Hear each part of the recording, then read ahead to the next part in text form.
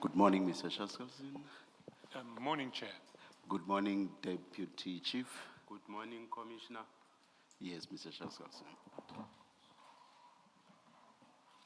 And which files should we have close by? I think still 3 and 4. Thank you.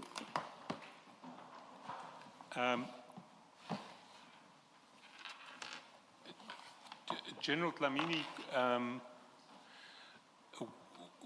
we sent you, we provided this morning copies of cell phone records for you. I suspect you haven't had much time to look at them, so I don't want to touch on them now, but I just want to let you know that we will come back to those cell phone records and the TMPD1 tender maybe after the tea break or after the lunch break, so that you can look at those cell phone records and consider them before I take you to them.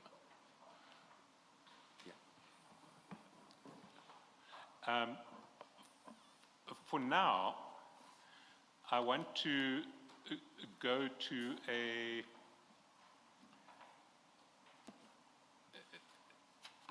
the tender that you say was the Mpumalanga tender.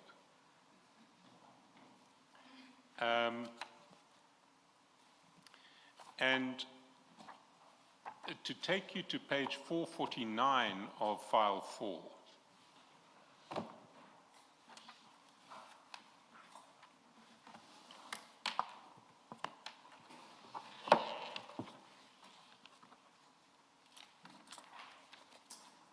Well, in fact, 448, I've got the page wrong.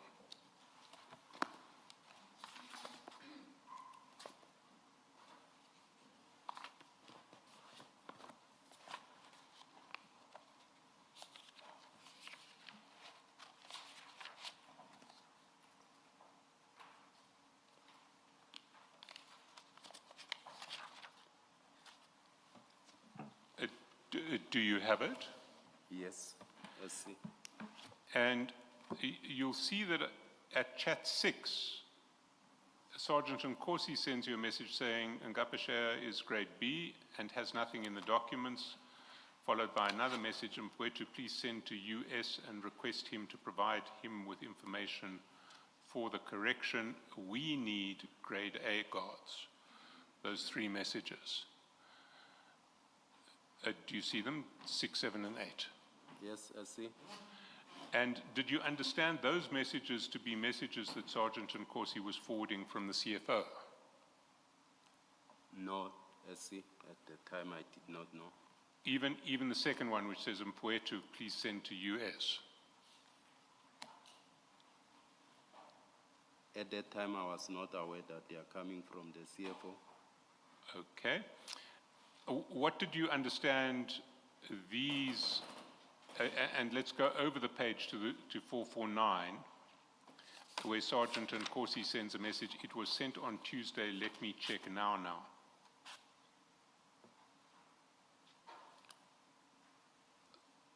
What did you understand these 4 messages sent on the 24th of April to refer to?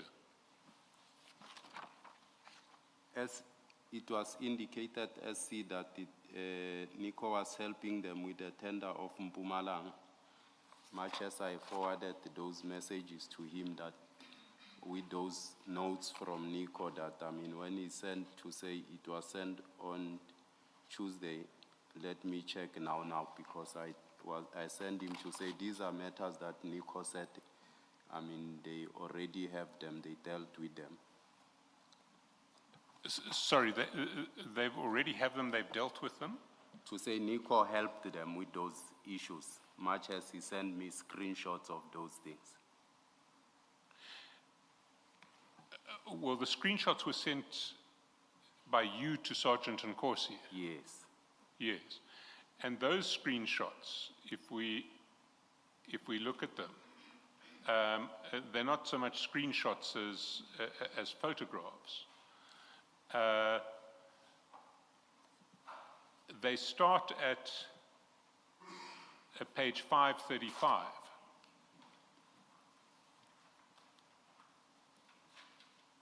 And 535 is a certificate of registration. What is the purpose of sending this to Sergeant Nkosi? I received the information from Nico Matovela saying he has this in his desk. He has been dealing with these matters. Which Nkosi said I must check with him. And what was Nico doing? He was busy with the tender that was indicated to say it's the tender from Mpumalanga. But if we go back to 449, we see Sergeant Nkosi is sending you messages requesting information for the correction. Mfowethu, please send to US and request to provide him with information for the correction. What is going on here? Why are you sending these documents to Sergeant Nkosi? As I indicated, SC, to say I received this information from Sergeant Nkosi to say, I need to check it. Then I checked with Nico Matovela, who forwarded me this, photo screenshot to show me that he has this document in his, desk, and these are matters that, he has dealt with. So I sent it to Sergeant Nkosi to show him. But if we go down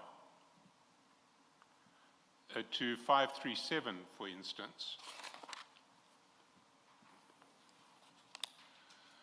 you'll see that there is a list of 6 problems on 537 and another list of 6 more on 538. It says, SIRA, company not certified. 2, grade B director. 3, letter of good standing, also indicates grade B. 4, firearms, no license. 5, proof that you're up to date with Provident funds. 6, SOP. What does this relate to? I indicated SC previously to say he's helping with quite a number of aspects, and these were different, I think, matters that, he was dealing with. On its face, what this posted card looks like is a list of, this one is a list of 6 problems with compliance. That the company is not certified at SIRA, that the director is has only grade B status, that the letter of good standing indicates only grade B, that there are no licenses for firearms. Did you understand what this document was? Did you play any role in relation to this document other than being a conduit from Nico to Sergeant Nkosi? I did not play any role, SC. I was relaying the information as I was receiving. So you were just forwarding what you got from Nico to Sergeant Nkosi? That's correct, SC. But Nico was already dealing directly with Becky. Becky had asked Nico to help him on this case. SC, as you could see that Nkosi will continuously sometimes send me information to check and verify. I'll do so. And I'll verify, then I'll relay back the information to Sergeant Nkosi. But why were you in this loop? This is on your version, this is a tender for an Mpumalanga municipality that Ngapashe is bidding for. What does it have to do with you? I indicated earlier on that I raised Nkosi. I took interest from him since '97 when he started working at the yard. So he'll continuously sometimes ask for me to intervene and assist.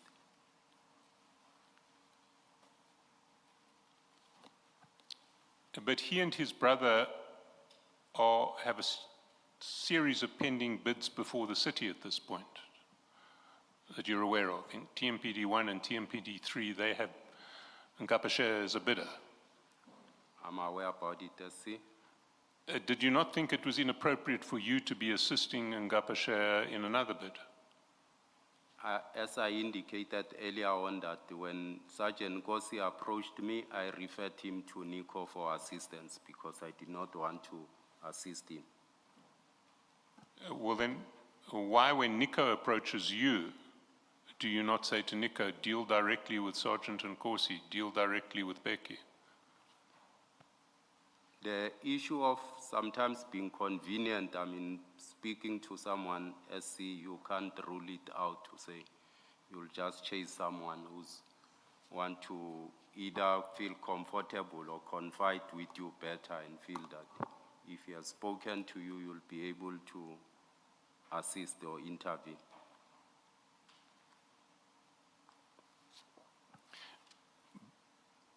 But do you not see it as inappropriate for you to be assisting Ngapashe in tenders at the same time as they are bidding for tenders from the city? I did not personally assist it, SC. I have the capacity and the skills to do so, but I did not at this stage. Yes, but you're acting as the conduit between Ngapashe and Nico.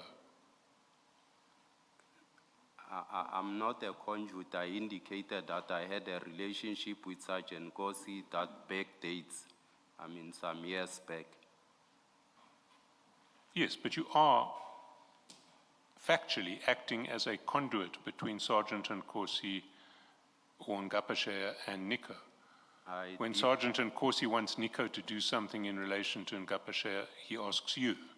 When Nico wants documents to go back to Sergeant Nkosi and Becky, he gives them to you. I don't agree, SC. Well, What do you understand by conduit, Deputy Chief? A conduit, Commissioner, it's like a three-way of communication, of which I'm not. I have a personal relationship with Sergeant Kosi that I indicated. That does not focus on conduit. There may be a three-way communication, but without any one of the three people being a conduit. So you've not answered the question. What do you understand a conduit to be? Much as I'm indicating, Commissioner, that a conduit is like, I mean, someone who act between two people. And in this instance, I was not acting between Peggy and Peggy because I have a personal relationship that, I mean, was built some years back with Sergeant Kosi. A conduit is either a person or a thing through which something, it may be communication, passes between two other people. Without that person, the one through whom the information or whatever else passes, being personally involved in what is happening between the two destinations. It just passes through.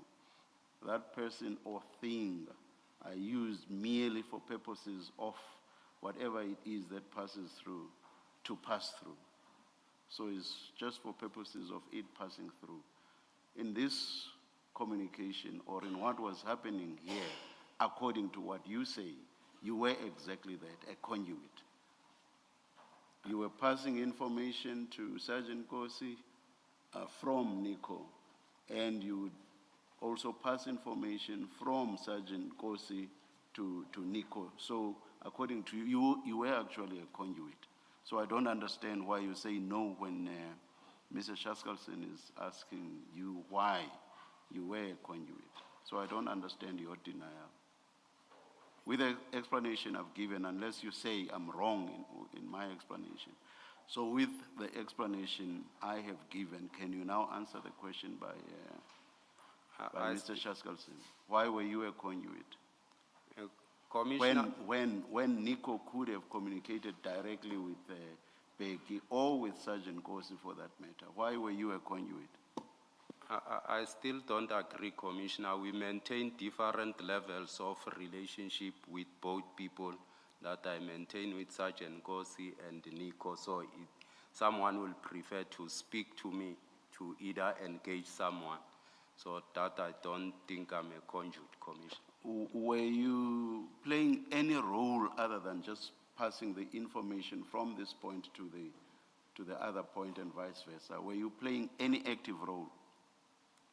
I will intervene if there's misunderstanding. Sergeant Kosi will request me to say perhaps intervene, then I'll intervene in that instance. Did that happen to all the resolve. time, or would it happen only on odd occasions? There is the need for you to intervene. It was not on all occasions. So for the most part, you were just passing information between the two, for the most part, correct? He'll communicate something, I'll communicate to Nico.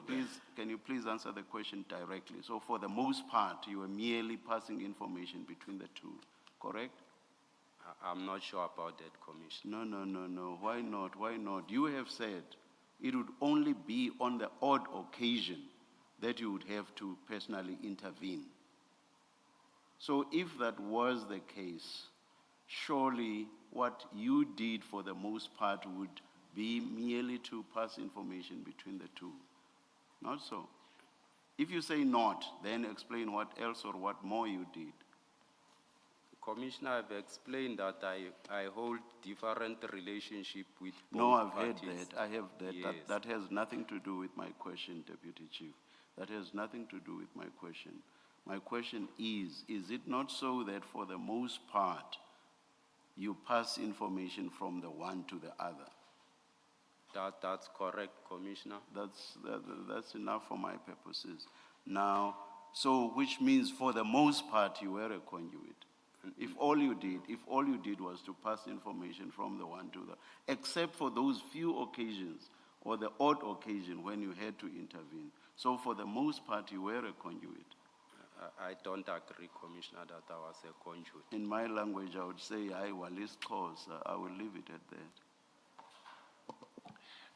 Thank you, Chair. But whether or not you accept that you were acting as a conduit, why were you playing any role in this? Why were you not telling Sergeant Nkosi and Becky on the one side and Nika on the other side to deal with each other directly and not to draw you into this process? In any life situation, SC, you'll sometimes become, a role model to other people. They'll put their trust in you. So you wouldn't dismiss, someone that, you feel, you can assist.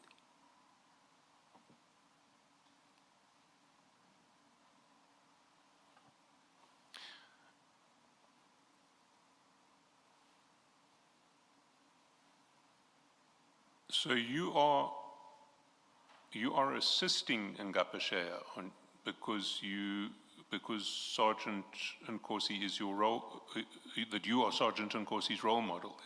Is that your answer? You don't want to disappoint him because you're his role model.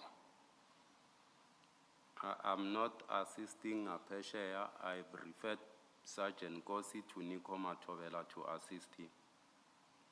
Yes, but you're keeping yourself in the picture. You're not, you've referred them to Nico months ago, and you're still being the person who passes Nico's messages to Ngapashaya and who passes Sergeant Nkosi's messages to Nico. You're staying involved. Why are you staying involved? Much as I indicated, I have a relationship with Sergeant Nkosi. I nurtured him and I'll take interest in helping him. How are you helping him in this regard if you're not helping Ngapashaya? I'm not helping Apeshaya SC, as I indicated, I could have assisted Apeshaya with the skills and the capacity that I have, but I chose to refer them to Nico Matovela to assist them. But you just said that you are keeping yourself in the picture, or you're not removing yourself from the picture because you're helping Sergeant Nkosi. How are you helping him? Yes, SC, Sergeant Nkosi will come to me for intervention, then I'll intervene where there's a need. Mr. Dhlamini, the question is, you say you were helping Sergeant Nkosi. The question is, in this tender, how are you helping him? What is it that you are doing that is to help Sergeant Nkosi? Commissioner, I indicated initially in my statement that I referred Sergeant Nkosi. When he came to me, I refused because he wanted me to assist Peggy direct. I said I can't. I referred him to Nico Matovela for assistance, and sometimes they will have that misunderstanding where Sergeant Nkosi will come to me and request intervention, or Nico will say, pass this information to Sergeant Nkosi. That's what I will do. Yeah, well, maybe for now, let's limit it to these documents and this information that you are passing on to Sergeant Nkosi. Let's limit it to that. How is that to help Sergeant Nkosi? It's ngapesheya tender. You say in Mpumalanga, it's ngapesheya. When you are sharing this information that you are passing on from Nico to Sergeant Nkosi in relation to a ngapesheya tender, how is that to help Sergeant Nkosi? He inquired, Commissioner, I gave him information to say, Nico indicate to say this document, he had them in his desk and he is addressing them because Sergeant Nkosi, raised that matter of, documents that, they need to be completed. Yes, Mr. Chaskasan. Deputy Chief, before we leave this topic, I just want to take you to a document which supports your argument that this tender did not relate to TMPD-1. It was not TMPD-1. It's the document on page 536.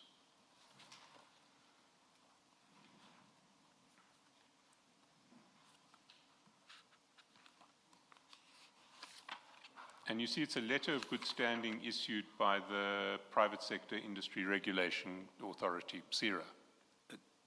Are you going to make it bigger, please? Yes. You'll see that the date it was issued on its face is 6 February 2025. You see it? I'll agree to that, but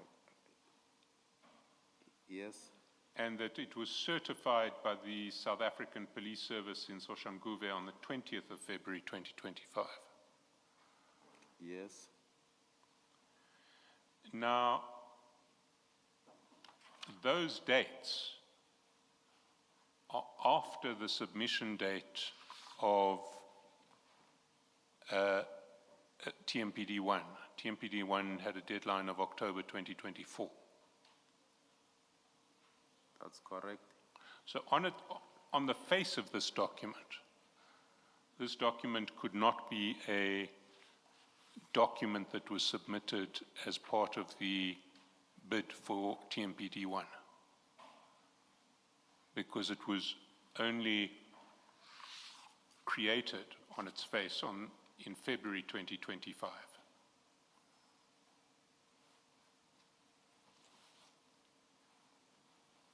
You see that? I see that, I see. So I'm putting that document to you because it does support your evidence that these documents that you were exchanging between, or that you're passing from Nico to Sergeant Nkosi did not relate to TMPD-1.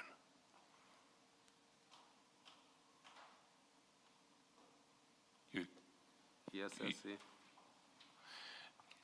Ms. Chaskalson, can I ask you a question? It's not for the witness. Are we, as the commission, able to get the full set of documents of Ngapesheya that were assessed by the BEC for the purposes of TMPD1? Because while what you're saying is possible, it may also be that in fact, what was done was that this very document was submitted long after the closing date, and those who assessed the bid relied on this document as proof of good standing. So there are multiple possibilities here. There are, and we will attempt to get the full set of documents for the bid. We have. Yeah. Can I ask Deputy Chief Dhlamini, this municipality in Mpumalanga, I mean, it's only 11 months ago when these chairs were exchanged between you and Sergeant Nkosi. Surely it should not be difficult to establish which municipality Ngapesheya was dealing with for the purposes of what we are discussing now, and whether in fact that municipality ever had a tender out, and whether Ngapesheya ever responded to that invitation to bid. Yes, Commissioner, I think that perhaps the CFO will be able to assist on that because he was the one who was assisting them. No, unfortunately, the CFO was not able to assist. And the name that Sergeant Nkosi gave us, the Matthews Posa municipality, the commission has established that such a municipality does not exist. So we're not talking about 10 years ago, we're talking about 11 months ago. I mean, surely one of you should remember which municipality was, but all you are giving us at this stage is a province to say it was in Mpumalanga. But if you are more specific and you say that municipality had a tender out, and it was that municipality that invited bids, and it was in respect of that bid that Ngapesheya submitted a bid, then we will be able to close this line of inquiry once and for all. I will verify with Nico, Commissioner, which one was specifically dealing with. Are you able to do that during the tea break? I will do so. Thank you. What might also be helpful, perhaps as you verify, is that if you look at page 538, the very last item relates to rates and taxes as some of the information that was missing that needed to be included. So item 12 is rates and taxes. It says company is in arrears and there is no list. And then it says directors' rates and taxes are not attached. That would suggest an address of Ngapesheya in that area, in that jurisdiction where that tender belongs, and the address of the director. So if you have Ngapesheya's address in that municipality where that tender, in the jurisdiction of that municipality, where this tender you say was for, then it should help you with identifying the municipality. You understand what I'm saying?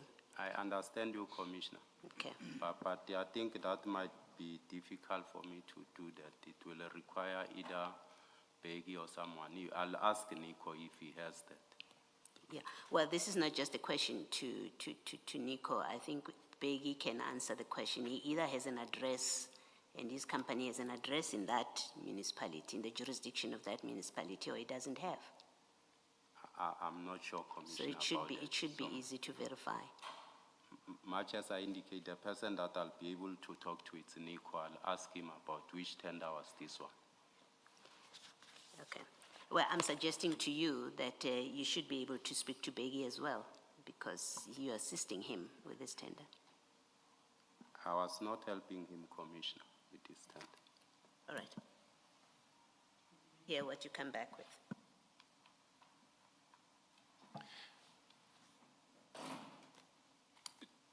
Can we leave this tender for now and then go to TMPD 3?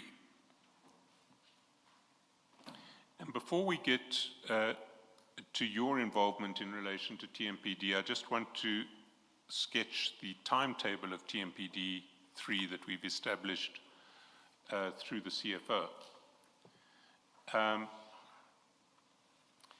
The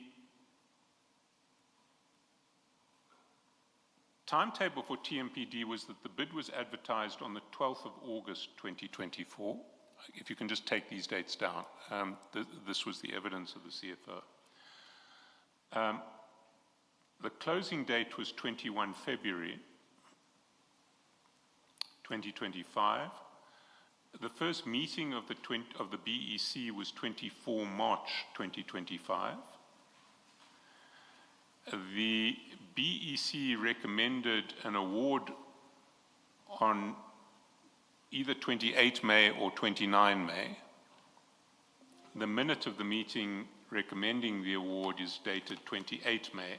The score sheets are dated 29 May. The BAC resolved to cancel the tender on 23 October. So that's the chronology.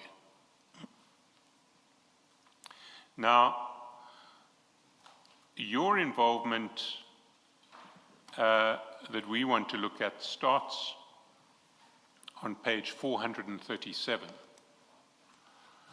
And on the 25th of March, 2025, page 437 of file 4, you send to Sergeant Nkosi a draft BEC report on this tender. It's 25 March, and it runs from page 437 all the way down to page 439. And the document that you sent is actually attached as an annexure from page 511. And it may be, well, it runs from page 511 all the way through to page 524. Why did you send that document to Sergeant Nkosi on 25 March? Sergeant Nkosi requested me to send him, a list of companies on that day, and I requested my office to download it for me on the web.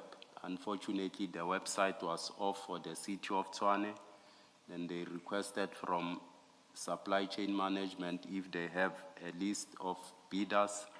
Then they were also told that the website is still off. Then they provided them with this draft admin report. It's not a BEC report, SC. It's a draft report that they are preparing, a closeout report that they usually put on the website. So it's not a BEC report. Well, you say it is a closeout report that they normally put on the website.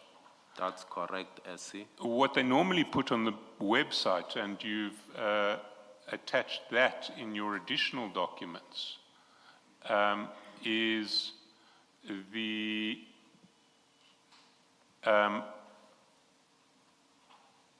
just the list of bidders. It's a separate document. So if you go to file 5, page 67,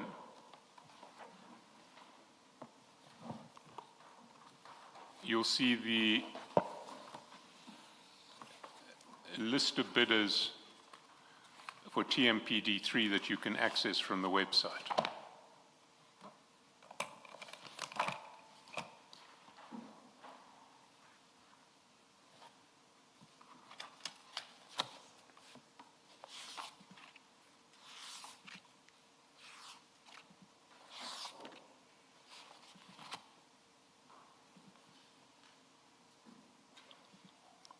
And your evidence on Friday was that is the document that you will get if you go onto the website and click the tab that says Tender Bid Register. And that screen you've attached as one of your additional documents on page 36 of file 5. That's correct, SC. So the document that you sent is not the tender bid register that everyone has access to. It's a draft administrative report that the public doesn't have access to. SC, when documents get received, what it's prepared by the admin, it's what you see on from page 67 that I've attached to show, to say it's up to page, the last page of this document up to page 88. And this was already on the web. The website was off when they've already loaded this document on the web. If you can check, the tender closed on the 12th of August, as you indicated. This was already out there on the web when I forwarded it to Sergeant Kosi in March. The challenge was that the website was off. Then my office requested SCM, they gave them this draft admin report. It's what they are using to prepare the close-out report before they can load it on the system. So it's not a BEC report. Okay, let's call it the draft administrative report. Yes. Who prepares it? SCM, there's admin. When tender closed, there's admin staff that do that, which they hand it together with all the documents to the BEC for them to commence their work. They need a close-out report of all the bidders that have bid together with the tender document. So it's a report that's prepared for the BEC. Correct. And what this is a draft of a report that is being prepared for the BEC. They were preparing a close-out report, so much as they made draft admin reports before they complete it to be this close-out report that goes on their website. No, the closeout report doesn't go on the website. What goes on the website is the document that we see at 67? page 67?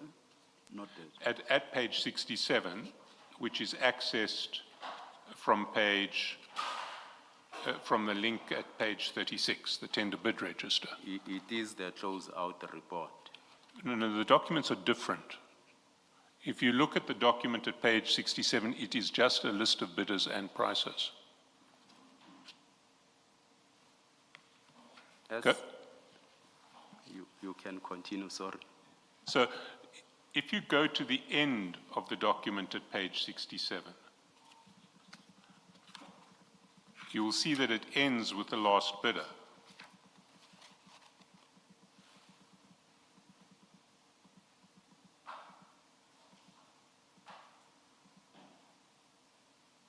You see it says total number 435, there is a stamp at page 88, and that is the document that one can access from the website. Yes.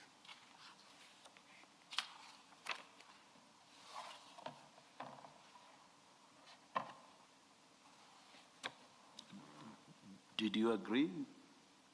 I did not hear your response. I'm Deputy saying this draft report, Commissioner SC, when they register the bids, they use this draft admin report to prepare this close-out report that they load on their work. This is a working document. By the day I wanted to access the close-out report, the system was off. Then they requested, my officer requested from supply chain, they provided with them because the information contained on this draft is the information that they're gonna access on the web. What gets uploaded? Is it the document starting at page 67 through to 88? Yes. That is a different document from the document that you sent to Sergeant Nkosi. What you sent to Sergeant Nkosi was not the bid register that you can access from the web, but it was a draft of a closeout report being prepared for the BEC. That's correct, SC, as I indicated to say that day the website was off, then they requested the report, the closeout report, they were provided with this draft admin report because it contains the same information that was gonna be accessed on there. It's not a confidential document, it's not a BEC report. That's not the version that you gave in your statement. If you go to page 10 of your statement in file 1,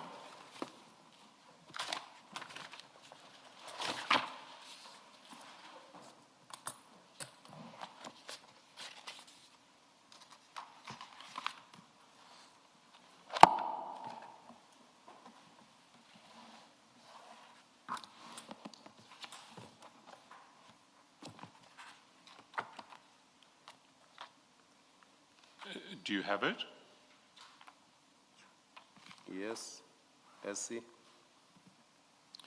There you'll see in paragraph 50, you say in response to a question, the reason or purpose of your discussions of procurement matters with Sergeant Nkosi, you say, Sergeant Nkosi requested assistance with lists of bidders. We did not have any discussions on procurement matters. I have shared the 2 documents with him, which are administrative records brackets closing reports relating to bids and their pricing, which are available public documents. So what you said in your answer was that the document that you sent to him was an available public document. But it's not an available public document. It's a document that you managed to source from procurement. Correct, SC, but the information that it's contained in that document, it's available in the web. The challenge, we could not access the website on that day. So the same information that it's in the draft admin report, it's what was in the website. And let's go again on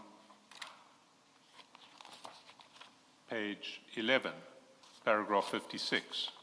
You repeat the earlier explanation. I haven't discussed matters relating to procurement of the city of Tshwane with Sergeant Nkosi. I merely provided him with administrative documents as he requested.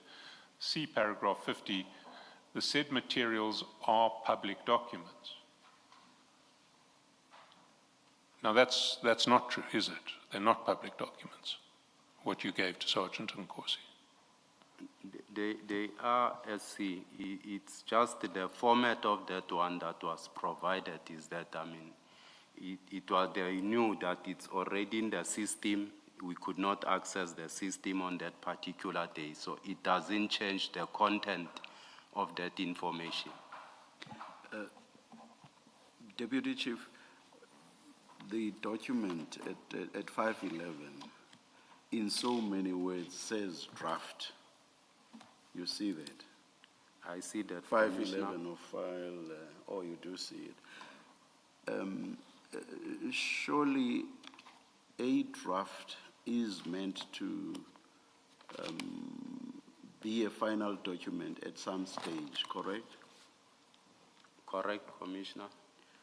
And whilst it is a draft, surely it's a document that is still being worked on within the metro, correct? Correct, Commissioner. So if at any stage it is to be public, it will only be public once it's final, correct? It's correct, Commissioner. Thank you. Can I just Can ask a question? Please explain explain, and then I will Yes. ask my question. To say, I mean, on the 25th of March, Commissioner, I indicated to say, this document was already loaded on the system. It closed on the 12th of August, this tender. It was already available in the system. The issue was access to the system. when they provided this document to say the information that it's contained, when they prepared this, they have this draft, but the information contained will be there on the system, What do you mean by system? the website. So a draft was on the website? No, the final one was already loaded No, on I've the been website. engaging you on the draft and not on a final document, from beginning to end. I was engaging you on the draft and whether a draft would be made public, and you said not. And you said what would be made final would be the final document if it were meant to go public at all. Deputy Chief, if Sergeant Nkosi had called the SCM office and asked for this draft report, would they have given it to him? I believe so, Commissioner. From the first day when the tender closed, if you request this information of bidders, if it's readily available, they'll provide it to you. No, I'm not asking about the list of bidders. I'm asking about the draft administration report. If Sergeant Nkosi had asked SCM for the draft administration report, would they have given it to him? Commissioner, he was gonna ask for a list of bidders, and yes, That's exactly my point. I believe they could have provided him with, because it was already loaded on the website, the tenderers were already there, their pricing and everything. So they would have given him a document that includes paragraphs 2, 3, and 4 that you see on page 524. They would have given him that information. So ignore paragraph 1 because that's the list of bidders. And we know that it's 435 of them. If you go to page 524, are you on 524? Yes, Commissioner. SCM would have given that information to Sergeant Nkosi. Paragraph 2.1, paragraph 3, paragraph 4, paragraph 4.1. I believe so, Commissioner, because there's nothing confidential in this document. Okay. Remember, it was said I shared confidential document with Sergeant Nkosi, and I wanted to indicate that there was nothing confidential that I shared with Sergeant Nkosi. Thank you. Deputy Commissioner, perhaps forget for now the confidential part of this information. The question that is being put to you is whether this document that we see at page 511, not forget the information, this document, because you sent this document to Sergeant Nkosi. Was this document that starts at page 511 on the website and therefore accessible to the public as it is on the day that you sent it to Sergeant Nkosi? Was this publicly available document? Commissioner, the document that was already loaded on the website, it's as I attached on file 5, is the same, the names of companies with their pricing and everything, it was already on the website, not the document as it is. So the document that starts at 511 was not available on the website, was not available to the public. It wasn't on the website available to the public. The document that starts at 511. Correct, Commissioner? Thank you. So just one last one, I'm sorry, Mr. Chaskalson. Something related to what Commissioner Khumalo asked you. You seem, on my understanding, you seem to equate this document starting at 511 with just a list of bidders. Do I understand you correctly? Correct, Commissioner. And to you, that's all it is and nothing more, just a list of bidders. Correct, Commissioner. Let me take you where Commissioner Khumalo took you, which is 524. And look at number 4 towards the foot of the page. And the heading there says, disqualification due to non-registration on CSD. and it says joint venture CSD. I understand that to be dealing with what entity or entities were disqualified. Do you understand it the same way? No, Commissioner, it's a standard form that they use when they are capturing. So there's no company that it's listed here which was disqualified. It's just a standard form that they will follow. But that document is meant to deal with it, not so. Even if at this stage they may not have written in any entity, but that's what the document is meant to deal with. Yes, a standard form for inputting when they do the evaluation. And the entry just below that, the following 435 bidders were evaluated on pre-compliance. I guess on that as well, you'll say that's just standard form. Yes, Commissioner. But by the time this document is finalized, everything has been entered. There will be some information on there, correct? As soon as the BEC has completed its report or something, they will be able to evaluate. But this way, they have not done anything. All right, thank you. Yes, Mr. Shaskalsi. Now, you say that the document at file 5, page 67, was already on the website. That's correct, SC. So if you wanted to give that document to Sergeant Nkosi, you could have got that document from supply chain management, could you not?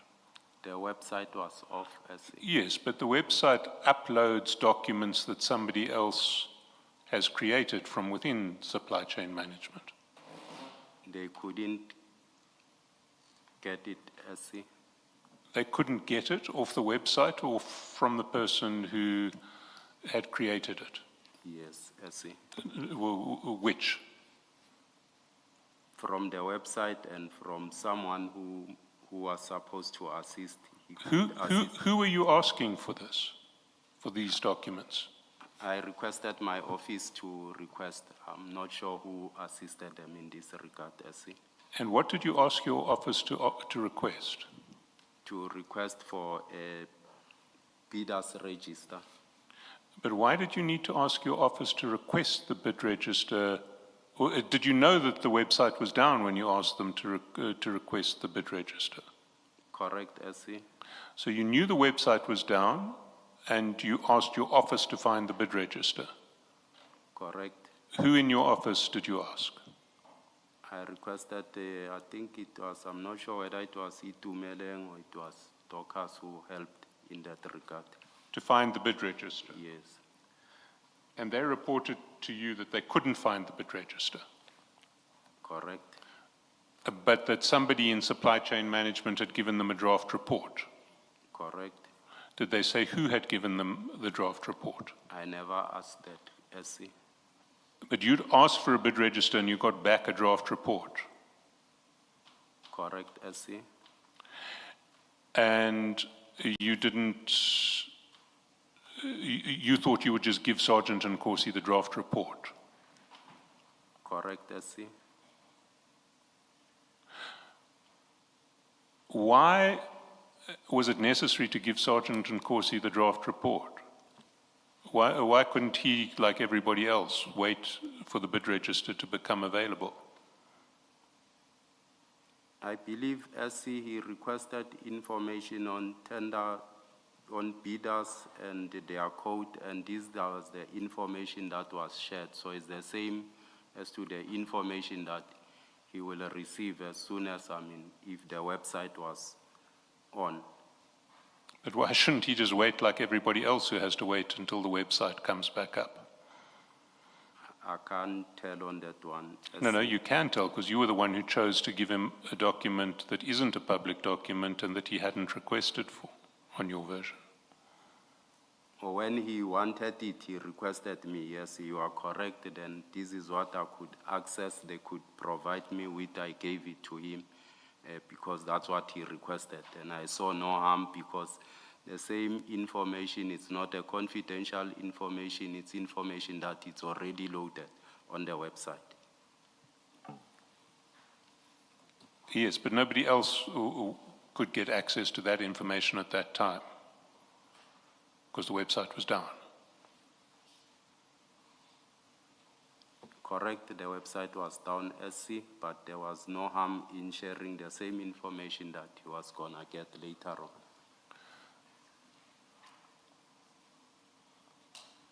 What role did you have to play in this procurement process? Why was it appropriate for Sergeant Nkosi to ask you for lists of bidders?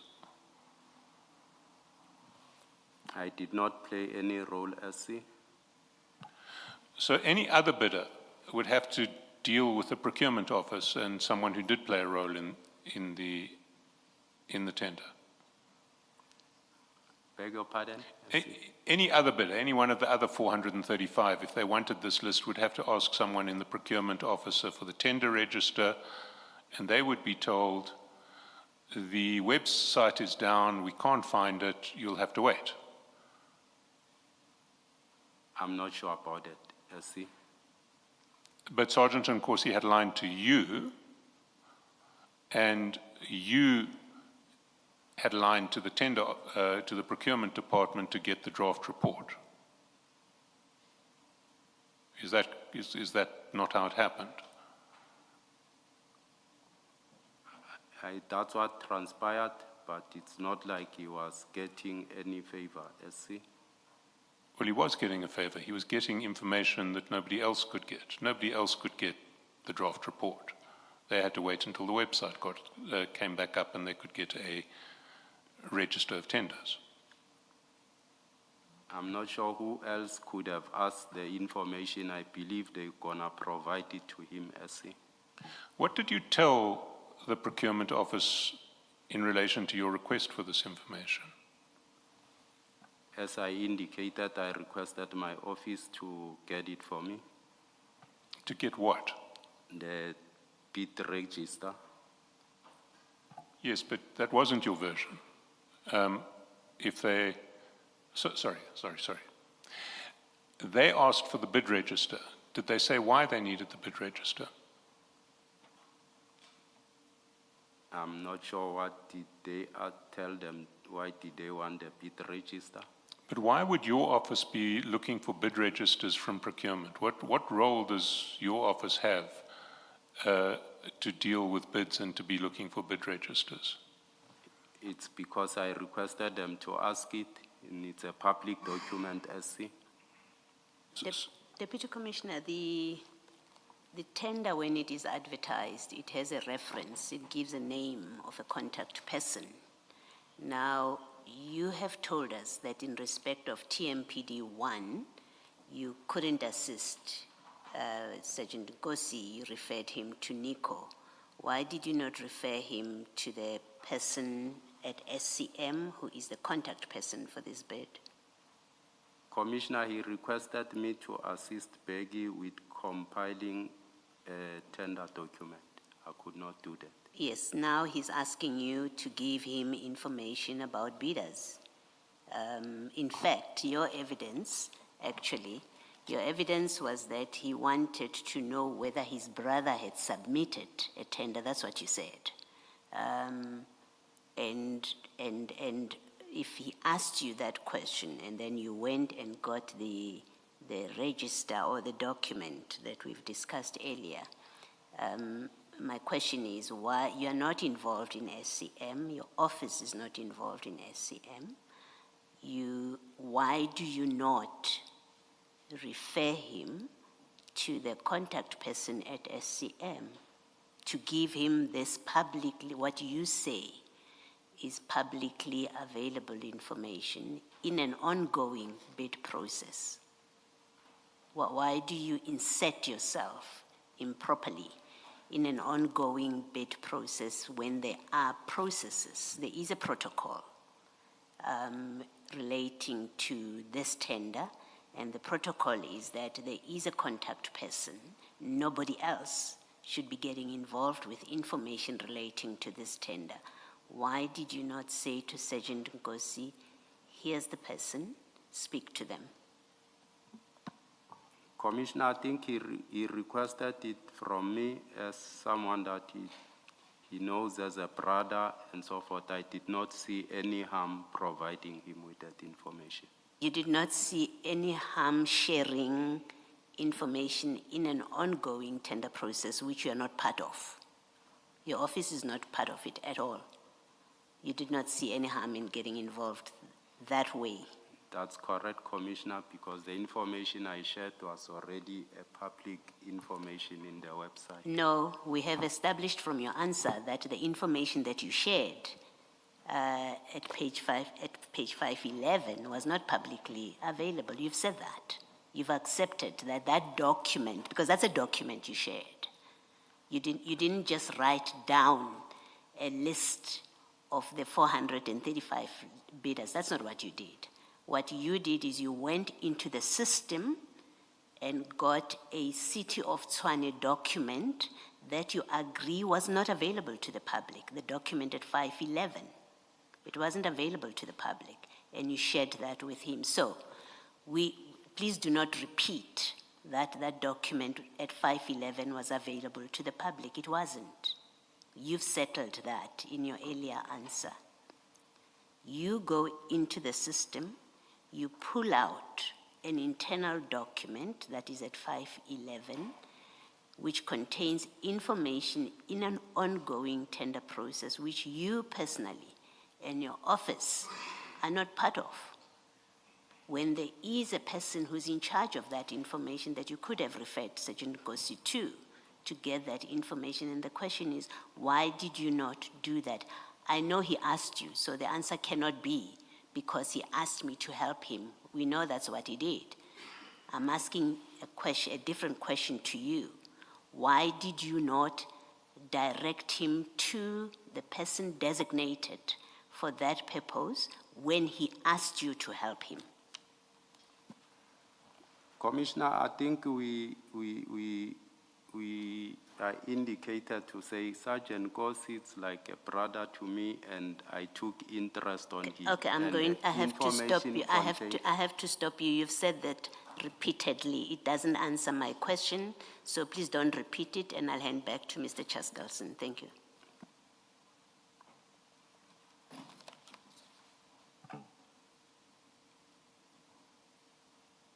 Do you recall your evidence yesterday about Mr. Mampani? That he is... On Friday. Sorry, on Friday. That Mr. Mampani is a taxi industry businessman, and that he is the son of a Mr. Mampani with whom your late brothers worked. Correct. Now, the evidence of Sergeant Nkosi was that on 30 April, that's a month, just over a month after he got this report, this draft report from you, he forwarded it to Mr. Mampani. Were you aware of this? I was not aware of it. And Mr. Mampani's response to receiving this draft list from him was, Buti, please let him say no to that appointment. Buti, please let him say no to that appointment. Did Sergeant Nkosi ever talk to you about TMPD3 again? No, SC. Did that not strike you as strange? No. He'd asked you for a list of bidders. Had he not? It was not strange, SC. Why was it not strange? He talked to you extensively in relation to TMPD1. He never spoke to me about it, and I don't see it as being strange. And as I indicated earlier on, even on TMPD1, I was just assisting him. He never spoke to me. No, you did speak to him in relation to TMPD-1. You exchanged many texts and you had many voice calls to clarify those texts. And that's what he requested, SC, and I never made a follow-up with him as to what is happening, SC, with that. He requested. But your Same evidence is that applies here. despite the fact that you exchanged many texts in relation to TMPD-1 and calls to clarify those texts, you didn't speak at all in relation to TMPD-3. No. Do you know what happened to TMPD-3? Yes, I know that TMPD-3 was later on cancelled, as the CFO also indicated when he testified.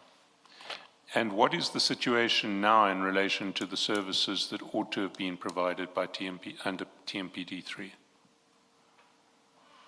I think it was indicated, SC, that there is an extension that was granted for the current service providers.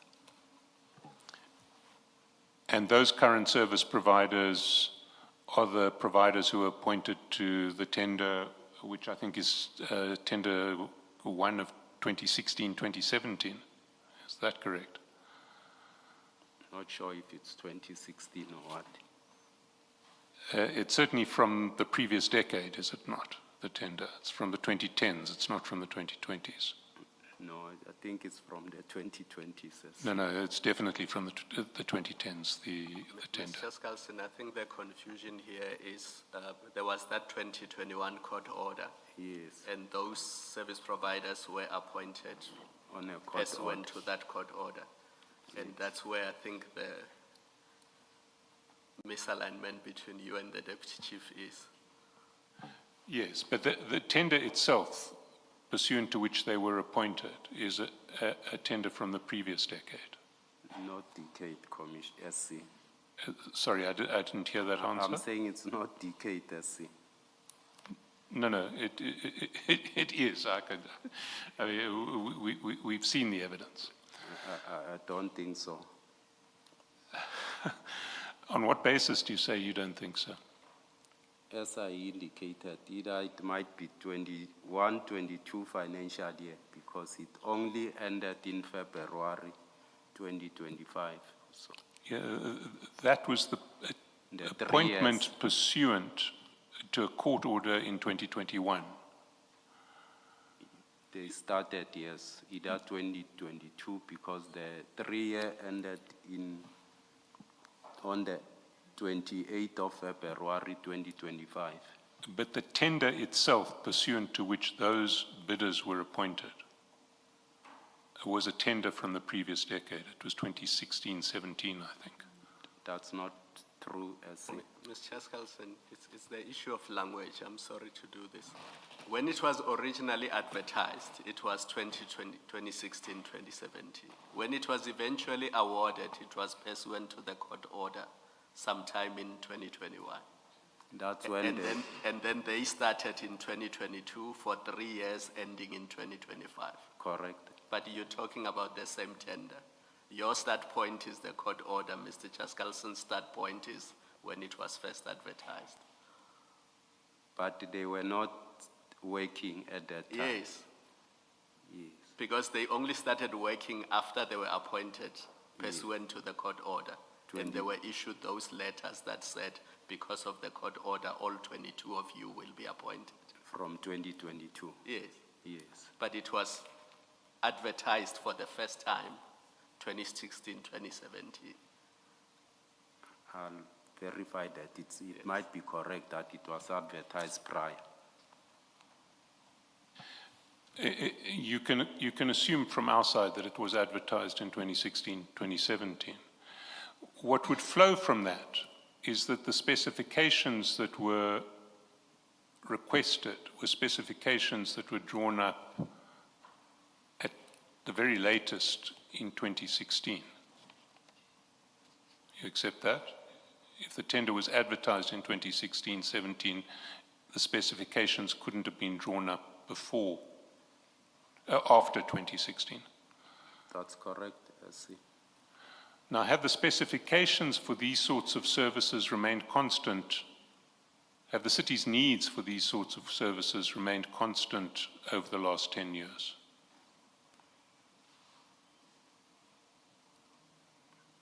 I'm not sure about that. Are the city's needs for ad hoc security services today identical to what they were 10 years ago? The city's needs change gradually, can change, within a month and so forth. They might build a clinic, so it will change gradually. And over 10 years, will there be some substantial change? Definitely. The assets of the city, increase. So will you accept that the result of the cancellation of this tender is that service providers who are providing the services are providing those services in terms of specifications which are now out of date because they are specifications that are 10 years old? I'm not sure about that, SC, because specifications that relates either to a tender for washman services. If they need an armed guard and so forth, they need the following things on their side. They will remain, I think, the same. So you're saying that the specifications will not have changed over 10 years? Yes, the portfolio of the assets might have changed, but the specifications might remain. You'll find the current tender that was advertised, when you look at it with the previous one, might find the specifications being the same. Have you yourself compared them? I haven't. So you're speculating at this point? Yes.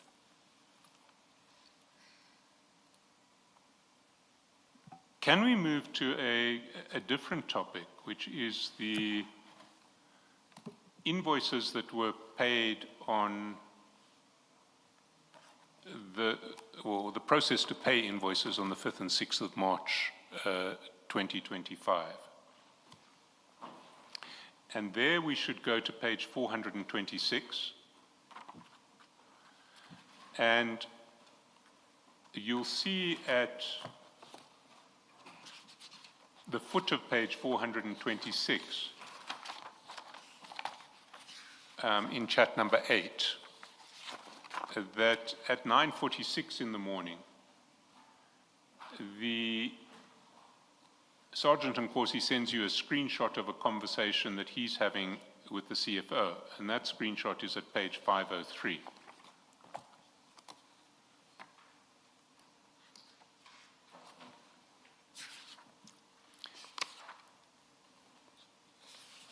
And if you go to the bottom of 503,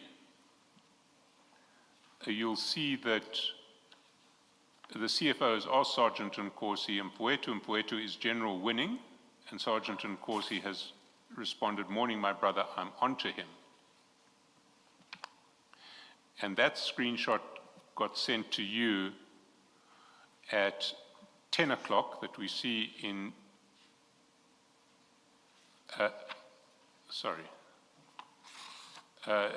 at 9:48 that we see at the foot of the page. And then at 10 o'clock on page 504, we see a second screenshot that Sergeant Nkosi sends you, which is his response. Morning, my brother, I'm onto him. He confirmed it will be sorted now. He'll give feedback soon before 12 o'clock. And the CFO has responded at 9:55 saying, okay, it's not yet in my system. Your response to both of these screenshots is sharp, Captain. Can you just remind us again what is taking place here? What are these exchanges relating to? Why is Sergeant Nkosi forwarding you his chats with the CFO? As I indicated that on the 4th of March, I received a call from Sergeant Nkosi, who was with the CFO, and the CFO spoke to me about outstanding payments that was owed to 3 service providers for a period of, 6 months or so. He requested my intervention to go and investigate and assist in ensuring that we sort out the matter. And on the 5th of April, then I checked with my office. Indeed, there were outstanding payments for a period of 6 months that were not paid to the service provider, as the CFO indicated that they were threatening to go to court, and he requested my intervention in that regard. Can we go back to your evidence on Friday in relation to how the system should work? And how the system should work is that for these sorts of ad hoc services, you know what the price per guard is. And so when you get a request from a user department, say electricity, sorry, you're nodding. Can I just ask you for the record to say yes as it goes on? So you know what the contract with the service provider says in relation to rates. That's correct, SC. So you have a fixed rate that you will apply when you use that service provider. That's correct. When you get a request from a user department, and we use the example of electricity, for some guards to guard a power station that they would be working on, you know how many guards you're going to need and for how long. Correct. You then look at the general ledger to see if there is money provided for 2 guards 24 hours a day for 2 weeks, which is what the electricity department wants. And if there is, you authorize the deployment of the guards and you issue a purchase order. That's correct. The guards then are provided by the private company with whom you have the contract. They do the work. And at the end of that process, the company invoices. That's correct. And the invoice matches what your purchase order has provided for, because you have your purchase order authorized 2 guards 24 hours a day, 2 weeks. That's correct. I see. And then once you have the purchase order in place at the beginning and the invoice that's issued after the work is done, you check whether the work was in fact done. Is that correct? That's correct. I see. And if the work was in fact done, you then authorize payment pursuant to, in accordance with the purchase order that was issued at the start of the process. That's correct. So how can you find yourself in a situation that you are describing now, where there are a whole lot of invoices that have been issued and have not been paid, and for which it seems there are no purchase orders?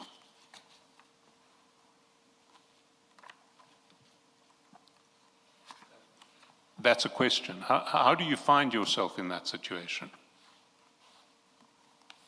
I think let me indicate to say, one, as it was indicated here, to say the question of, deployment of guards, it falls precisely under APSS, and by then it was overseen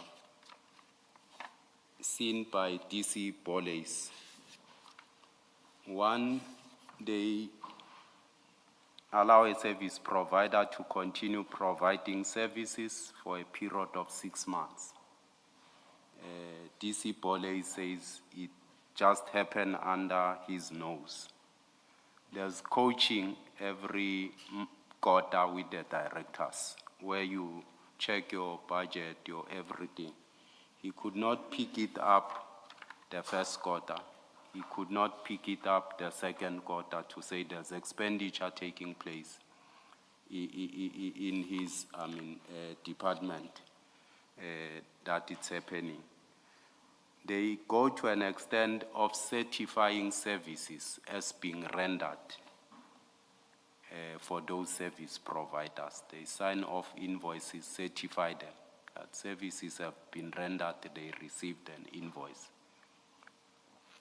Bring the invoices to my office for processing for payment. My office engaged with them to say, you were supposed, you know the procedure, that in the first instance, you were supposed to ensure that one, you liaise with the sister department around the GL, they provide you with a GL, you give us a GL account, we are able to create POs for those, services that need to be rendered. Because the department will indicate if it's water and sanitation or it's electricity, they'll indicate to say we need services for a period either of 3 months, we are refurbishing a substation or whatever the case it might be. That's the process that need to have taken place, that I think it was supposed to have been overseen by the director and the deputy chief concerned. They deploy service providers, they allow them to render services for 6 months. Then invoices are not paid. The services are still continuing. They have not terminated them for those months. Then I had to intervene in this instance because as the CFO indicating that the service providers were contemplating to go to court, and in most instances they get granted and the city's account gets attached. It's not the same incident of such nature that transpire where the service providers will go to court to say due to non-payment they attach the city's account for non-payment. And I had to intervene to say, but services were rendered, they have been certified as such because there's no dispute that services were rendered and companies need to be paid to avoid, the city's account being attached. That's where my intervention came in this instance, to ensure that we pay those outstanding invoices because the section concerned have certified to say services have been rendered and so forth. So we had to ensure that we make payment to those service providers that have worked to avoid court processes in that regard. Well, let's go back to the start of the process. One of the invoices that gets paid is an invoice from July 2024. Correct. So an invoice has been issued in July 2024 to the city, claiming payment for services rendered. Correct. What was the backstory to that invoice? Was there a purchase order for that invoice before the service provider was put on site? No POs were generated by then. So how was it possible for the service provider to be deployed to site without a PO? Who did that? They were deployed within APSS. I think the director there will be able to respond to the director Malachi because he's the one who's overseeing those services.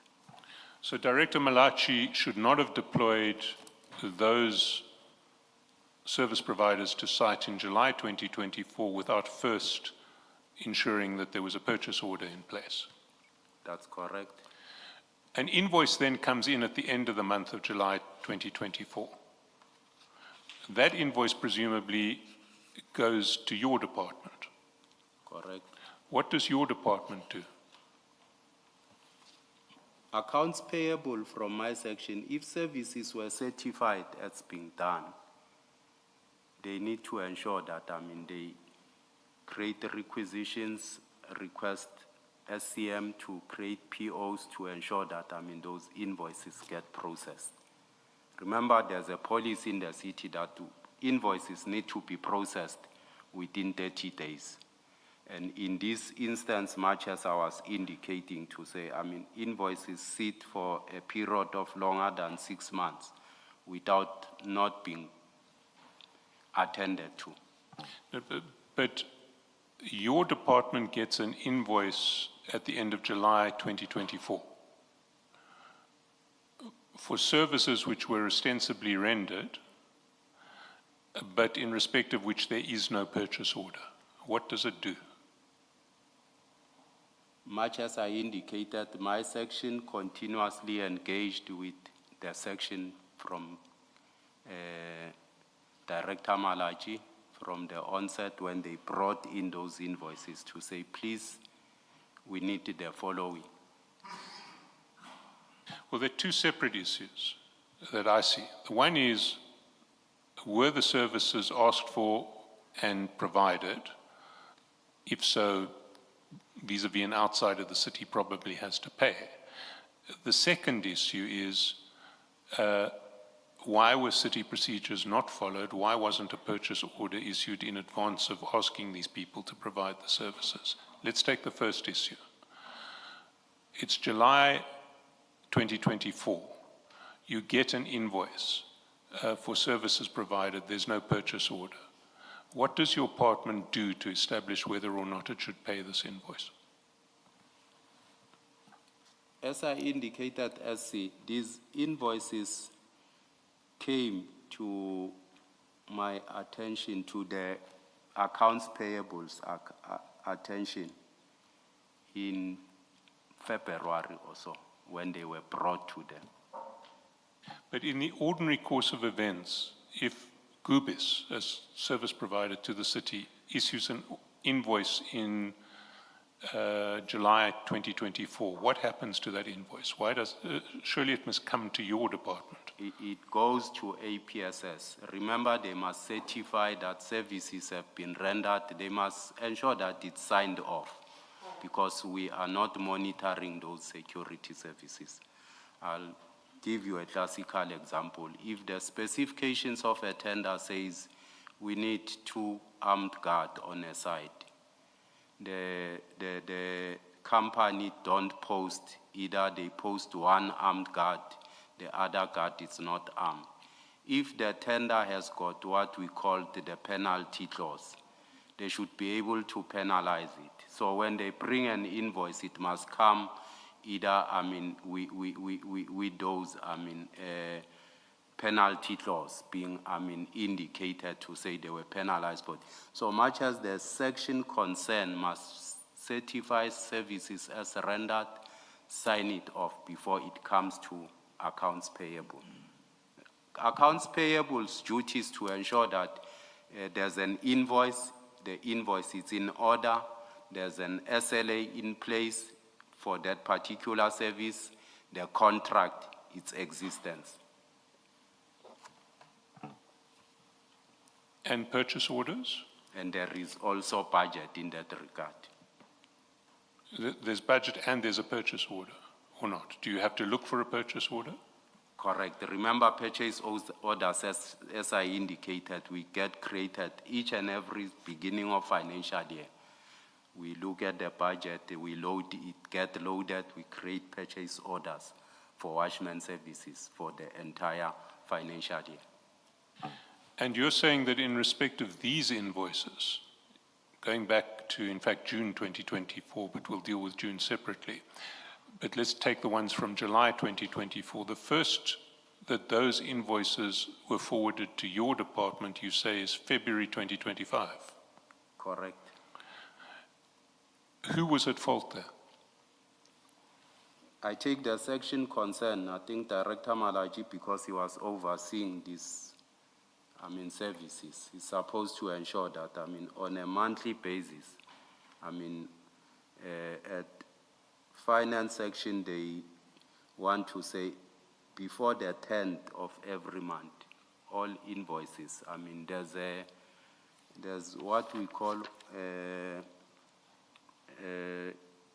there's a meeting that deals specifically on a monthly basis with invoices, whereby they indicate to say, this department has got, either 2 invoices outstanding for non-payment and so forth, where we report on a monthly basis, to monitor the UIFW, unauthorized irregular fruitless expenditure and so forth that we report on. There's a work stream that deal with that. The city also has established circular 113 meeting to ensure that, we avoid audit, negative audit queries, whereby there's also report on issues of invoices in that regard. And they said for the entire 6 months, no report, nothing is happening, to say there are these invoices, services have been rendered and so forth. So let's stay with our July 2024 invoice. That invoice should have been forwarded to your department by 10 August 2024, if the system was followed. The latest, before the 10th, we encourage that at least we receive invoices, or when it's month end, at least the latest, the 5th or so that we are able to accrue every invoice with finance. But instead it was sent to your department more than 6 months overdue, that July 1. Correct. What steps were taken to hold anyone accountable for this? No one was held accountable. It will be the thing of passing the buck, much as I'm indicating to say, we have monthly, quarterly coaching whereby these matters could have been picked up, dealt with. The risk also that was associated with these invoices. The contract was ending on February. If we could not have secured an extension for that 4 months, it means these invoices were not gonna be paid. People were gonna go to court and we were going to pay them on a court order because there will no longer be a contract to pay those invoices. But hang on a minute. A contract normally ends at a given point. And in the last month of performance of the contract, services are performed. Yes. And you issue the service provider issues an invoice at the end of the performance of the services. But by the time the city gets the invoices, that invoice, the contract is no longer operative, but the invoice relates to a period when the contract was operative. So why is the end of the contract crucial in any respect? It is crucial, as you remember the last invoice, the contract, if it ends end of February, that will be the last invoice that will be accrued and be paid. So if there's no longer a contract in place, you will no longer be able to process those invoices because there's no contract in place, so it then requires you to generate a report in that regard. We had an instances, of a contract that ended, then it had to go a post facto issue, CCTV, which, it's under some form of investigation, that process. So once the contract ends, you won't be able to process an invoice because you need a contract to be in place. So are you saying to me that the rush at this point was because the contract was due to expire at the end of February? It was in March, it was the extension was granted end of February. I'm just indicating to say these were gonna be the risk. Yes, but by the time the rush was taking place on the 5th and 6th of March, there was already an extension. There was an extension for 3 months. 3 months or 4 months? 4 months, 4 up months. until June.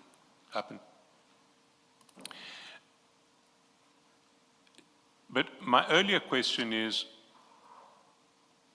if someone is responsible for not following the city's systems and for not paying for not forwarding invoices to your department promptly when the invoices are issued by the service provider. Why aren't they held to account? I think the city, much as I'm saying, they've introduced these, measures, the UIFW and so forth, and the Circular 113. And that's where I think the CM has put his feet down to say it can't be business as usual. Consequence management need to take place for non-performance, to say you can't be sitting with an invoice which, end up, without being accrued at the end of financial year, the city then get, a finding around it. But in this case, there were no consequences. There was no management of consequences. Nobody was held to account for sitting on invoices for 6 months. In this instance, there was none, SC, that was taken. But your evidence is that your department only received these invoices in February. Correct. Can we go to your message in chapter 4, also on page 427? Good morning, Captain. Please just confirm for Mpueto Ukuti, I'm processing the issue. I've spoken to Kane and Vusi also to increase the target value, as the amount is a bit higher. And as soon as all of them are released, I will let you know for his intervention to ensure that Tommy makes payment urgently. You see that? I see that, SC. Kane is Kane and Mpofu in supply chain management. Correct, SC. Who is Vusi? Vusi works within accounts payable, contract management within TMPD. And Vusi's surname is? Mabona. And Tommy? Tommy works at the budget office. And his surname? I'm not sure whose surname. Know him as Tommy. Sometimes you'll know the name or the surname of officials. Okay, well, there can't be too many Tommies in the budget office. Yes. You say to increase the target value as the amount is a bit higher. What are you referring to there? It's around increasing the contract value. Remember, as I said, we load, we do requisition, we do POs for the entire year. So it has got a value, the contract value for payment for that particular month. So you need to increase it to cover this shortfall. And was that because the amounts that had been charged were in excess of the aggregate amount for the 6 months, or was it because suddenly you had to deal with 6 months worth of invoice in 1 month? You have to deal with 6 months invoices for 1 month. So the amounts in the previous months were just not touched at all? No, you had to deal with 6 months invoices in a month, which now exceed the contract value for that particular month. And what happens to the unspent amounts in the previous 6 months? Do they not roll forward or not? No, you don't bring money forward. Remember that on a monthly basis, these were additional services that they've requested, the ad hoc. There's normal invoices for every month for watchman services. Yes. Yes. They were paid to. Sorry, the normal services were paid? Yes. Yes. But the ad hoc provision that you have in your general ledger for these services, do you not roll it forward if it's not used? No.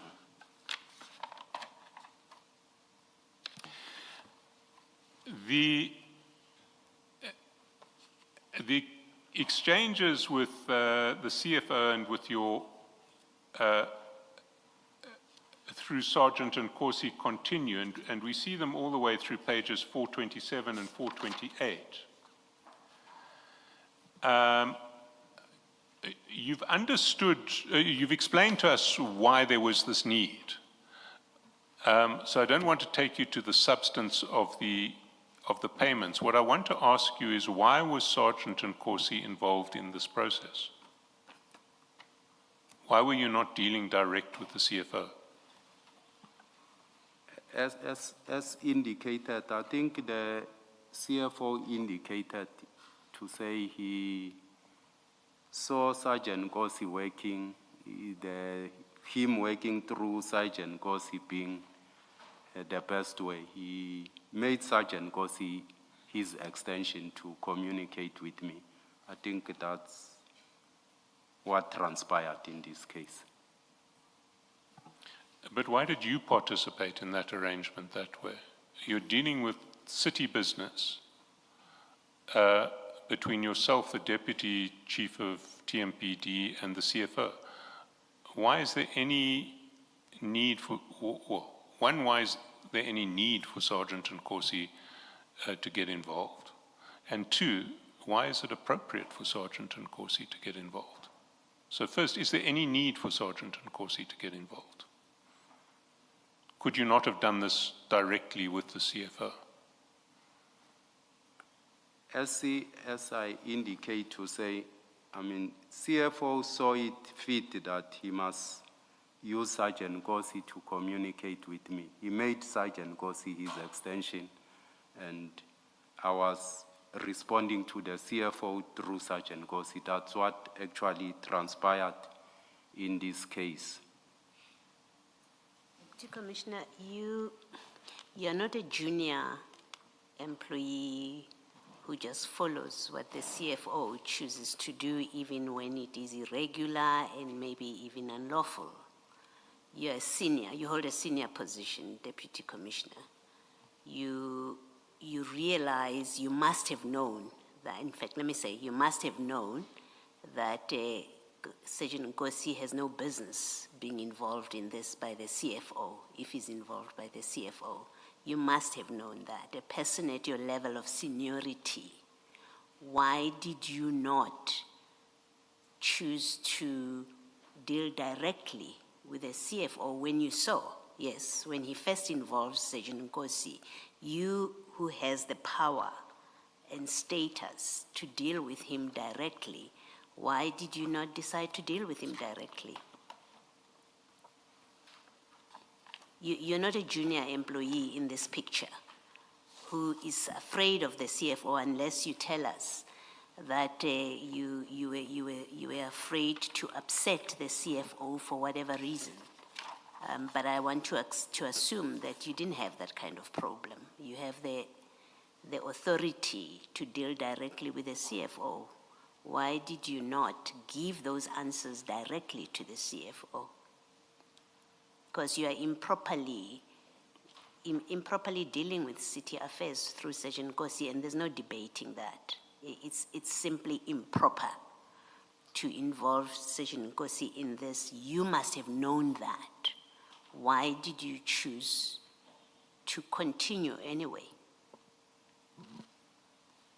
Thanks, Commissioner. I did not choose Commissioner out of my own. I know that if you'll go to, in most instances, if you go to file 1 in page 146, Commissioner, file 146.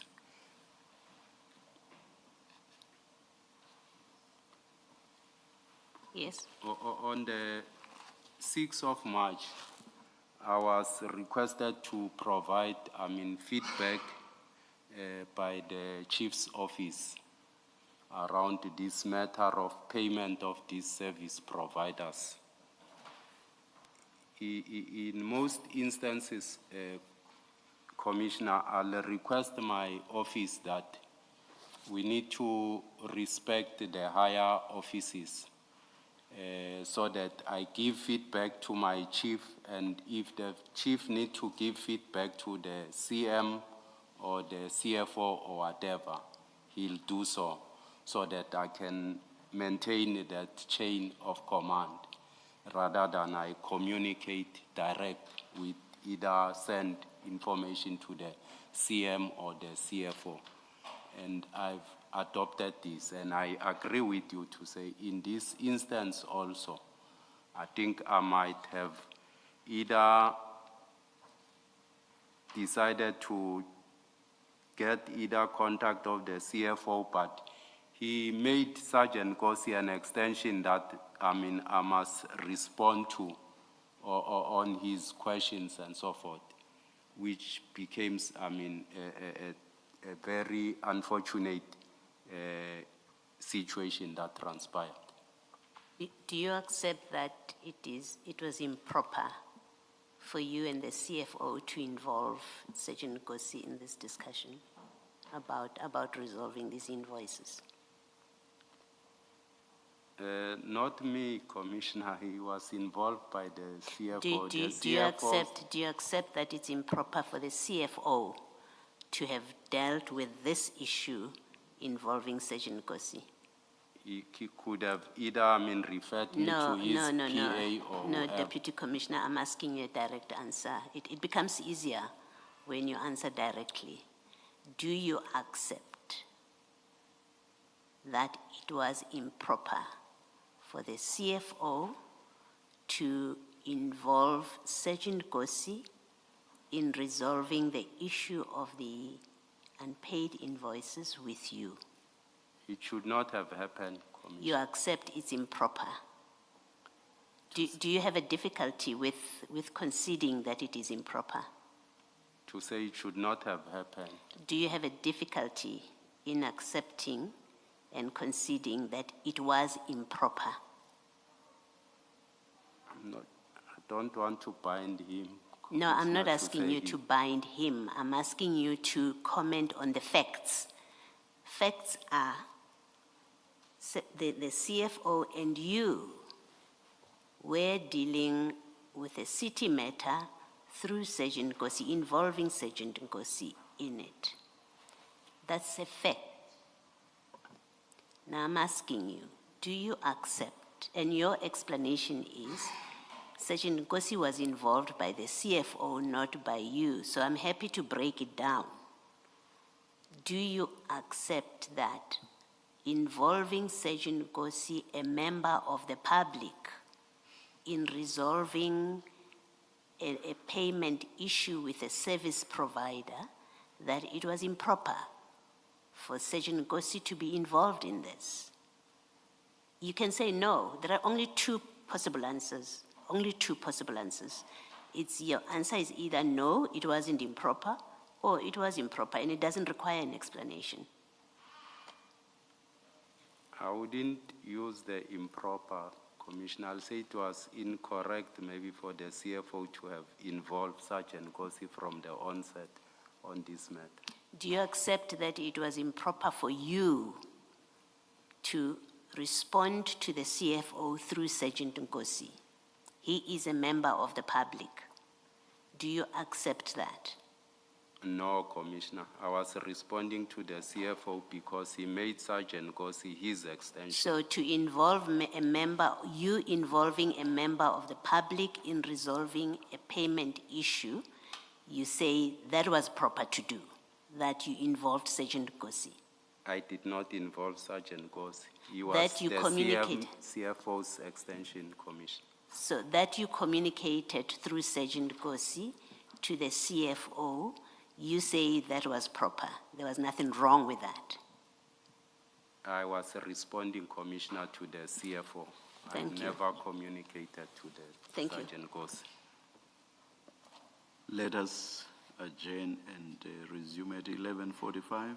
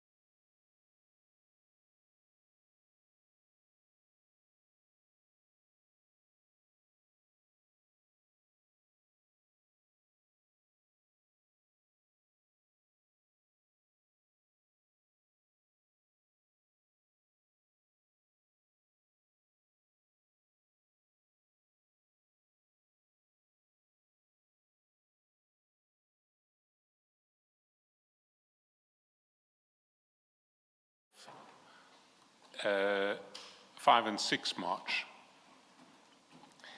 And there,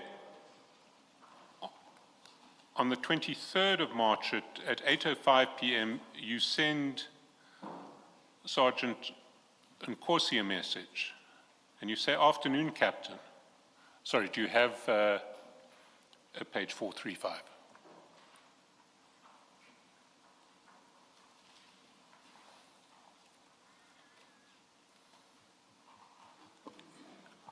I have it, SC. You say, "Afternoon, Captain. I trust you are well and your family. I thought we will meet up today so that I could get clarity on something kuMfowethu. Kane called me on Friday and asked if the Gubis want to meet up with me on Saturday. I then pushed the meeting to Monday with a view of getting direction from kuMfowethu first today. Please check with him on this and his advice, if I should go or drop them. I don't want to make a mistake on such matters because I believe the center should be one." You see that message? Correct, SC.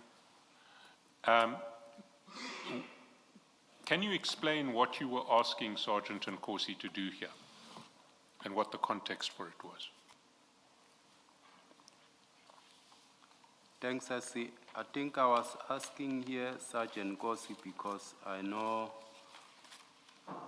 the CFO, he has got a relationship with Sergeant Nkosi, and when he was requesting me on the 4th of March, he was with Sergeant Nkosi regarding the outstanding payment of Gubis. So I was surprised why should they want to have a meeting with me, because I know that they were liaising with the CFO in this matter. So you understood Kane's call with you to mean that Gubis want to speak to you about outstanding payments? Correct. And you wouldn't meet with Gubis because you wanted first to speak to the CFO to find out what his attitude was to a claim from Gubis for outstanding payments. Correct. To say they had a meeting with him, they raised this matter with him. I know that, Mr. Madlanga, called him as he indicated to me, so why wouldn't he call him again in this regard? Now, who's Mr. Madlanga? Is that Mr. Calvin Madlanga? Correct. He's a director of Gubis. Correct. And when did Mr. Madlanga indicate to you that he had called the CFO? I'm saying that's what the CFO indicated to me on the 4th of March when he was requesting my intervention. So before your intervention on the 4th and the 5th, on the 5th and the 6th, Yes. you knew that Calvin Madlanga had called the CFO on the 4th? That's what he said when he called me, CFO. Yes. Was it the CFO who called you or Sergeant Nkosi? Sergeant Nkosi was with the CFO when I spoke to the CFO. And that was pursuant to the call that Sergeant Nkosi made to you? Correct. Now, they told you Calvin Madlanga of Gubis is complaining about non-payment of invoices. That's correct. Now, by this stage, the invoices had all been paid except for the June 2024 invoice, which was from the previous financial year. Correct. And what did Kane and Mpofu tell you that Gubis wanted to talk to you about? It was in relation to that outstanding invoice. The June invoice. Correct. You again, or you this time, choose to involve Sergeant Nkosi yourself. You don't go direct to the CFO. You go to him through Sergeant Nkosi. That's correct, SC. Why? It's because I know he has a relationship with the CFO, and when he called me, he used Sergeant Nkosi, and he has been speaking to me, as you could have seen, with regard to the feedback of payment through Sergeant Nkosi. So, although it's now 2 weeks later, you still think that it's appropriate to use Sergeant Nkosi to communicate with the CFO rather than speaking to the CFO directly? That's how I took it at that particular time, because the CFO never asked for my contact numbers either to speak to me, and he's senior to me. I wouldn't just go and ask for his contact numbers. You wouldn't ask for the contact numbers of the CFO, you're the in Tshwane, you don't want to speak to the CFO directly. Either in meetings, when we are in meetings at MCAM's meeting or budget meetings and so forth, we speak at that level, but not on through phones and so forth. Why can't you just email him? You are contradicting what you said last week. I'm very sorry, Mr. Chaskasin. You are contradicting what you said last week. Last week you said you accept that it was a matter of relative ease for you to get the contact details of the CFO. But you chose this Nkosi route to the CFO purely because you found it convenient. That had nothing to do with you not wanting to contact somebody who is senior to you. Do you recall that? I don't recall that. Well, I tell you, that was your testimony. I don't recall that. Yes, Mr. Chaskasin.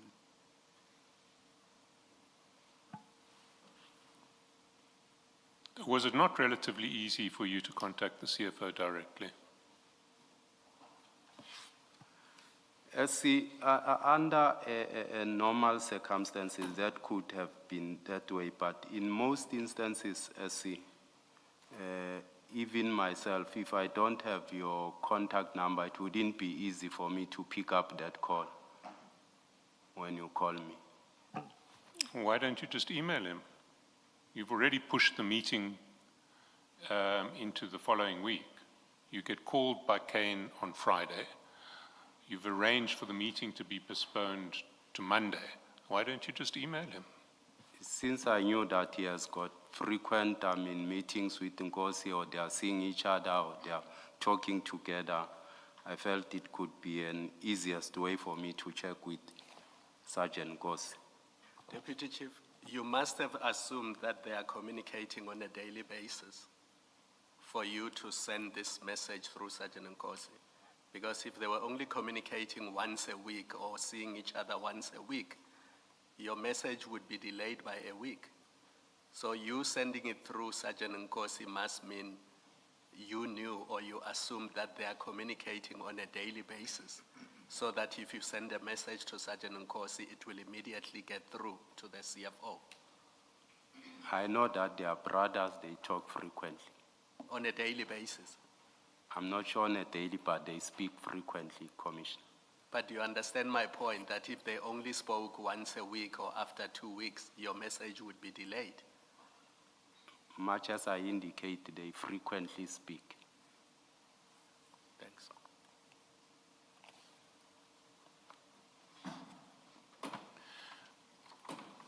Now,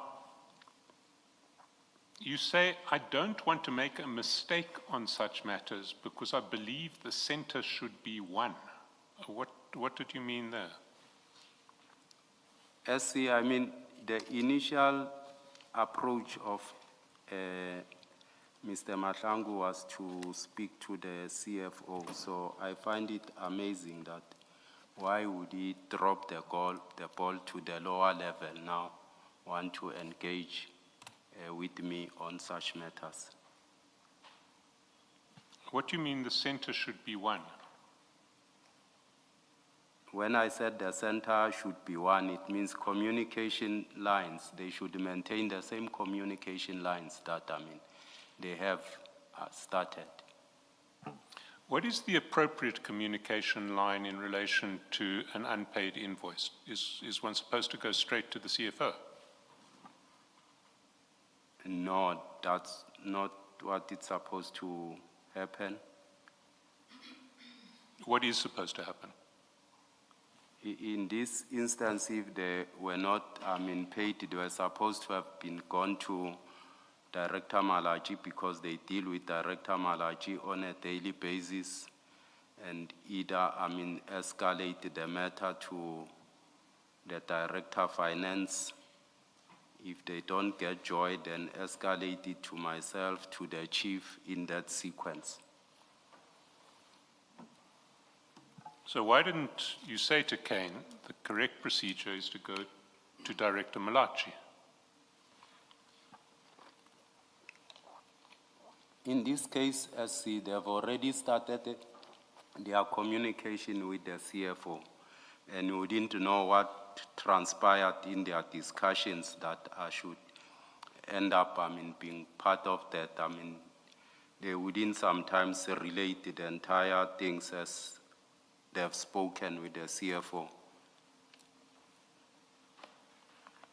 So because they were able to get to the CFO out of sequence or out of procedure on the 4th of March, you now took the attitude that they must always go first to the CFO.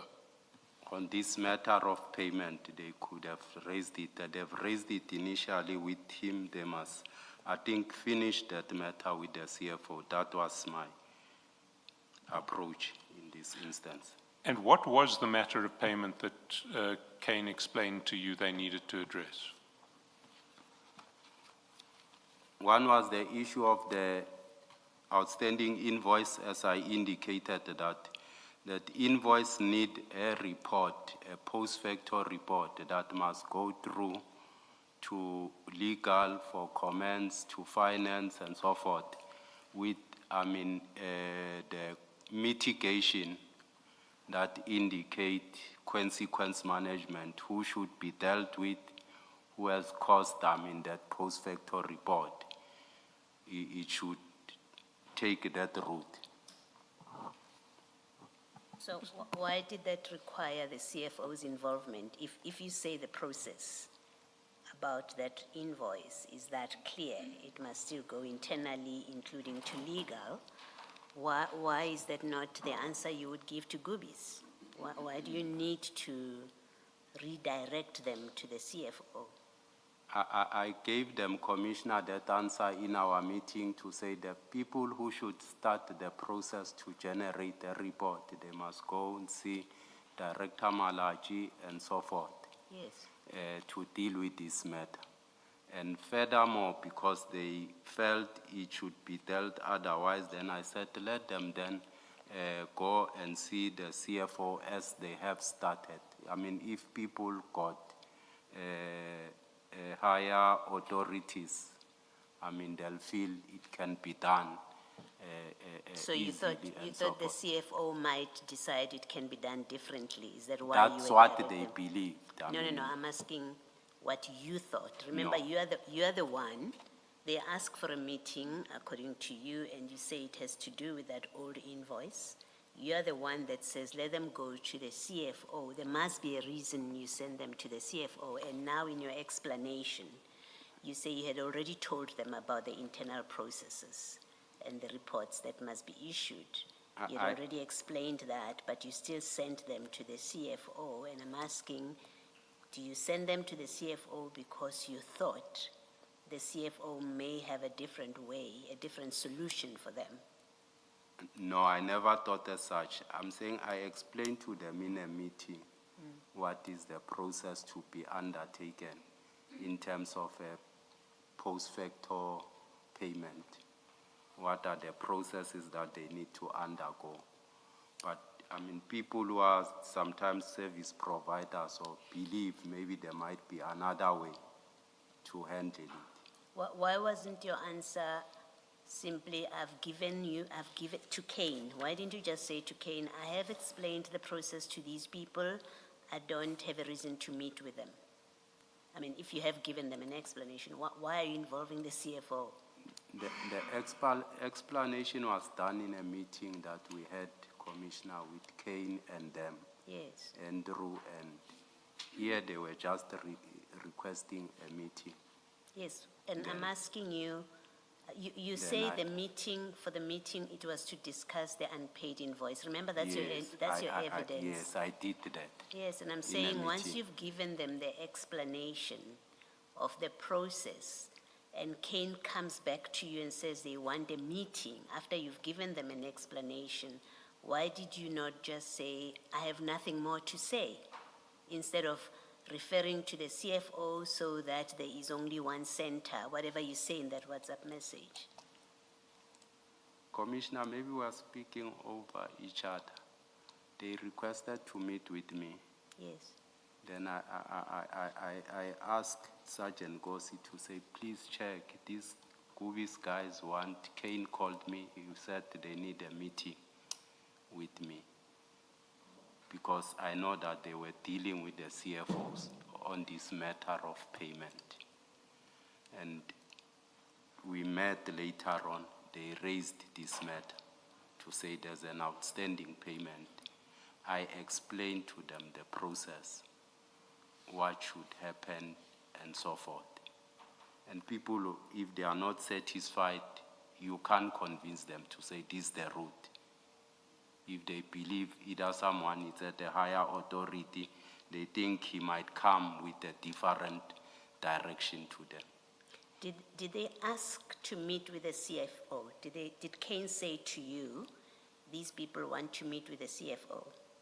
He said they want to meet with me. So why do you refer them to why do you involve the CFO? Because on your account, you have explained to them, and I understand you completely, so you're not speaking over me in any way, and I'm not speaking over you, whatever you mean by that. I've understood you properly. You say you have explained to them in a meeting with Kane and somebody else. You've explained to them the process that will have to be followed in respect of this old invoice. You say that. Then Kane says to you, they want to meet with you again. It's not for the second time, Commissioner. We only met once. Kane told you that Gubis wants to meet with you. Yes. At that time, had you explained to Gubis what the problem is, what the No. process is? You hadn't. I hadn't. Okay. Why don't you meet with them to explain the process? Why do you involve the CFO? Because you've just said to Mr. Chaskalson, these things don't go directly to the CFO. There's a process, an internal process. Why do you not say to Kane, all right, I'll meet with them to explain the process? Why do you say, I need permission from the CFO whether to meet with them, is really the question. Commissioner Kane never explained in detail. I only got to understand when we were in a meeting what is their request. If Kane did not give you the detail, why do you involve the CFO? Exactly the question, that if Kane doesn't give you the detail of what Gubis wants to discuss with you, and therefore you don't know what Gubis wants to discuss with you, why do you involve the CFO? And I want to suggest to you that the reason you would involve the CFO is because you knew from Kane what they want to discuss with you, and you thought it's relevant to the CFO. That's the only explanation why, if Kane doesn't tell you the detail, as you say, of what Gubis wants to discuss, you then say, I need permission from the CFO. It's because you knew what they wanted to discuss. That's not correct, Commissioner. Thank you.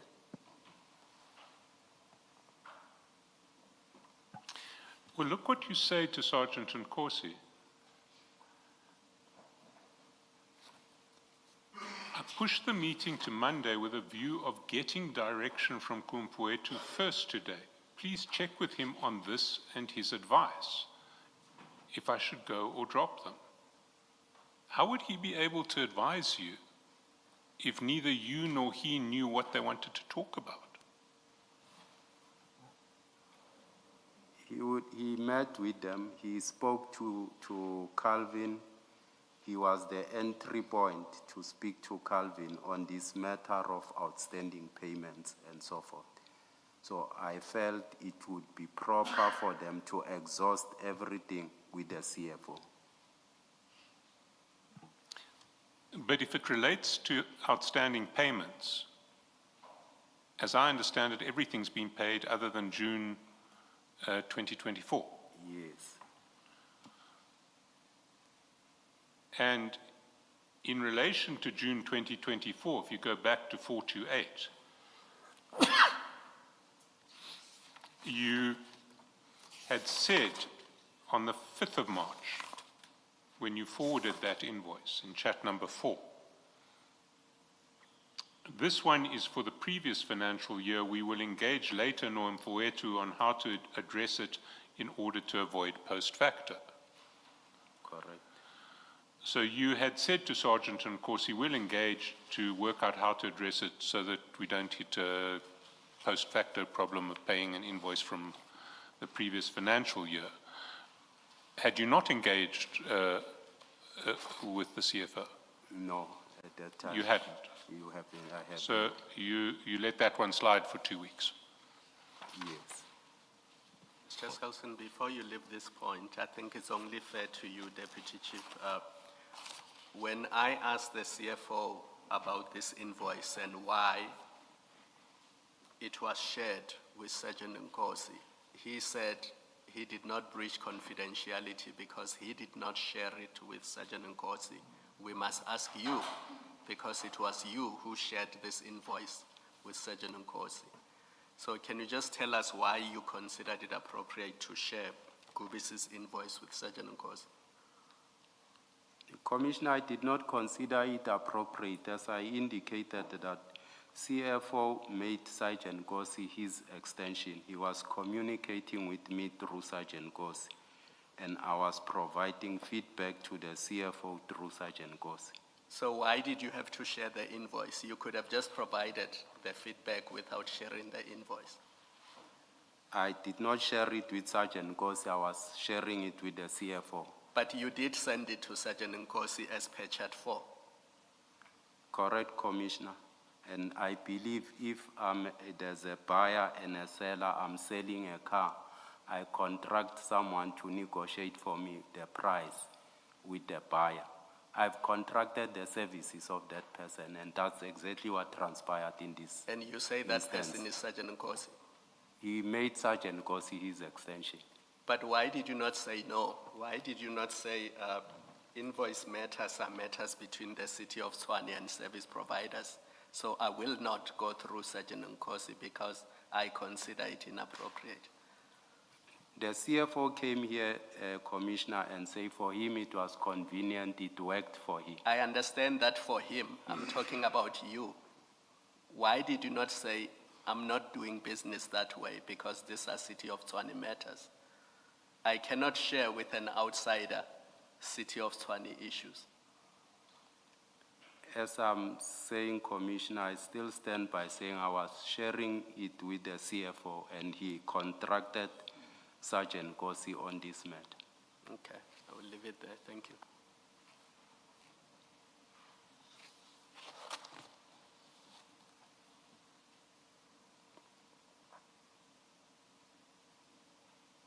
Now, we see at chat number 2 that Sergeant Nkosi forwards a screenshot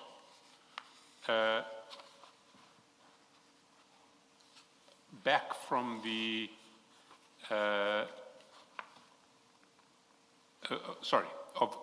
of your call that he has sent to the CFO, and asks you, copy General, and you say, thank you, my brother, we will wait to hear from him. We'll wait to hear from the CFO.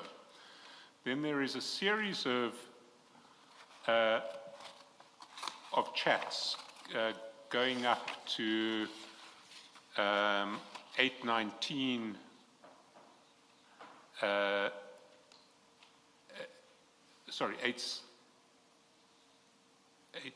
chat 4 is at 819. And if we go to page 155, we see that at 825, file 3. Foot of 155, file 3.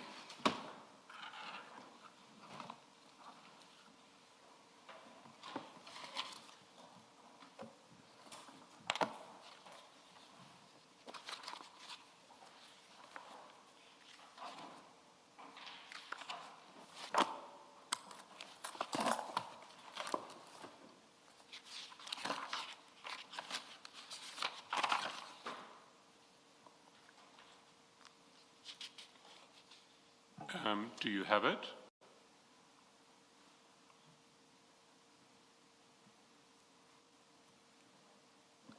Are you there, Deputy Chief? Yes. The CFO says, let's let General meet him, then he will brief us of the outcomes of the discussion when we meet later in Mfowethu. So I understand that you did then have your meeting with Gubis without the CFO. Correct. And who did you meet from Gubis? It was Mr. Madlanga and Mr. Andrew something. Do you know what Mr. Andrew's surname is? Let me check. I think it's in the email. See, I'm not sure what is his surname.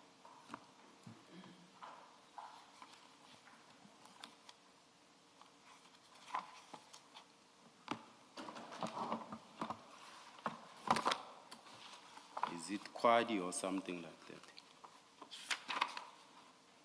Mr. Andrew Kwadi. How do you spell that?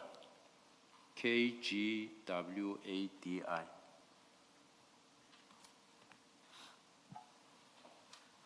And what was discussed at that meeting? It was the issue of the outstanding invoice that was discussed. And what did you tell them? I explained to them, since this invoice relate to the 23-24 financial year, it was never accrued accordingly at the end of financial year. There should be a post-facto report which must be generated by the section. And who is the section? APSS. That's Director Malachi's section. Correct. So did you tell them to go to Director Malachi to get a report generated? I also did so with them.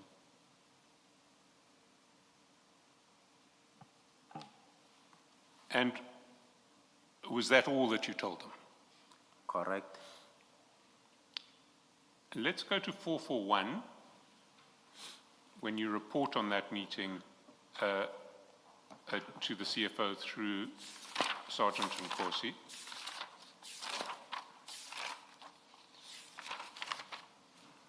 And you say, afternoon, Captain, it's chat number 7.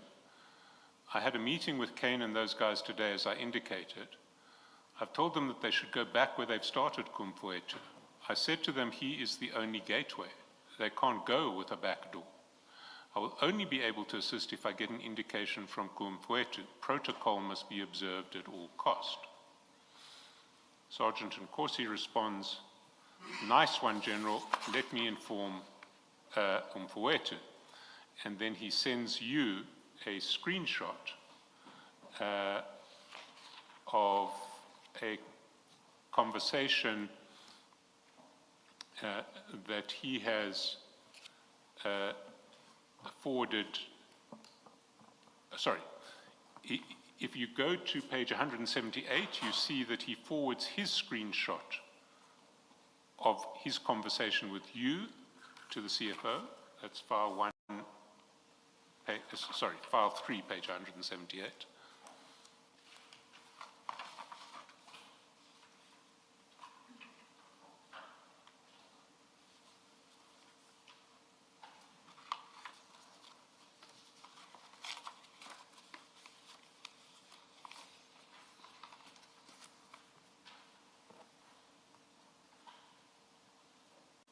You see it? Yes. And the CFO's response is, thanks, my bra. This is the way, much appreciated. Now, you've just told us that what you told Gubis was that to get payment to the previous year's invoice, they need to get a report issued by the department, and that the person to speak to in that regard was Director Malachi. Yes, You did, do you stand by that?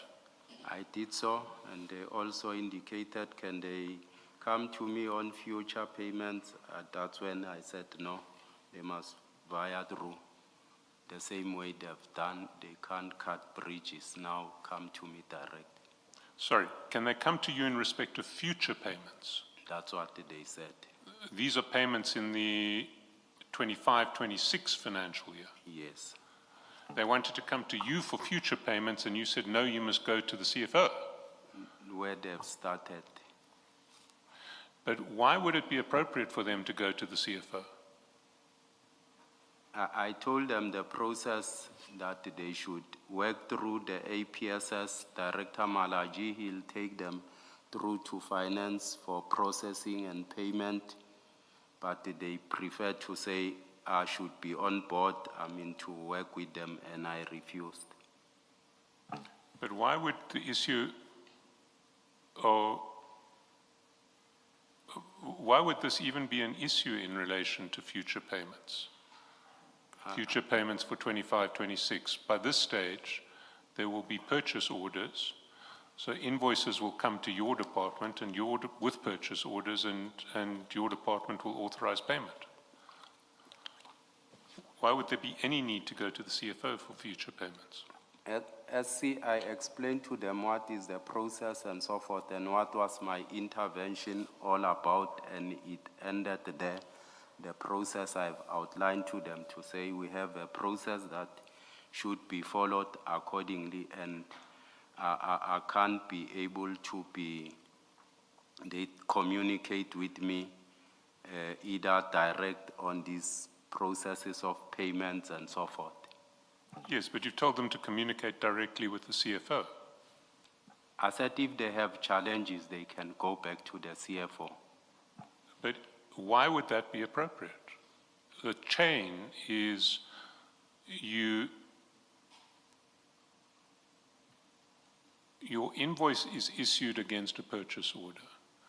After the work is done, and you have invoiced, Director Malachi's department confirms that the work is done and sends it to your department for payment.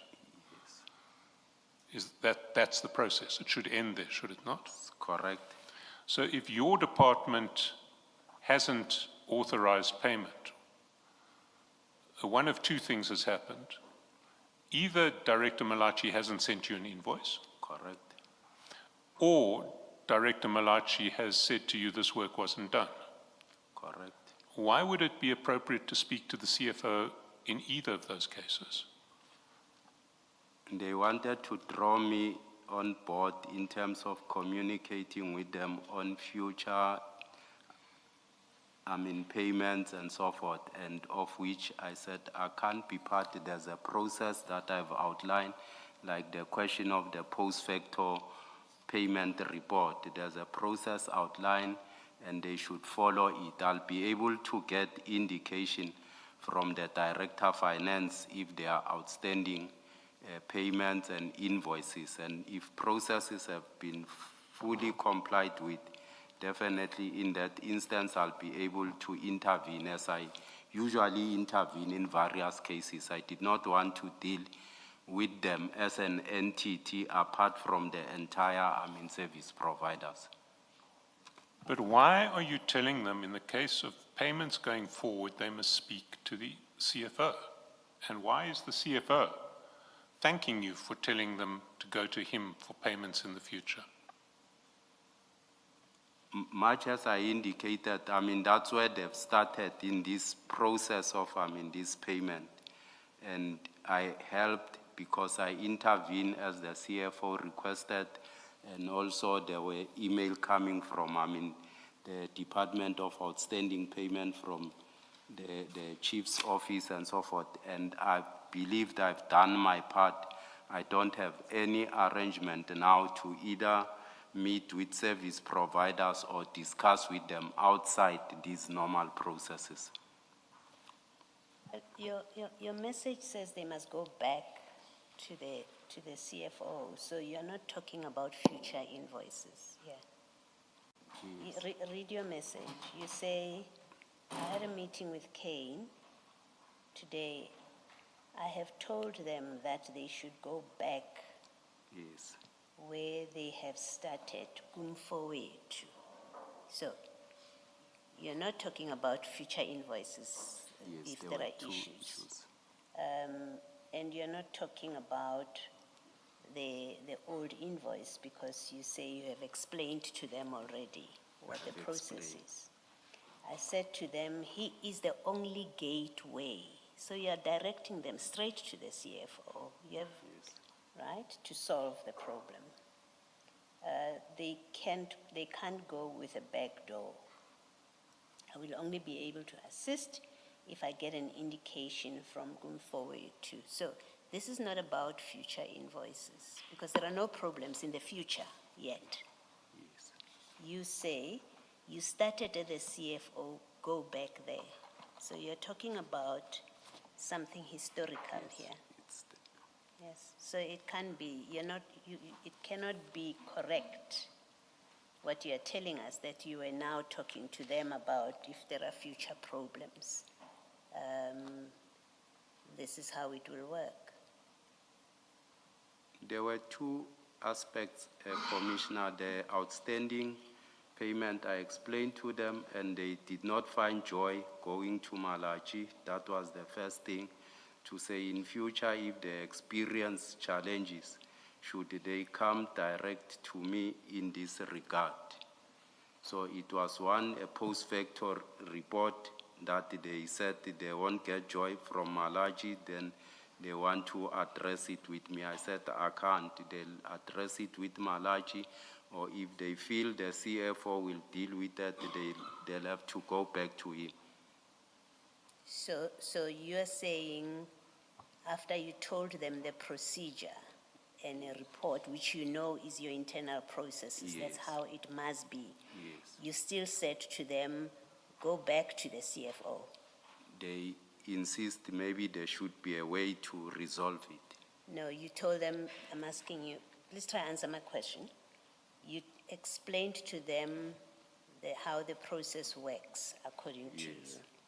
And you know that's how it works. There's no shortcut to it. Correct. You still said to them, go back to the CFO and I will assist you if I get an indication from him. That's what Are I did. you saying that's what you were directing? So it's no longer about future invoices. I think you need to just reflect a bit on what your evidence is, in fact. Yes. Because when you spoke to Mr. Chaskasan earlier, he said it's about future invoices. Now we are back at the old invoice.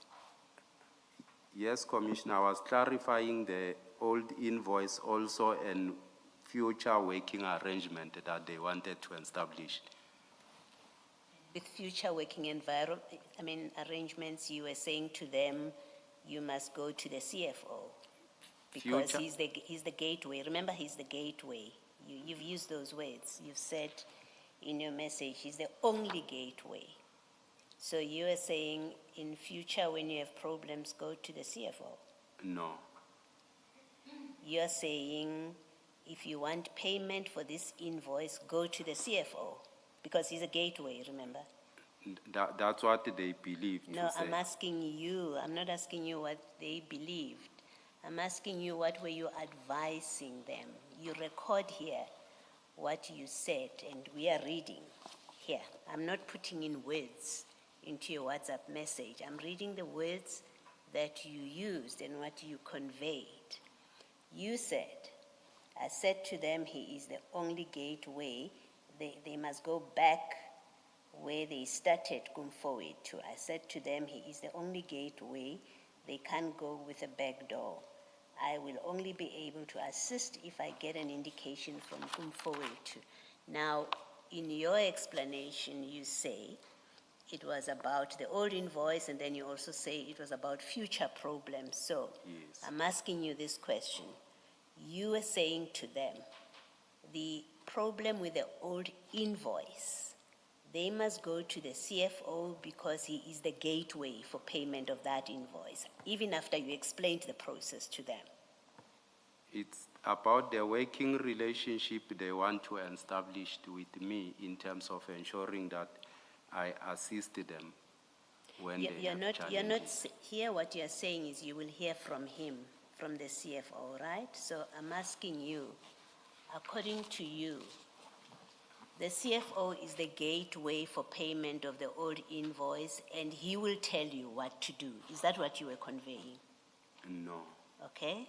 Future invoices, if there are problems in the future, the CFO is the gateway, because that's what you're saying here. He's the gateway and you will deal with them depending on what he tells you. Is that what you're conveying when you read this message with the explanation that you're now giving to us? Yes, what I was conveying to them to say, because they want to establish a direct working relationship with me, I said, no, I can't. They've started with the CFO and they must go to him. Okay. Your explanation doesn't make sense. Mr. Chesterton? You see, if this meeting was really about invoices, it's difficult to make sense of your communications with the CFO. Because as we've seen in your exchange with Commissioner Baloy, telling them to use the CFO as a gateway for the one single outstanding old invoice doesn't make sense. You've explained to them the procedure. If they follow that procedure, and if Director Malachi makes the appropriate motivation, they will be paid. There's no need to go to the CFO. You accept that? Through SC, but as I indicated, they wanted to build a relationship with me, of which I was not comfortable with it, working with them. Well, if that's not relating to the old invoice, that's relating to future invoices. You're nodding your head, is that a yes? Also. Now, how would it be appropriate to tell them in relation to future invoices, you must go to the CFO? That's not relating to procedure, that's not following procedure at all, is it? I did explain to them, SC, and if people feel no, it will be easier if we come through to you while you tell them this, the process in terms of payment. It's a clear process that is clearly defined. Like any other service providers, they follow that processes. There's Priscilla there who works at accounts payable. There's Jethro whom they could engage with. So I find it strange if I must be, within their communication. No, I agree with you that it would be very strange for you to be in the line of communication, but it would be even stranger for the CFO to be in the line of communication, and that's what you suggest to them. Remember, I know this matter because of the CFO, so it will only be ideal for me to refer them back. Then it will be up to the CFO, how does he deal with it? Why would it be appropriate for the CFO to be a gateway for them in relation to future payments? If they manage to see that maybe the CFO intervene for them now they want in future, if they experience this, I must be on board. If I can't help, But why are you sending them to the CFO for future payments? Is that procedure? I outlined the procedure to them. And the procedure does not involve going to the CFO? And it doesn't also involve me, and they still want to insist that I should be, But on you board. say that the CFO is the only gateway. So you're saying to them, don't come to me, come to the CFO. I'm saying to them, if I get a request, maybe in future from the CFO, I might assist them. I might assist. Not a request coming direct from them to me. Well, why would it ever be appropriate for you to assist them on future invoices? I explained that the process to them of future invoices, how they should be followed and so forth. If I find I'm in my section not being unable to assist, or either I get a request from the chief of police to say these companies were not paid, intervene, I will intervene like any other companies that I intervene on. Yes, but that's not what you're saying to them. What you're saying is that the CFO is a gateway. He is the only gateway. The CFO is the only gateway. They must go to the CFO if they want their problem sorted out. They want to work with me. I refuse SC to say I can't be in the middle of them communicating with me. I don't deal SC with, service providers. I'm a free runner. I want to run free. I don't want to owe any person any favor nor any other thing. So I said I can't be communicating with them direct on matters of, payments. There are people within the section who deals with that. Let them work with them. But why would it be appropriate for the CFO to communicate directly with them? They said the CFO, worked with them with this one, so I should, if they have encounter future challenges, I must work with them. I said, no, that's not the process. I'd rather go back to him. Why do you say them going to the CFO is the protocol? What protocol is that? Because your message says they must go to the CFO, and because he is the only gateway, and you will get an indication from him, and then you say that's the protocol. What protocol is that? They felt so, Commissioner, because they want No, me I'm not asking you what they felt. I'm asking you what you are communicating. Forget what they felt and said to you. You are communicating something to them, and we are reading it together. Yes. Let's not play confused. We are reading it together. You convey in so many words. You say, go back to the CFO where you started. That's what you say. Yes. And then you say, because there is no back door, he is the only gateway, the CFO, and I will only be able to assist if I get an indication from Gumfowetu. And then you conclude protocol must be observed. And indeed, in his communication with Nkosi, with Sergeant Nkosi, the CFO says that is the protocol. So I would like you to explain to us, what is that protocol you are referring to? And where in the city of Tshwane do we find that protocol that you are describing in your WhatsApp message? What document should we ask for that sets out this protocol between you and the CFO? And they want me to come on board and deal with their matter as an individual, as Deputy Chief Dhlamini, to work with me directly on these matters. And I'm saying I can't. Maybe let me ask you differently for the last time. They want you to assist them. You say, no, it doesn't work that way. Yes. Okay. You then say to them, you go to the CFO. That's what you tell them. They must go to the CFO where they started. That's your message. Because he is the gateway. And you will only assist if you get an indication from the CFO. And then you say that is the protocol. All of that is your words, is what you have told them. Yes. So, and you know the Tshwane workings better than I could ever know them. So I'm asking you the simple question. You are describing what you say is a protocol. And I'm asking you, what protocol is this? Where in Tshwane do we find it? Who should the commission speak to in Tshwane to get a document that sets out this protocol that you have set out in your WhatsApp message? either you made it up, there is no such protocol, or indeed this is the protocol. And I would like to know, where do we get this from?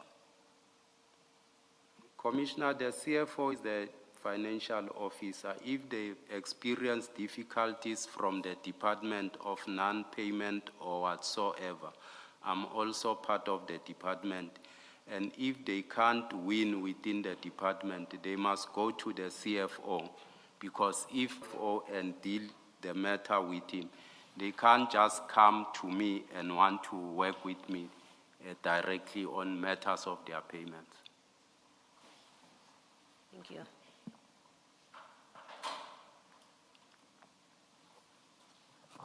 You see, what I want to put to you is that it doesn't, this set of chats just doesn't make sense if what you were talking about was invoices.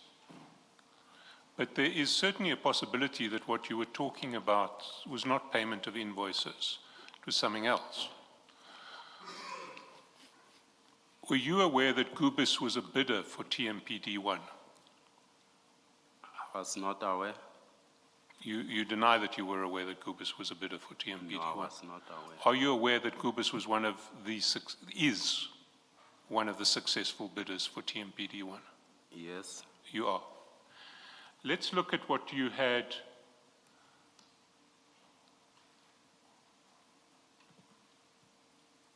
You, Sergeant Nkosi, and the CFO had been discussing 2 days previously. If we go to page, the screenshot of from the CFO's chat that's sent back to you, 526, you'll see that at 9 o'clock, 9:08, at the top of 536, sorry, 526. Do you have 526?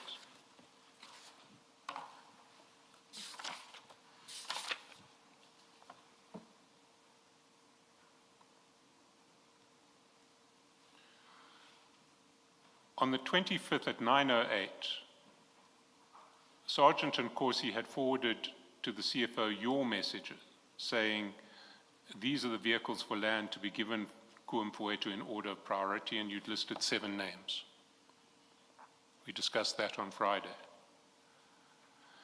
And at the bottom of the screenshot, the CFO had responded to that specific message about the 7 companies in order of priority, saying, this is ours, Mfuetu, this is the final list, right? Yes, it's our final list, Sergeant Nkosi had responded. And we had debated on Friday whether it was plausible that this was a list of companies to be checked for compliance, or whether it was a list of companies to be awarded the tender in a process of rigging the tender. You recall that? Yes. And I had put to you on Friday that it wasn't plausible that this was a list of companies that had been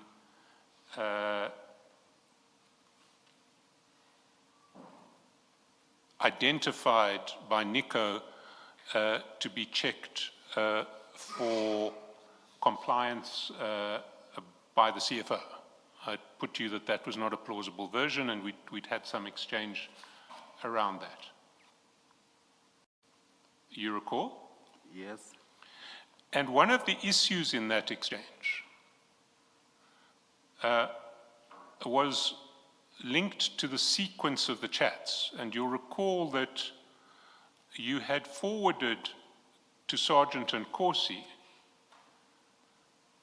the list of companies that Nico had said was the mandate he had given to Victor. Correct. And an hour later, you had forwarded him the list of 7 companies that you said was our list in order of priority. Correct. And you had tried to explain that the first list was a list that you got from Nico in response to Sergeant Nkosi's request for 7 companies who should be checked for compliance, you recall? That's correct. And the second list was a list of 7 different companies that Sergeant Nkosi asked for, because he asked you to check for a list of 7 different companies for compliance, because he didn't like the list that Nico had given you. He wanted another 7. Correct. And I asked you,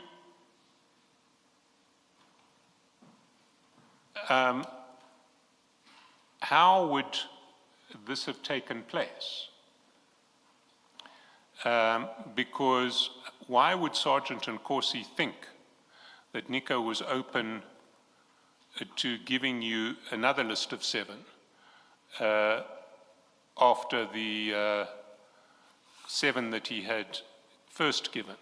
And you said, well, no, Sergeant Nkosi and I spoke between the 2 lists, and I said to him, and he explained to me that he wanted another 7 from Nico. That's correct.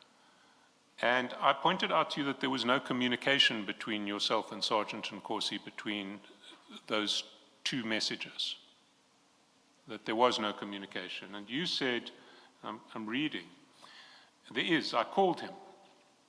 I think there's incoming calls you could pick up and an outgoing call, incoming call. And I pointed out, well, on WhatsApp there was no communication, either voice calls or messages. You said, just voice calls. I said, well, there's no WhatsApp voice call between 8:02 when you send Nico's mandate and 9:03 when you send our vehicles for land. You said there is one, but you then agreed that there wasn't one. You then said, we spoke, SC. It might have been in a straight call, but we spoke. So I said, so are you saying it would have been on a cell phone call that was not a WhatsApp call? You said, yes, we spoke on a cell phone call. I said, so if we requisition your cell phone records, we will find a call between you and Sergeant Nkosi between 8:02 p.m. and 9:30 p.m. on 25 March. You said, that's correct. And I said, and will you accept that if we do that and find no call, then this version is false? And you said, yes, I will accept. Well, we did requisition the cell phone records, and we've given them to you.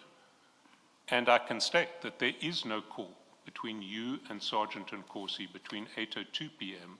and 9:30 p.m. on 25 March. Doesn't exist. We'll check those, SC. Sorry, you will check? I will go through Well, you've had them since this morning, and we deliberately delayed until now so that you could look at them at tea time. Do you want me to call them up so we can check them together? I haven't done so. I'll have to check them. I'm not sure which numbers of Nkosi did you call, you take care of, whether it's one number, because he used to call with 2 numbers and so forth. You should have been given lists for both numbers, the Telkom number and the Vodacom number. Did you only get... For Sergeant Nkosi? No, for you. He also used 2 numbers. He also used 2 numbers. Yes. So which number should we be checking Sergeant Nkosi for that we haven't checked?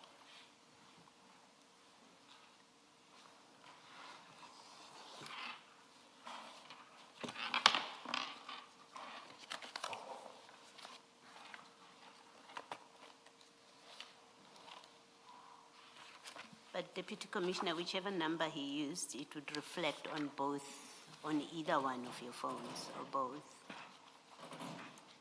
So it should be sufficient if we have your numbers. In fairness to the Deputy Chief, we've given him an extract because we didn't want to show details of numbers that were irrelevant. So, I mean, if he gives us the other number that we should check, we can come back and do the exercise. I understand. And do it. For now, this version is still just about alive. So can you give us the other number that Sergeant Nkosi calls you on? I'll check it. Sorry? I'll check it. Yes, can you write it down at lunchtime and give it to us, and we'll do this exercise at lunchtime? I'll check it.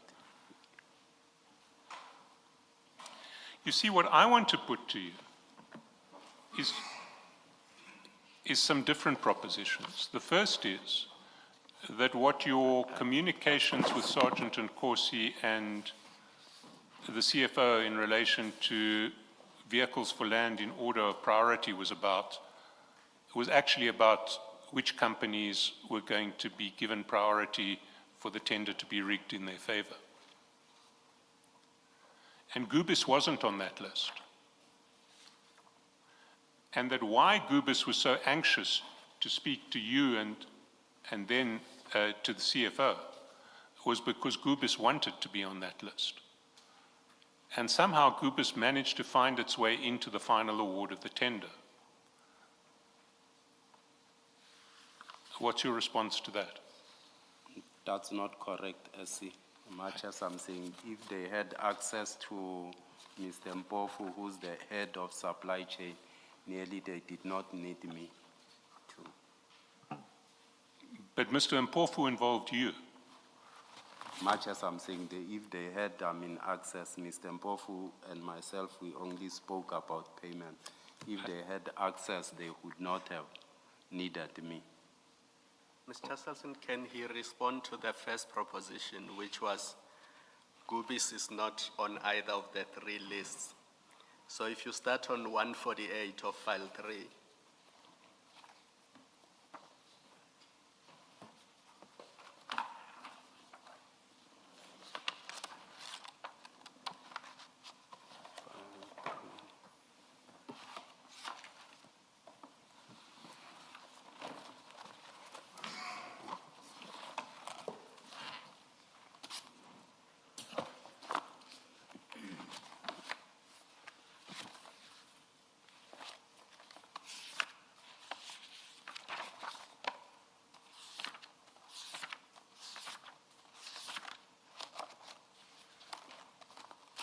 I have it. are you on 148? Yes, Commissioner. In the second last chat, remember, is that list that allegedly came from the EFF, and it's 7 companies. Correct. And then on 176, it is the one that you said was from Nico to Victor. That's correct. And it's 7 companies. It's different from the one on 148. That's correct. And then the one that you said, our vehicles for land to be given to Gumfowethu in order of priority, that's on 177, the second last chat. Correct. And it's 7 different companies, so in total 21. And Gubis is not in any of those lists, correct? Correct. Yes, thank you, Mr. Chaskalson.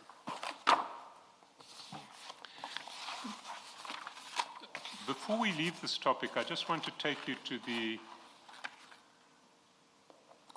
rest of the communications on 27 March. And you'll see that on page 442, if you go to 442,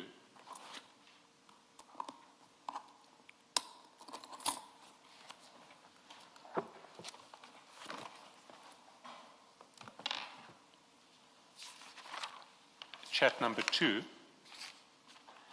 is a Sergeant Nkosi sending you a screenshot of his communications with the CFO. We'll get to it in a minute.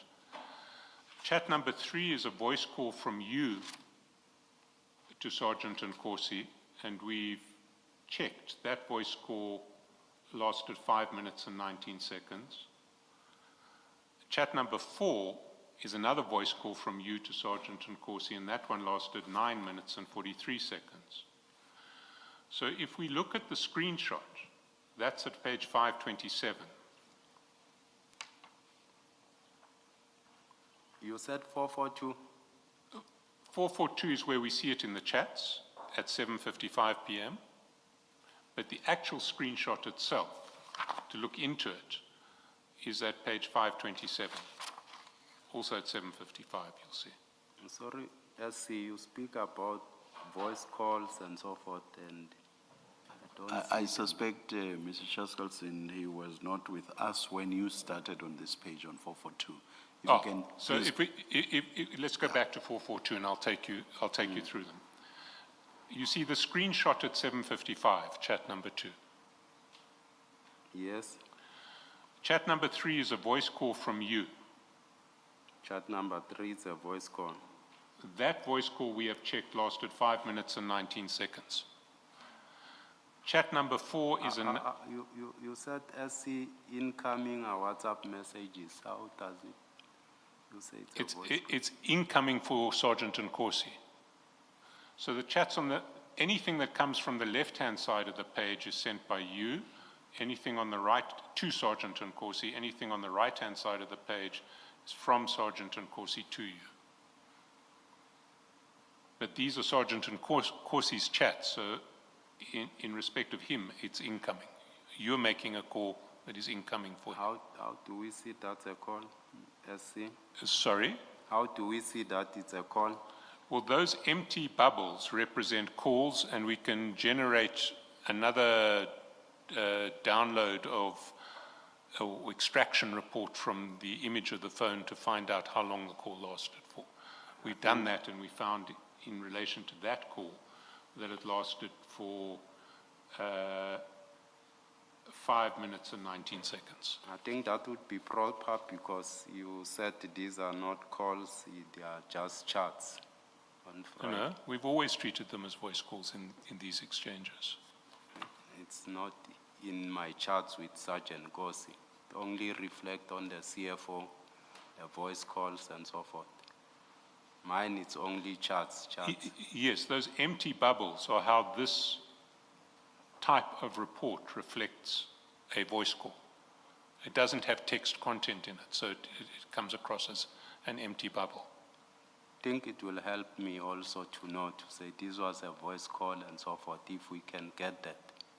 I mean, it's not the first time we've mentioned that it's a voice call. Over lunch, I can give you another,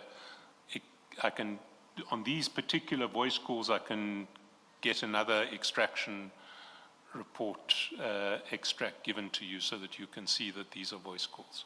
Give it to you over lunch. For now, you can assume that these are voice calls and that the first one lasted 5 minutes and 19 seconds and the second is 9 minutes and 43 seconds. If you want to come back to them after lunch, after you've seen the extraction report that I'll get you at lunch, feel free. But for now, assume that. If we go to the screenshot, we see the screenshot that was sent to you at 7:55 at page 527.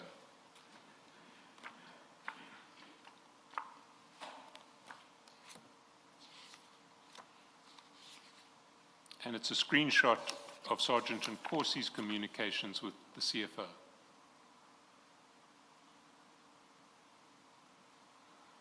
And you'll see that Sergeant Nkosi at 7:40 has sent to the CFO, at 18:59, has sent to the CFO your message. Afternoon, Captain. I had a meeting with Kane and those guys today, as I indicated. I've told them that they should go back where they have started, Kumfuetu. I said to them, he's the only gateway. They can't go with a back door. I will only be able to assist if I get an indication from Kumfuetu. Protocol must be observed at all cost. And Sergeant Nkosi responds to you, nice one, General, let me inform Mfuetu. And then he informs Mfuetu by sending a screenshot of that whole chat with you. The CFO responds at 19:43, thanks, my bra, this is the way, much appreciated. There's then a missed voice call and a voice call for 5 minutes. And then there is a screenshot that the CFO sends of a missed call from Madlanga to the CFO at 18:55 and 2 calls between Madlanga and the CFO at 19:33. And that's what Sergeant Nkosi sends you. You see that? Yes. And then after receipt of these calls, you have 2 relatively lengthy chats with Sergeant Nkosi in chats 3 and chats 4. 5 minutes, 19 seconds and 9 minutes, 43 seconds. all in all, you've spent more than 15 minutes on the phone to Sergeant Nkosi after receiving this chat on the same night. Now, why would Sergeant Nkosi send you a screenshot that shows that Mandla Mqina is calling the CFO? Why would he do that? I can't tell, I never took that into account. I thought he's just sending me this feedback that I gave him.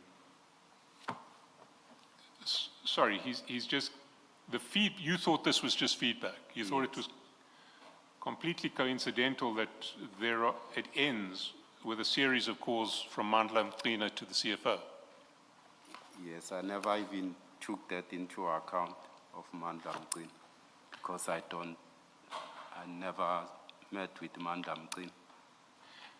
And you spoke to Sergeant Nkosi after receiving this screenshot. Do you recall what you spoke to Sergeant Nkosi about? No, I can't recall.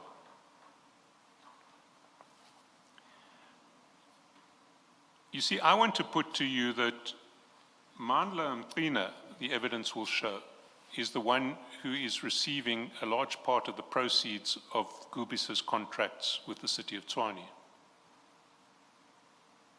Are you aware of this? I'm not aware. And Mandla Mqina is the nephew of Mr. Sibanyoni.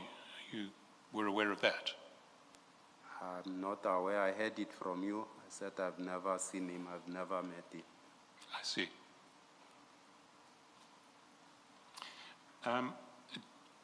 Chair, I'm about to move on to a different topic, and it's a few minutes before 1.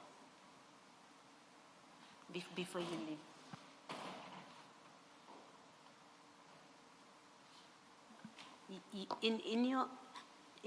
Deputy Commissioner, in your earlier discussion with Mr. Chaskalson about the purpose of your meetings with Gubis, being that Gubis was initially not on the list of companies to be awarded or recommended for appointment, and later on they end up on the list, and that's what the real purpose of those meetings and engagement was. You answered that they didn't need you for that because they already had Kane, they had access to Kane. You remember that evidence? Yes, I said, Commissioner, if really it was about them getting appointment, Kane is the head of supply chain, they have direct contact with the CFO, why would they need me to assist them? Can I suggest that they knew of your contact with the CFO and Sergeant Nkosi? They knew that triangle, that you have access to the CFO and you have a way of resolving things and agreeing things with the CFO, and that's why they would have, I want to suggest that as a possible explanation, that it's because they knew of your proximity through Sergeant Nkosi and your dealings through Sergeant Nkosi with the CFO, and they would have wanted to, and they would have had those engagements with you about being awarded the tender on that basis. That's not correct. That's not correct. Okay. It's my suggestion to you that in fact that's probably what was happening. That's not correct. That's Thank not you. true. Thank you. Can I just ask a follow-up question? You said in response to Commissioner Baloy that they have direct contact with the CFO. I got their complaint of payment from the CFO. So he indicated also here that Mr. Madlanga called him. So Gubis wouldn't go to you if they wanted to rig a tender, they would go to the CFO, you're suggesting? I'm not suggesting that they wanted to rig a tender, they'll go to the CFO. I'm saying they had contact of the CFO to speak to. Why was it relevant then to mention the CFO in that context? Why was it relevant to say that they have direct contact with the CFO? I just wanted to express to you that I had no role with Gubis, no whatsoever, to be in a position even to assist them. But they had been trying to to reach you and to get you to do something which you treated as the function of the CFO, or as the preserve of the CFO. Protocol demanded that the CFO was the only gateway. It was around payment, SC, and that was all about it.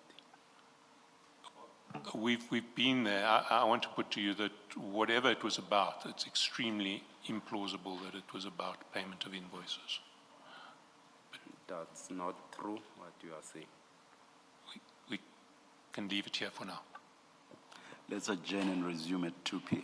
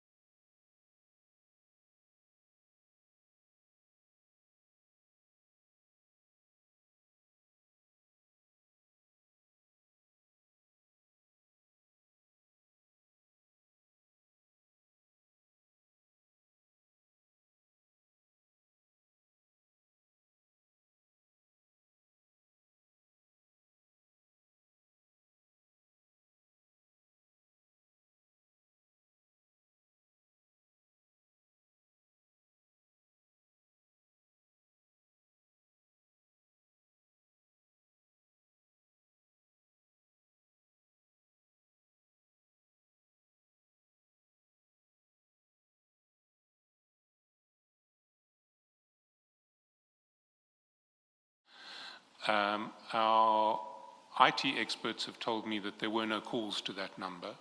They are preparing a consolidated spreadsheet of all calls on that day from both phones of Deputy Chief Dhlamini, so that he can see for himself that he didn't call that number on that day.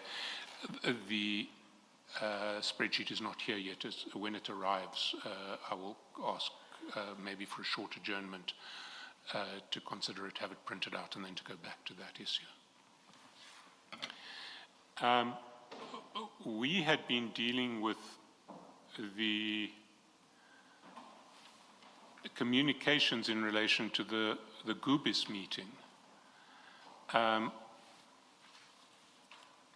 There is one final topic relating to Gubis that I want to address, and it starts at page 466 of file 4.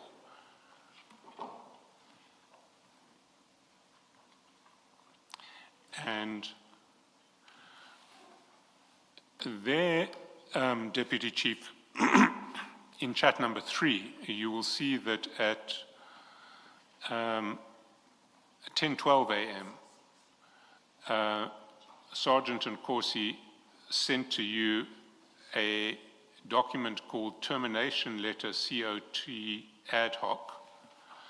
And the letter that document is at page 566, and it's a letter from Deputy Chief Spitz terminating the provision of services by Gubis at a range of sites in Tshwane. If you go to 566, you'll see that letter.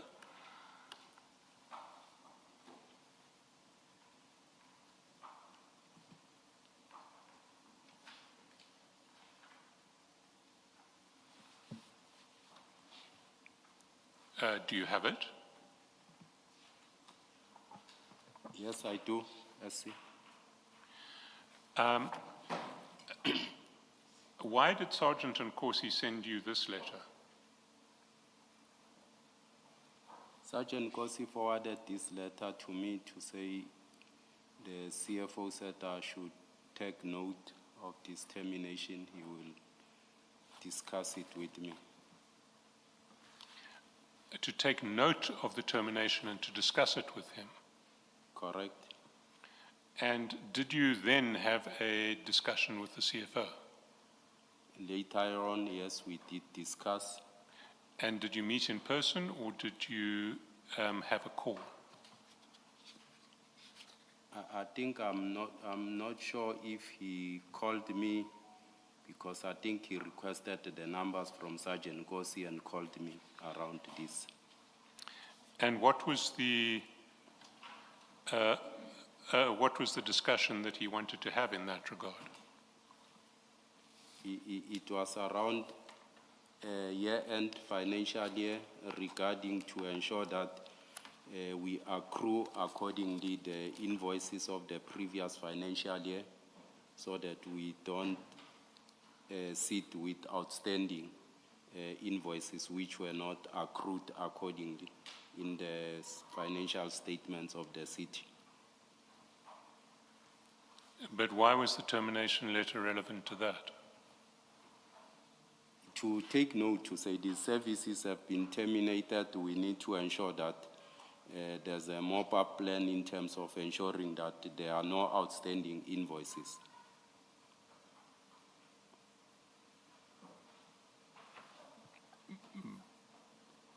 Was that a matter of urgency? Yes, I can say so. Remember that end of financial year, people need to ensure that actually we request service providers to submit invoices for June earlier, so that we are able to ensure that they are being accrued accordingly. But by 26 June, you would presumably have already made those requests to service providers. Definitely they do request. We request divisions to do so, so that invoices should be earlier submitted. So why was the termination letter relevant to that? It's something that you do always at the end of a financial year. As I indicated to say, he was saying I need to take note that we need to ensure that there are no outstanding payment as it was in the 23-24 financial year. Yes, but I still don't see why termination was relevant to that. You would have wanted to ensure that there were no outstanding payments, whether or not the contract had been terminated. Yes, as he wanted to see, for me to note that this will be the last invoice for June and there shouldn't be any other. I should be able to also monitor, follow up this process. Yes, but of course, if an invoice came after June, then the city would just refuse to honor it because it had already told Gubis that the services were terminated with effect from the end of June. I beg your pardon, if the invoices they've rendered services, then it come after June, or services were not rendered, they bring an invoice, I'm not sure. No. If Gubis continues to render services in July, the city is not going to pay for that because it has terminated the agreement in relation to those services. No, definitely. Definitely, he was relating to end of June invoices. So I still don't understand why year-end had anything, why the termination letter had anything to do with this. Let me ask you a series of questions. In the ordinary course of events, any supplier who is supplying the city in terms of a contract that will continue to run into the new financial year should submit their June invoices in time to be captured for year-end. Correct. So in the ordinary course of events, Gubis should have submitted its invoices to be captured for year-end by 30 June 2025. That's correct. The termination of their services didn't change anything in that regard. I think he was emphasizing this. I indicated earlier on with the contract that was ending in February, to say in most instances you need to have a mop-up plan if a contract comes to an end, because once it ends, invoices are not in and so forth. You might not be in a position to process those invoices. So maybe it was his emphasis to say we need to ensure that all the invoices for the 25-26 financial year end of June get accrued accordingly to avoid misstatement in the financials of the city.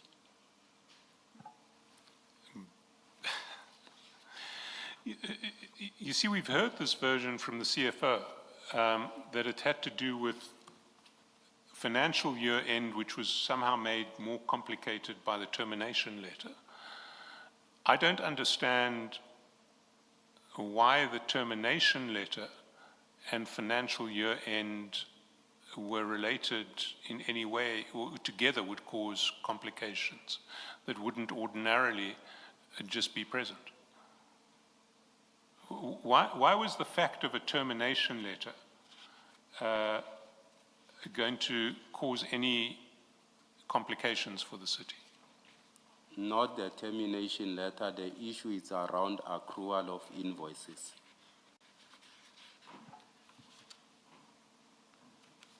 Accrual of invoices for the 24-25 financial year. Correct. But in any situation, whether or not the contract has been terminated, you need to ensure that the accrual of invoices is properly addressed at the end of the financial year, or in relation to the end of the financial year. Correct, but you can't just assume. We have seen it that there was an invoice which was not accrued according. So yes, but that had nothing to do with termination. You can't just assume and say it's given, it will happen as such. But that had nothing to do with termination. It was just an emphasis, as I indicated. But why then was it necessary to get Sergeant Nkosi to forward you a termination letter and to have a meeting that the CFO described as being very urgent in relation to termination? As I indicated earlier on, to say the CFO might have found it easy for him to use Sergeant Nkosi, and I couldn't, be held responsible for the CFO.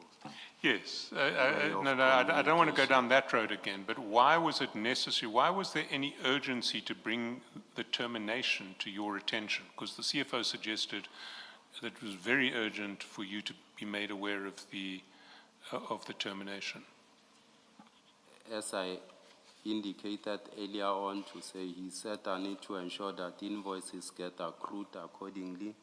There's a mop-up plan in terms of the ad hoc services that we don't see ourselves having outstanding payments in the new financial year. Yes, but would you agree that that is a problem that you face in relation to all contracts, whether they've been terminated at the end of the financial year or whether they are going into the new financial year? Correct, SC. So that doesn't explain why it was so urgent to alert you to the termination. Did you see any urgency to which the termination was relevant? It's not about the termination, it's about services that were rendered under ad hoc services and so forth. So he was just indicating to say this has been terminated. Let's ensure that we accrue every invoices. We ensure that, we close the financial year proper. So from your perspective, if there was any urgency, it didn't relate to the termination letter, it related to issues of accrual of invoices which were not specifically caused by the termination letter. And that's correct, but we should also take into account and see that we communicate in various ways when we communicate certain subject matters. Sorry. Did you receive a termination letter from the CFO in respect of I think it was Triotic was the other company that was rendering ad hoc services? Did you get a similar letter? In terms of Triotic, commissioner and more another service provider, remember these ad hoc services with the spreadsheet for 6 months. We were paying Goobies an amount of, it's 1.8 or something, 2 million when it has inclusive of VAT per month. Come January, ad hoc increased just for Goobies to 14 million in February when I picked it up in March, when accounts payable said to me, this is the situation. So this was in relations to those additional services that were procured since January, which escalated the ad hoc services. Does your explanation mean only Goobies was informed Yes. that its services have been terminated? Correct, Commissioner. No one else was being terminated? No. The other service providers who were providing ad hoc services who had been authorized Yes. by Mr. Piri, are you saying they didn't get similar letters that tell them that the service is now discontinued? I'm not sure who authorized them, but these mainly the services that were authorized by Mr. Piri were these ones of Goobies for water treatment plants and so forth. Thank you. But just to clarify from your perspective, there was nothing urgent created by the termination letter. There was Nothing urgent created by the termination letter. Yes, much as I'm saying we don't need to look at the termination in isolation of the subject matter that he was talking about. he was emphasizing the issue of invoices. SC.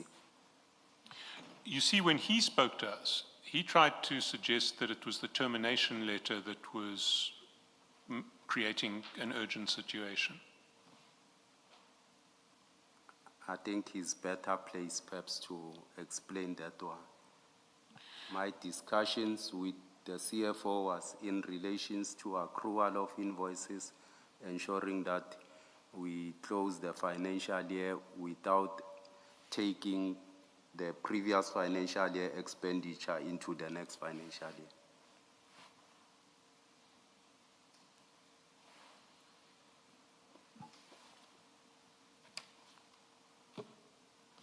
Can I then take you to a chat on page 400, page 421, file 4.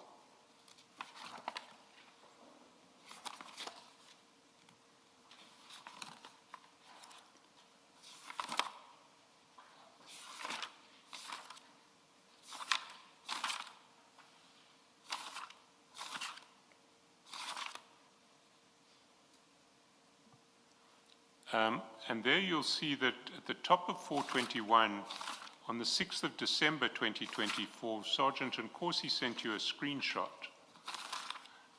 And at 9:54 p.m. and at 10:01 you responded, "Evening, Captain. I thought you told him that your wife is in hospital and you had to rush there and reschedule our appointment." You see that? Yes, I see that. Do you recall what that was about? I can't recall.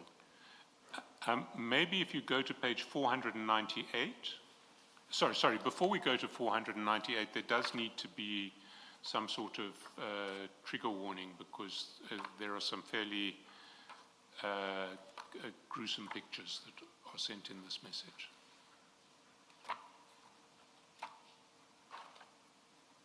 You said it's page 498. 498. Let's just have a look before.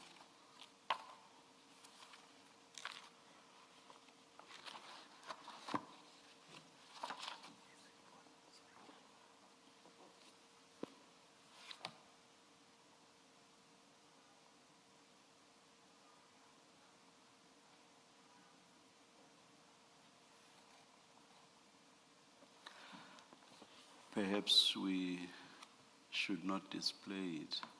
Yes, that may be Pictures the are easiest just way. too gruesome, yeah. Do you see the picture at 498? Correct? Do you know what that picture, well, it depicts some bodies, but do you know what scene it relates to? I don't know what scene it relates to. Did Sergeant Nkosi not explain to you what scene it related to? No, much as I was saying, he said he's rushing to somewhere and he need to attend. So I said, but I thought you, because your wife is in hospital, you wouldn't be, doing duties on that particular day.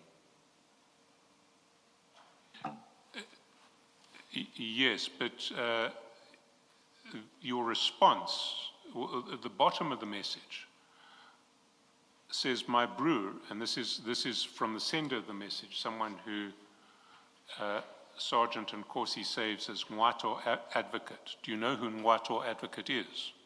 Yes. Who is it? It's Sergeant Nkosi's advocate. And have you had meetings with him before? No. The only time I think I was booking for a couple's event at his place. I think we're supposed to go and view the venue with Sergeant Nkosi. Is that the place at Hartbeespoort Down? Yes. So it's in fact his attorney, not his advocate. It's Mr. Ngwato, who has the place at, yes. is his attorney. Well, at the bottom of that message, Mr. Ngwato writes, "My brew, any update of number 1." And that seems to be what you are responding to at 6 minutes, at 10:01 on page 421, where you say, "Evening, Captain, I thought you told him your wife is in hospital and you had to rush there and reschedule our appointment." Yes. So who was number 1? I don't know who's number 1. But then why did you respond, "I thought you told him that your wife is in hospital and you had to rush there and reschedule our appointment"? Much as I'm saying to say, we were supposed either to view that venue because we wanted to use it for couple seminar in reappears. And his wife was also sick. Much as I'm saying, he rescheduled our appointment because he wanted to rush to the hospital. That's what I was indicating. So did you understand that the message at the bottom saying, "My brew, any update of number 1," related to a proposed appointment between yourself, Sergeant Nkosi, and Mr. Ngwato to look at the venue? We were not meeting with Mr. Nyatlo there. We were meeting with the people who are working there at the venue. Well then, a meeting for yourself and Sergeant Nkosi and the people at the venue. Yes, the to manager look there, at the venue. The manager there. And so when when the message refers to any update of number 1, then it seems to be referring to you as number 1. No, Well, who is it referring to as number 1? I don't know. But you responded in relation to a meeting that you had planned with Sergeant Nkosi to go and look at Mr. Ngwato's venue. It's two separate incidents, I think. Here he was telling me about this, either he's rushing somewhere. He was, I'm not sure it's a screenshot that he was also showing the advocate to say either he's rushing somewhere there. And while he had initially an arrangement with me to take me to view that venue there, but he also had his wife in hospital. So, and he rescheduled our appointment because, as I'm indicating to say, because his wife was admitted and so forth, so we won't be able to go and view the venue. But how did you know, in response to this message, which says, any update of number 1, that Sergeant Nkosi that a response relating to your proposed appointment to view the venue was what Sergeant Nkosi was looking for? I have nothing on this message, CS. I think it's a communication of Sergeant Nkosi and Advocate Ngwato. I don't know what they were talking about. Sorry, Deputy Chief, but that answer doesn't make sense. You get a screenshot at 9:54 from Sergeant Nkosi of his conversations with Mr. Ngwato. You respond within 7 minutes saying, "Evening, Captain," and the last message on that screenshot says, "My brew, any update of number 1?" And you respond, "I thought you told him that your wife is in hospital and you had to rush there and reschedule our appointment." SC, Sergeant Nkosi sent me this screenshot. Then I write to him to say, "I thought you told him that your wife is in hospital and you had to rush there and reschedule our appointment." That's what he told me to say. He's rescheduling our appointment because he's rushing to hospital. So I become surprised if he's attending again to another incident. Deputy Chief, who's the him you are referring to in that chat? I thought you told him. Who is that him? Advocate Ngwato. because that's the screenshot I think he sent me. But why would he tell Advocate Mwatu? Because he doesn't work for Advocate Mwatu. If he doesn't need to be at work because he's attending to that crime scene, why does he have to tell Mwatu that? Commissioner, this screenshot he shoots to me because we had an appointment to go and view the venue. So I'm surprised to say, but you rescheduled our appointment to go and shoot the venue. So, and you said your wife is in hospital, it's admitted in hospital, which for me it's a valid reason So for him to reschedule our appointment. Now he's attending to something. I'm saying, why you did not tell Advocate Nwatu to say your wife is in hospital? So the him in your chat does not refer to the number one in the screenshot? I don't know who's number one. Okay, thanks. Looking at the timestamps here, your answer doesn't quite explain. This is at night, the screenshot exchanges that you're referring to. At 4:98, that exchange happens at night, and then your message is also at night, where you say, I thought you told him. So if your issue is that he had said to you that he will tell him that he's attending, that if your account is that Sergeant Nkosi told you that he will tell Mr. Mwatu, or he told Mr. Mwatu that his wife is in hospital, and that is your issue now that you see these pictures here, because now it has cancelled your viewing as a result of him telling Mwatu that his wife is in hospital. It doesn't quite make sense unless you are going to be viewing the venue at night. He's not Mr. Nwato's wife. Sergeant Nkosi's wife was in hospital. Yes, I understand. So we're supposed to go there and make arrangements for a couple's seminar. He postponed me and said, we can't go there because my wife is in hospital. I must go and visit him. So I'm surprised to say, but you are taking other commitments. Okay, but this screen page that Sergeant Nkosi sends to you, it doesn't say he is at another job. There's no accompanying message that tells you that Sergeant Nkosi is in fact at another scene. Where do you draw that from, that he has gone somewhere else instead of going with you to go and watch and see the venue? Much as I'm saying, this chart he was showing me to say he postponed me earlier on, but he's now showing me to say he's attending to something else. Why do you say this says he is attending to somewhere else? Why do you say from this that Nkosi isn't attending at this scene?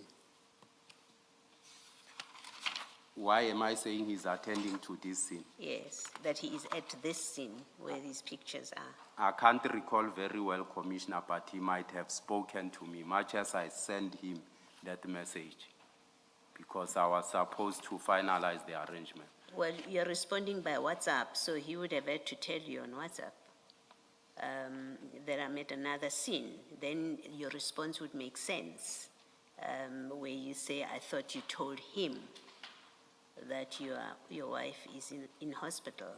He would have had to say it to you on WhatsApp. Commissioner, I think this is what I recall about this incident. This one had nothing to do with me. Who's number one, I don't know. Thank you, Mr. Shaska.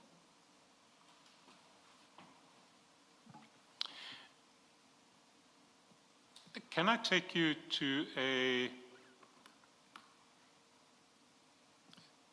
different issue? It is file 4, page 479.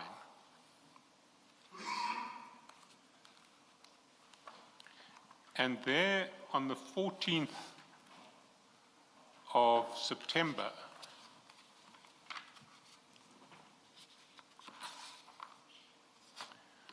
Sergeant Nkosi sends you a series of receipts from applicants to be trainees in the TMPD. Starting from chat number 7, and you'll see those receipts in the annexures from page 571.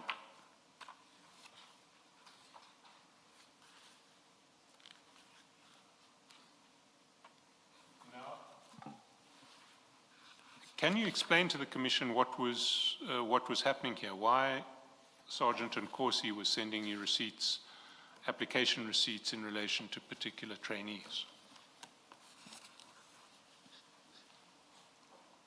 As I indicated previously to say, the application receipts that Sergeant Nkosi have sent me, I received quite a lot of them from various people. Family, colleagues, friends, and so forth, to say, perhaps can you assist with this, with the hope of securing employment in the city. So I received quite a lot of them. Does employment relations and appointments fall within any of your responsibilities in your position at the city? It falls within SC because I'm support and admin, but I think I've attached a letter there that perhaps we should go to it and read it so that I can be able to clarify this matter. Let's look at it. Where is it? It's one of your additional documents.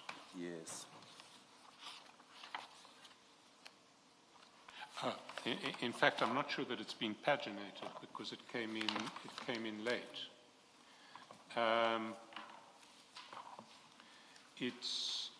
I don't know, Chair and Commissioners, it was the email that we spoke about at the start of Friday's questioning.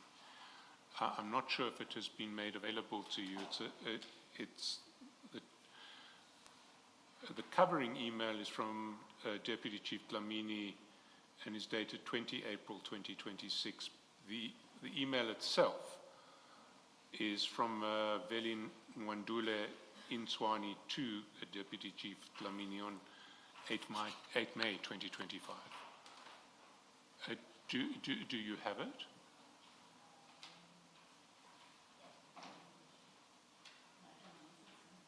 Something about the 8th May. It's directly under the covering. So the. Oh yes, I see that. It is the right one. Can I suggest that we number it in the additional documents bundle, which currently ends at file 5, page 88. It can start at page 89 of file 5. Isn't there one to spare? I can share with Commissioner Baloyi. One to spare for Commissioner Khumalo, please.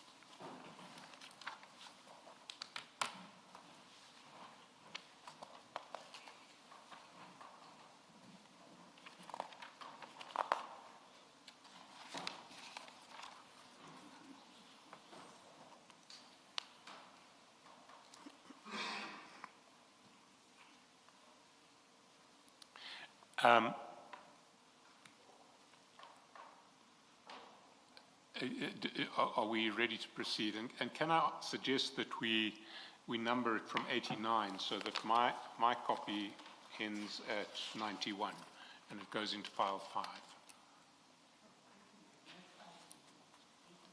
89.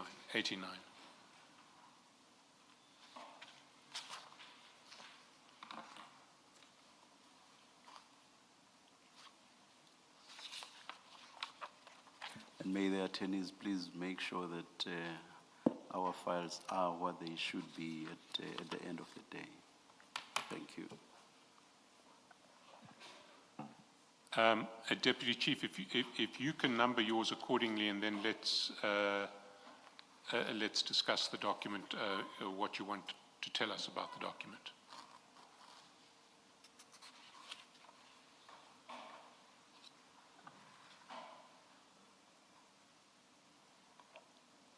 Yes, I've numbered it, SC.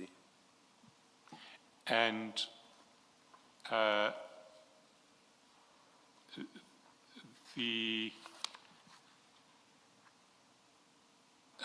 can you tell us what you want us to take note of in the document? SC, I want you to take note of, to say the structure might be speaking something else, but in essence, practicality, it's not what is happening at the workplace. So this is a typical example. It's not only relating to HR matters, but it also relates to many aspects within my division. It will be internal affairs and so forth, but I'll take you through just to understand so that you can have, a background around these matters of my involvement and so forth on HR-related matters. Please do. It's just that I'm not sure what you want to emphasize here. So the floor is yours. If we go to page 90, you'll realize that I'm making request here from my office to the director who wrote this email to say, as discussed during your telephonic conversation. So you're at the foot of you're at the foot of page 90. Page 90. And it's the email from Iris Ngubeni to Yes. Velian Dwandula. Yes. To say, as discussed during our telephonic conversation with DC last Wednesday, 30 April 2025, please submit a plan and timeline for the filling of the advertisement of the recently closed vacancies. Furthermore, you and Ms. Celias are required to attend the Monday's meeting at 7:30 for weekly progress. Lastly, please update on the job forum of 2,000 trainees. The advertisement is planned for the first week of July 2025. This was my email to Director Nwandule to get a plan, a sense of what is happening. And he responds to me on the 8th of May. He says, good morning, Deputy Chief. Please note that first and foremost, all recruitment applications are received by Group Human Capital Management Recruitment Section. The process is fully controlled by Group Human Capital Management. Upon receipt of the online application, the information is organized for the department in terms of various positions advertised.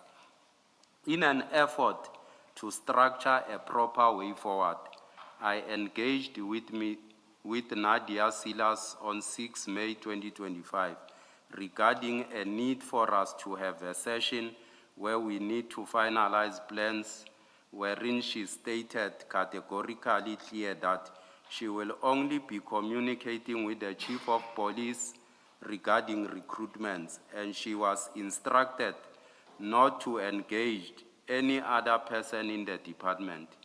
Even though I made it clear to her that I am the director must and cannot be left out at all, she made it clear that she was instructed by the Office of the Chief and will brief the Chief on regular basis via WhatsApp.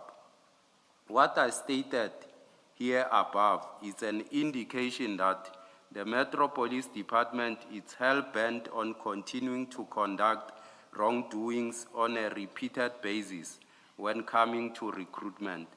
One can conclude that it is either arrogance by the department or the key account specialist, and or both conniving and enjoying the same arrogance.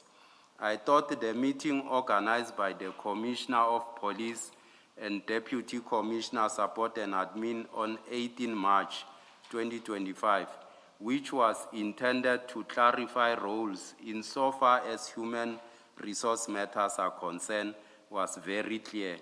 but I seem to be wrong. The same meeting was clear that the Director Mass, TMPD, and Key Account Specialist, Group Human Capital Management ought to work together on all human resource matters. It is rather strange that Nadia Silas undertook it differently and she can't even provide proper advice on the right procedure or at least the role of the department director for mass to whoever is giving the so-called instruction. Right across all departments of the city, the key account specialist and the director mass would work together seamlessly on all the recruitment matters, except in the Metro Police Department, where the key account specialist is only comfortable only in working with white managers and continue to undermine the existence of Director Mass, probably because he is African and black in particular. It is clear that Nadia Silas wants to be a law unto herself when coming to Metro Police Department. This rotten attitude must come to an abrupt end.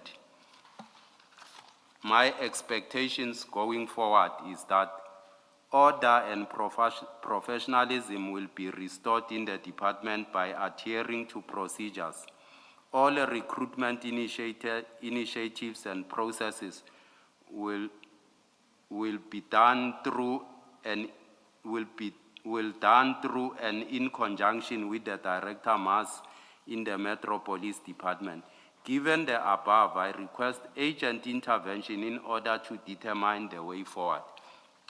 This I want to bring SC to your attention that HR, yes, it's under me in terms of structure. As you could see that I continuously make attempt to ensure that, we work seamlessly in this arrangement. On the 18th of March, I arranged a meeting together with the Chief of Police, both the Director and the Key Account Specialist, trying to resolve, their working relationship. In that meeting, it was resolved that the Key Account Specialist must liaise with the Director Mass in whatever HR-related matters within the department, but you can take from the email that came back on the 8th of May that there was no any effort of the two trying to work together. And these are work politics I indicated previously to say we sometimes get accused of raising race cards, while it's not the case. There's a clique, that works within the department of, people preferring Dhlamini, it's black. We can't include him on these matters that relate either to HR or whatever the case it might be. He'll prefer to work with DC Police on any other matter that relate to HR. Much as DC Police, when he came here, it was clear that he's attending arbitrations and so forth, which are all, related, coming from grievances and so forth, which get run by Director Nwandu, who must go to step 3. But because of these, matters that he raised here, the status quo is such that DC Police will continue doing arbitrations and so forth. I'll only come at the tail end if there's an enforcement order that they are attaching the city's assets. It's when these matters will be brought to my attention to ensure payment for members who either got an award and now they have an enforcement order. So I just wanted to bring it to your attention to say it's not an isolated matter. It same applies with internal affairs. It's there in the structure reporting to Dhlamini.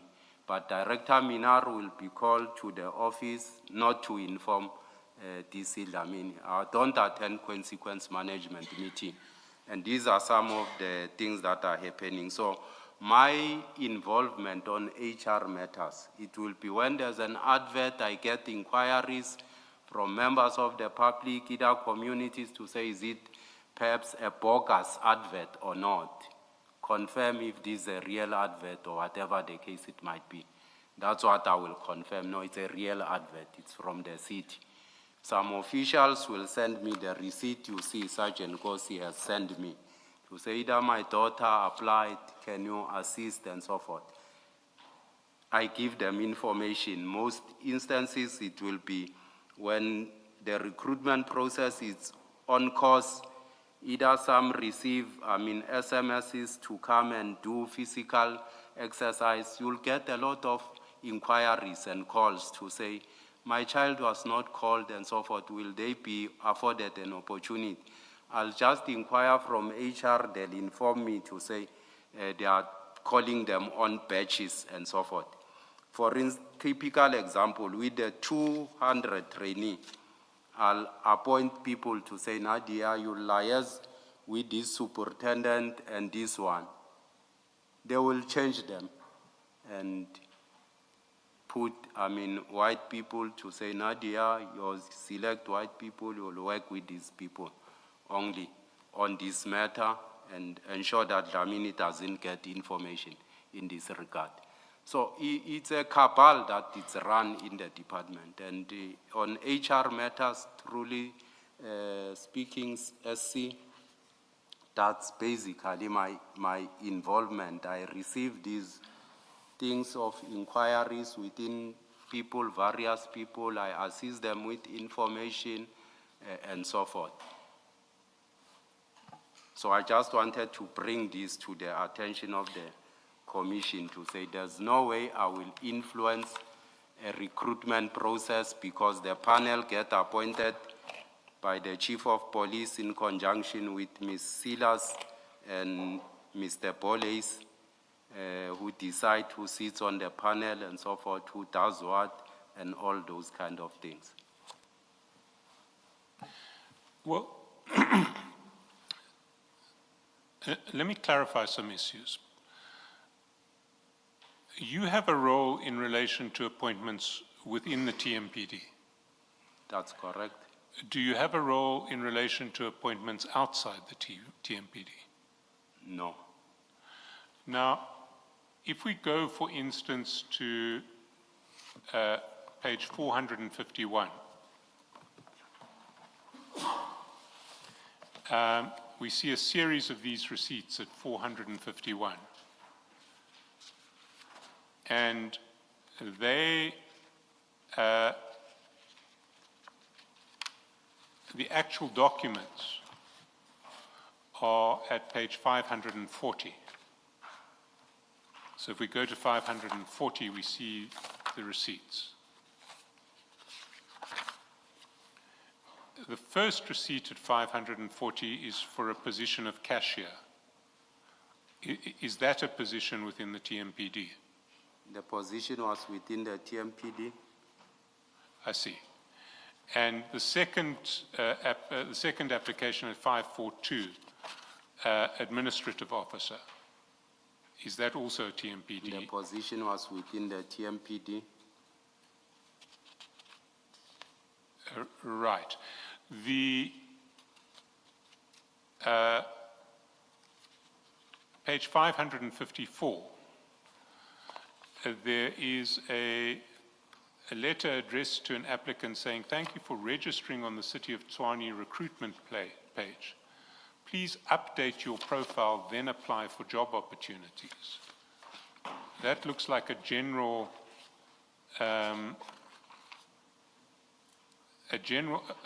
letter for someone whose profile needs to be updated. What do we have in 544. 544? Oh, 44.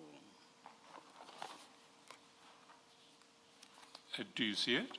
I see, the city has introduced the online applications in the city.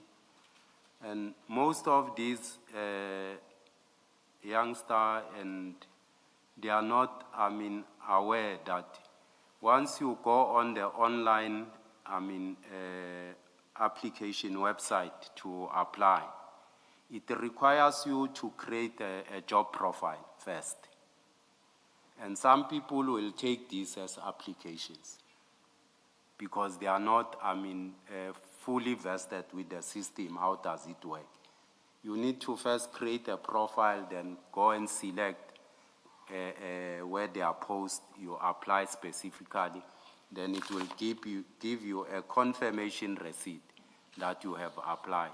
So most of the applicants end with creating profile and think they have applied for a position in the city because they are not well conversant with the system.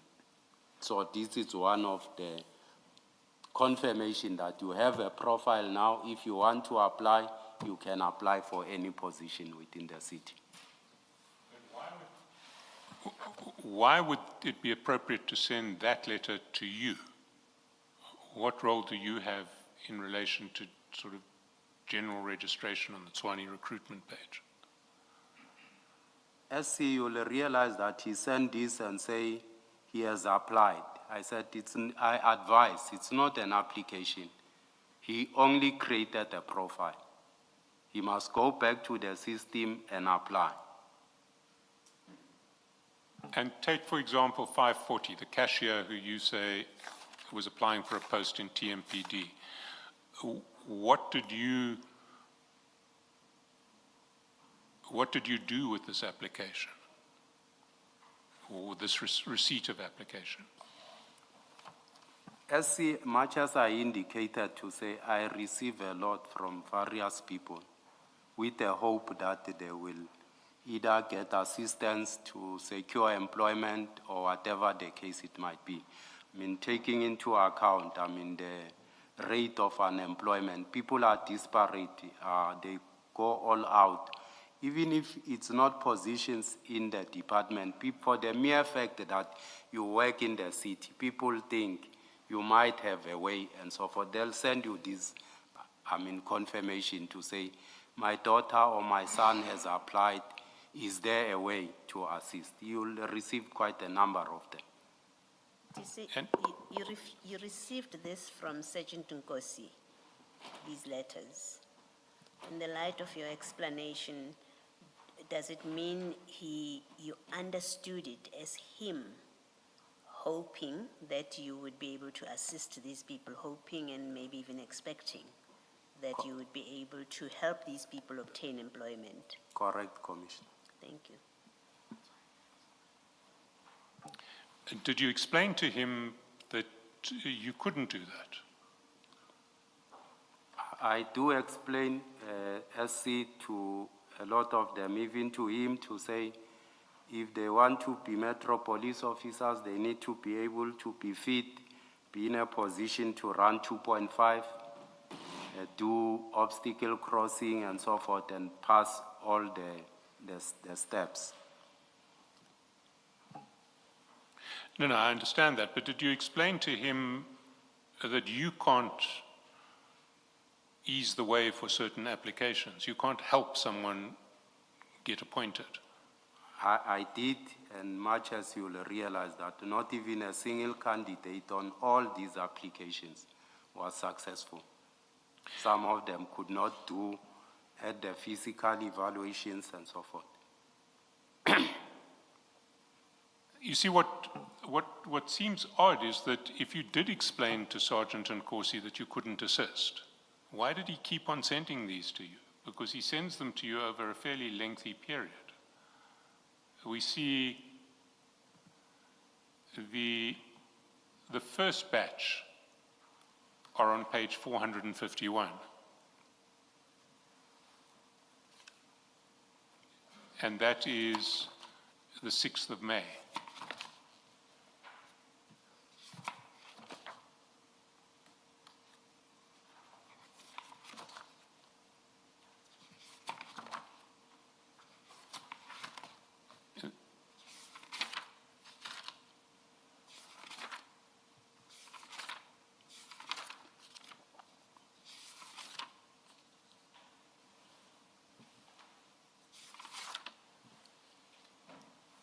Yes, I do explain. It's not only to him, but to a number of people. And they will continue persuading with a view that perhaps one might help. Well, let's look at the next one, which is at the top of page 461.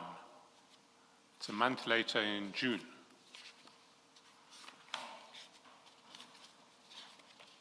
And Sergeant Nkosi says to you in chat 2, "Morning, my General. This one is General Shabiri's daughter. She graduated in 2002.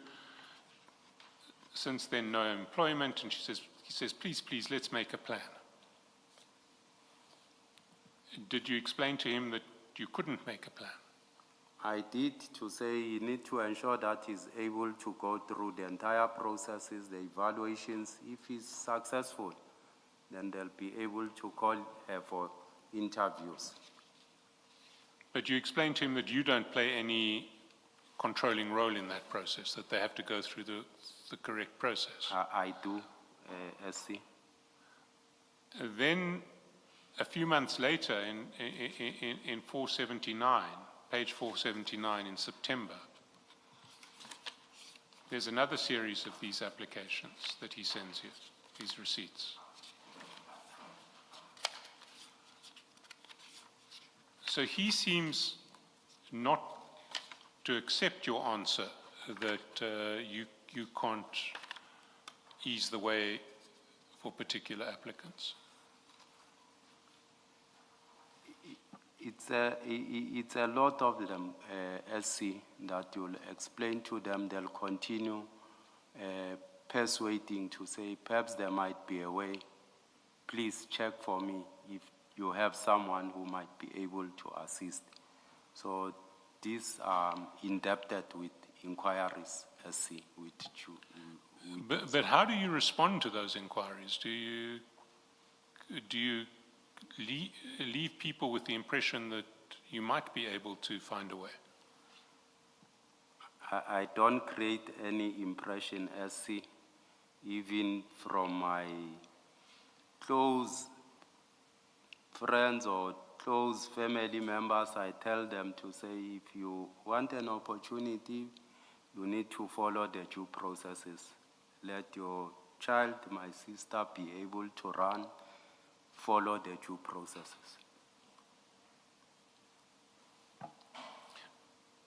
And yet Sergeant Nkosi keeps on coming back to you with lists of applicants. What is he asking from you? It's not only him, SC. I'll give you a classical, example. One of my sister's son went, he ran, he was able to do the obstacle crossings and so forth. He went for driving, he passed, he went for psychometric, he passed the psychometric. When he went for driving and so forth, they required documents. He attached the statement of result. He was disqualified on that. And my sister will come and say, is there no way that you can assist? I'll tell him to say, train your kids to be responsible. If they say these are the requirements, let them follow them. So I might not be able to assist. I indicated to say, I don't appoint the panel. It's appointed by DC Police, Nadia, and the chief. I can only assist with inquiries. Deputy Commissioner, he says to you in that message, this is General Shibiri's, suggesting you know General Shibiri. I don't know him. I've never seen him. It was for the first, he suggested it's General Shiburi, and I don't know who's General Shiburi. I only saw him. Shibiri. Yes, I only saw him for the first time when he came to the commission. You didn't ask him who is that? I felt it's not necessary, Commissioner, for me to ask him. Do you know why he would assume you know who General Shibiri is? It's quite important that he mentions. He mentioned the general. The name of the parent. Do you know why he would assume that you would know who it is and why it would matter to you? I think he assumed I know General Shviri, and for the mere fact to say he says it's general, maybe there might be something that I might do. Thank you.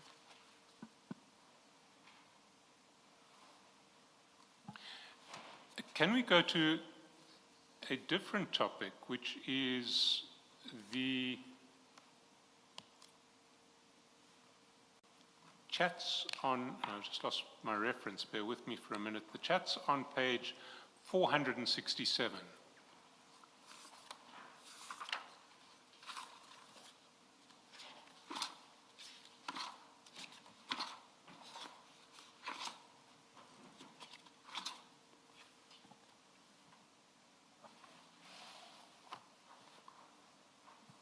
And there you'll see that on 26 June, Sergeant Nkosi sends you 2 pictures, and you'll find those pictures at page 567, all in file 4.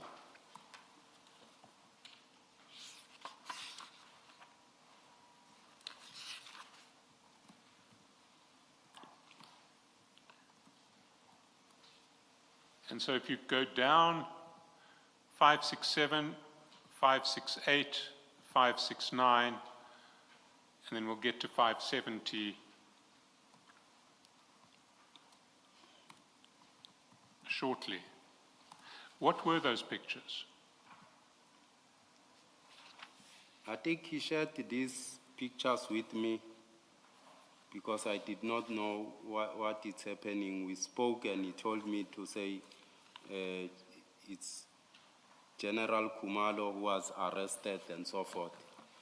But I did not even know him because General Kumalo, whoever. I think he shared this for me because one, he knows I'm not on social media. Secondly, I'm not watching any TV, no, the news or whatsoever. I think he likes sharing information with me on those bases. This is not social media information. These are private photographs of people being taken into a court. Are you aware of that? I'm not aware. I wouldn't know SC where he got it, but as I indicate to say, I'm not on social media, I don't watch TV, nor follow, these things in most instances. What did he tell you about these? He just said there was an arrest of the, General Kumalo and so forth.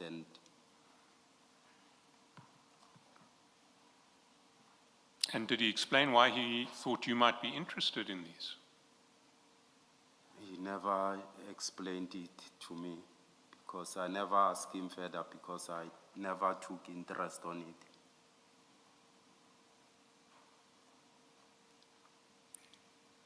So you just got these pictures from him without knowing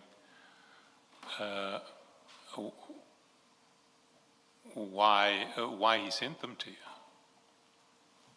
Much as I'm saying, he was just sharing with me to say there was this arrest and so forth, that people were arrested at OR Tambo and so forth, General Kumalo and so forth. So I said, what's happening now? Why are they arrested? He said, I don't know, he'll let me know, but I never followed up in that thing.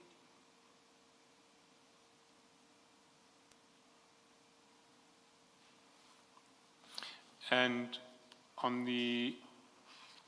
if one goes to page 570, one sees a list of people with case numbers.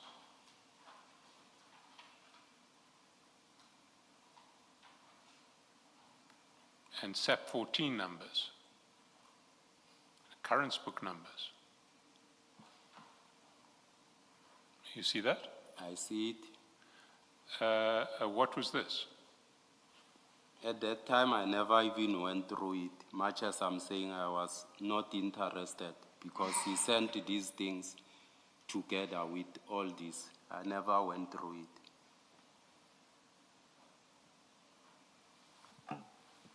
All right. I think, Deputy Chief, I think what is curious and does require an explanation from somebody is the very specific information that Sergeant Nkosi is sharing with you. Firstly, at 467, where you've got those pictures, he gives you names. On the face of it, at least according to me, it suggests that these names must mean something to you.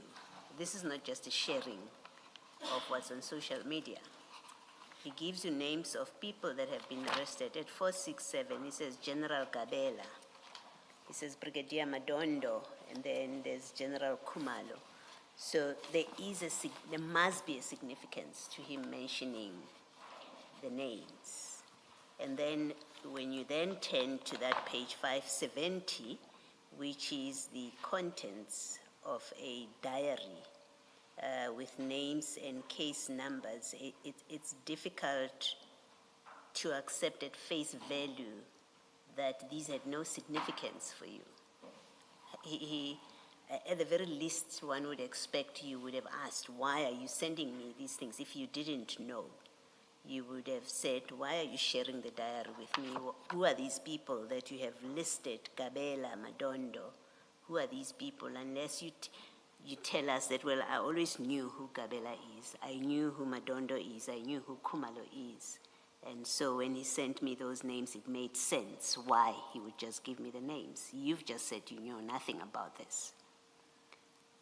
Commissioner, to be honest, I did not take interest. I don't follow, Commissioner, the news of SAPS a lot or any news. I did not, know them. Much as I asked him later to say what is happening, and he said General Kumalo was arrested coming from OR and all those kind of things. I never followed up. The chart at 475, I never took interest to go who are the names and so forth, because for me, it was of significant importance. It was not of significant importance to me. Yeah, you see, but more the reason, from what you're saying, more the reason why there has to be a better explanation why he would have sent you this. You say you don't take any interest in subs matters. So, on that account, Sergeant Nkosi woke up one morning on a topic that you have absolutely no interest in, decided to share with you information about who has been arrested, the names, that you say, I actually have no interest in that. But perhaps more importantly, certainly more importantly, he shares the contents of a diary which has people's names, case numbers, and OB numbers. That's not random information that you share with someone who's just interested about something that was in the paper. It's something that you share with the expectation that the person you are sending this to has an interest in receiving this, or would be interested to receive this kind of information. I did not, Commissioner. At that time, I never took interest in this. Thank you.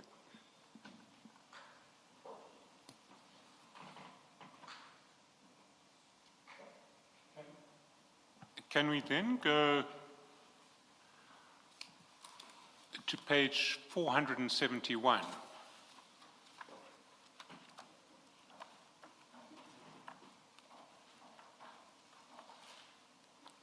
File 4.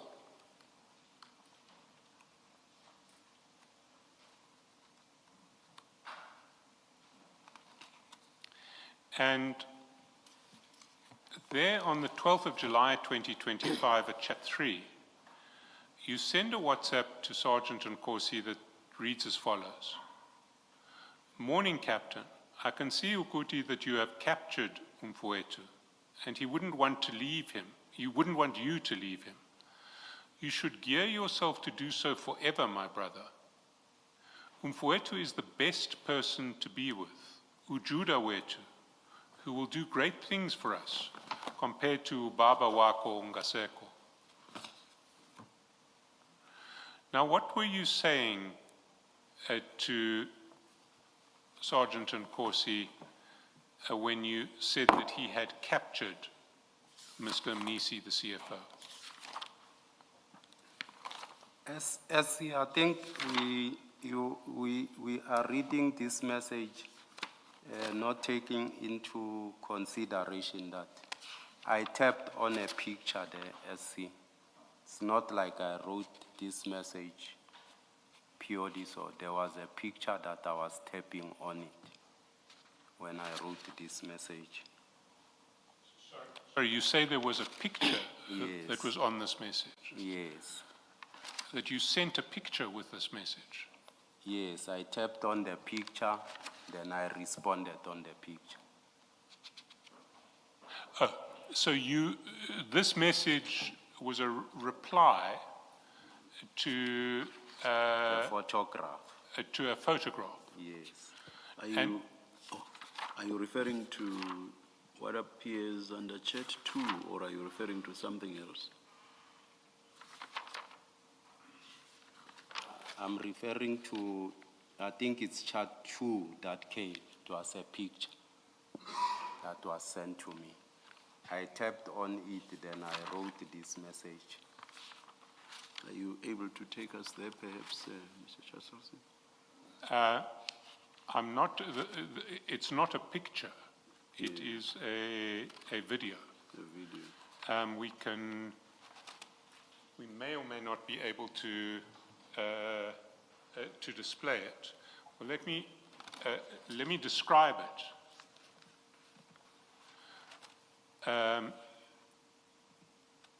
Do you recall what it was that you were responding to? Yes, here, as I indicated to say, it was me responding to that picture that I was responding to. I want it here. I think I responded to it here. Do you remember what it was, Deputy Chief?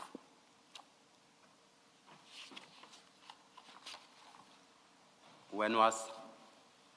In terms of content?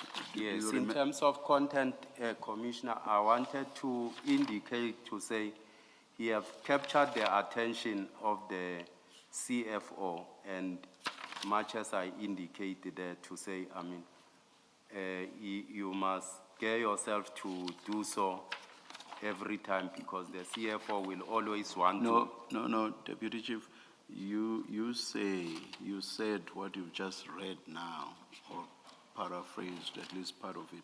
You said that in response to a picture, and you say that picture was what appears under chat number 2.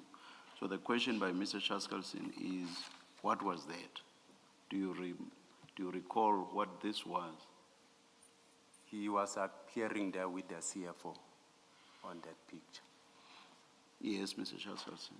Well, the video, if we, Chair, if we are given 2 minutes, I can produce the video.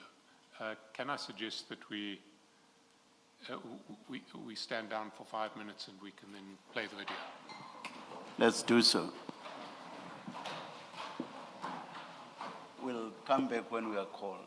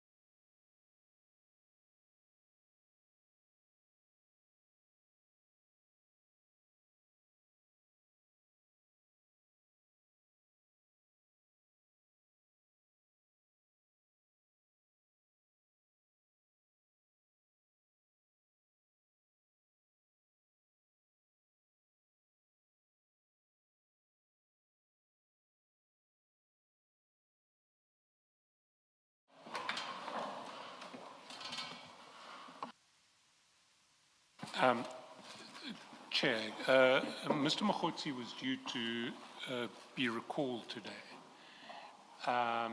In the meantime, we've been informed by his legal team that they are going to apply for my recusal as the evidence leader dealing with his matter.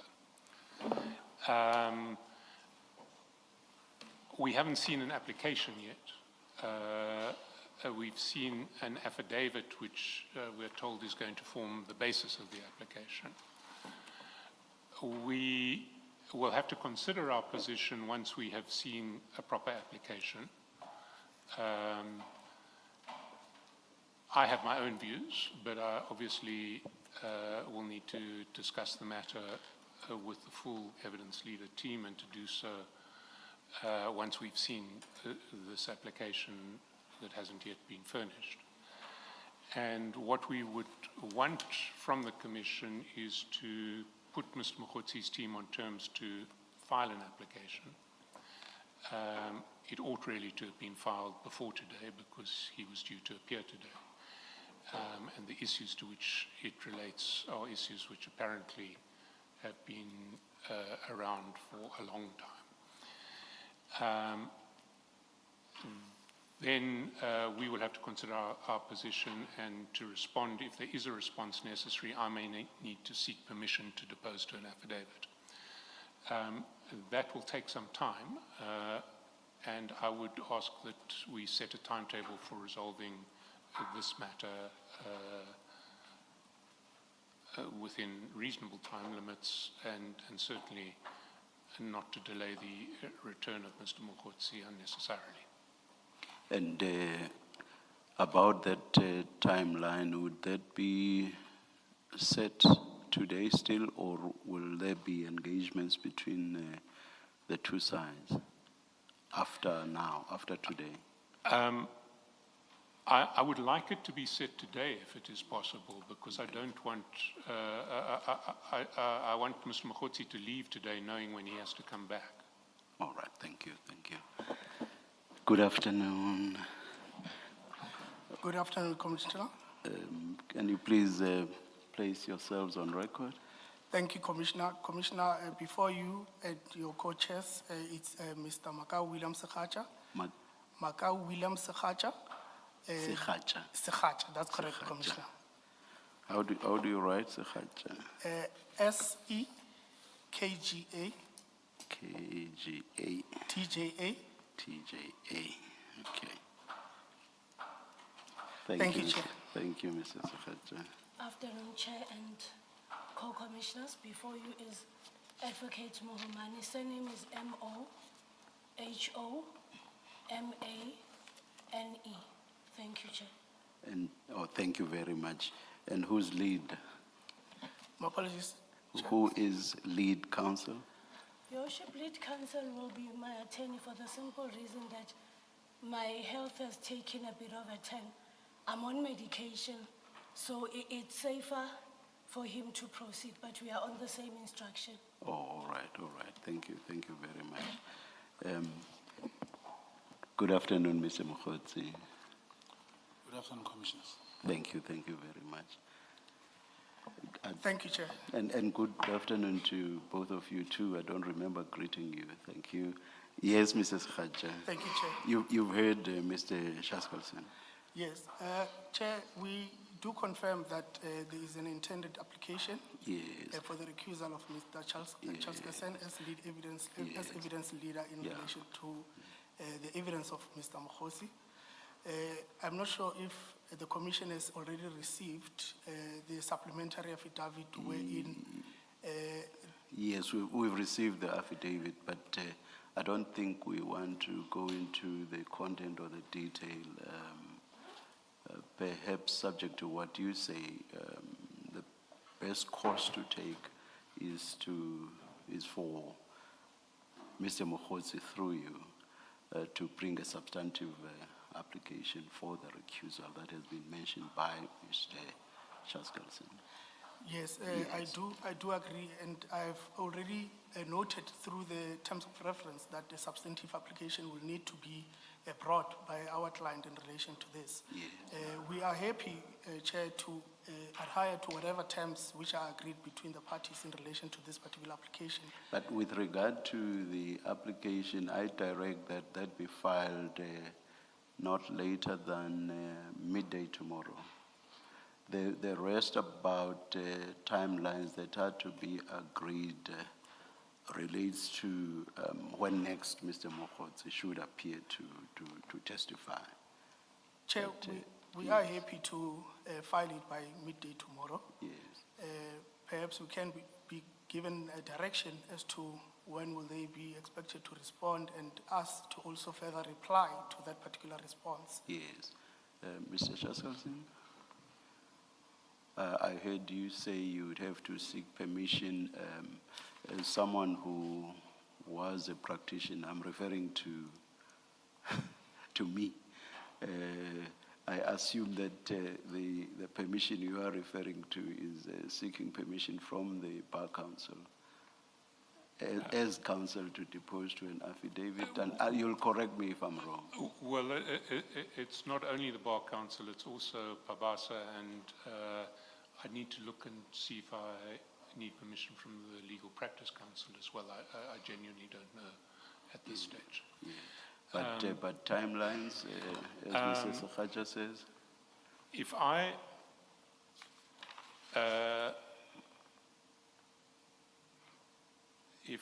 I can respond by 6 May, because I'm going to need, the response will not take long, but obtaining permission to depose to the affidavit and submit it may take long.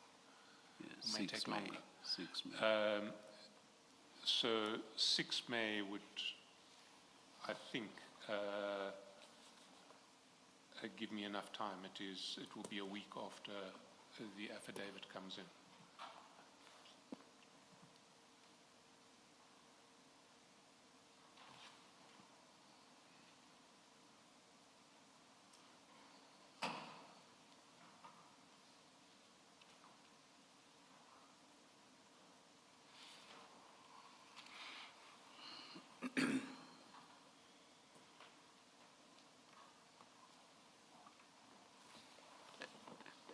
And Mr. Sakhaja, by when do you suggest to reply? Commissioner, it will depend on the veracity of the contents of that particular affidavit. But Length or what? the length, yes, the length. And was veracity intended in the sense that Yes. the time you require will also depend on the veracity? Yes, Okay, all Commissioner, right, all right. also we need to also obtain instructions from our client in relation to that. Perhaps, I would say 3 days after the 3 affidavit has days been, after has been that. So filed. by 9 May. I do not have my calendar with me. Day is the 9th, Sunday. The 9th is a Saturday, Chair. 11? Yes, my counsel is suggesting the 11th.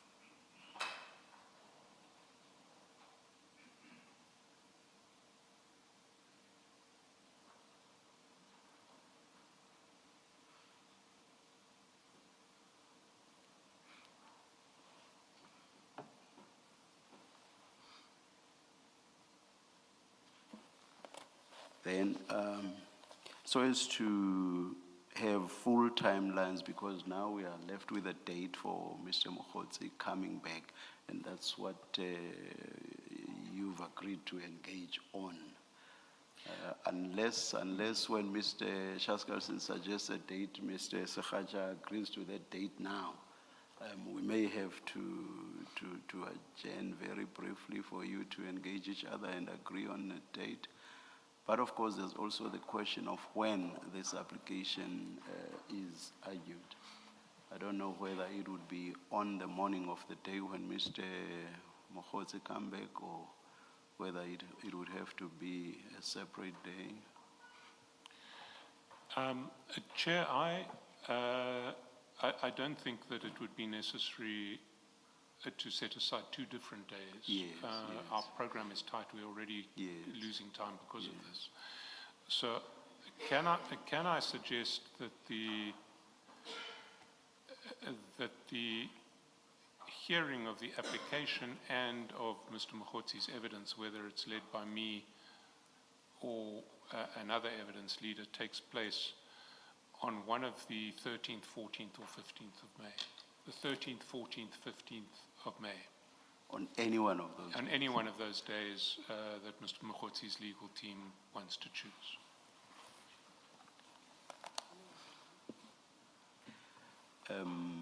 On your assessment now, would it have taken only one day for Mr. Mokhotsi's testimony to be finalized? Yes, not even a day. I mean, Not even. there are limited topics that we were going to traverse with him. Also, So it's possible to determine the application and to still hear the testimony. deal with the remainder of the evidence. All right. Which one of those days do you pick, Mr. Schacha? Chair, If any at all, but I hope you will pick one. the 15th, Chair. 1-5. Yes, Chair.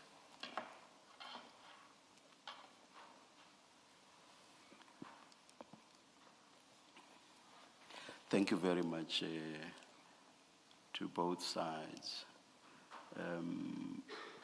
The substantive application must be filed by close of business tomorrow, 29 April 2026. I have specifically decided to say close of business, no longer midday, because it doesn't serve much purpose to press for midday if the answer is going to be on the 6th of May anyway. So let me start from the top, as artists say. The substantive application must be filed by close of business tomorrow, 29 April 2026. The answering affidavit must be filed by 6 May 2026. The replying affidavit must be filed by 9 May 2026. And, oh, I'm so sorry. 11 May 2026. And the hearing of Mr. Mokhotsi's testimony will resume on 15 May 2026. And the application for recusal will be heard on the morning of that day. Mr. Mokhotsi, you are directed to be here on that day. That is 15 May 2025. 26. One last day, come next day. 2026. You should not have corrected me, Mr. Mokhotsi. It was then you would simply not have had to come here. It was on the media that I'm not around, so I must quickly say Thank you. I'm here. Thank you very much to everybody. Thank you, Chair, and the co-chairs. You are excused. Thank you. Thank you. Thank you, Chair. Mr. Mokhotsi, you too, you are excused. Thank you.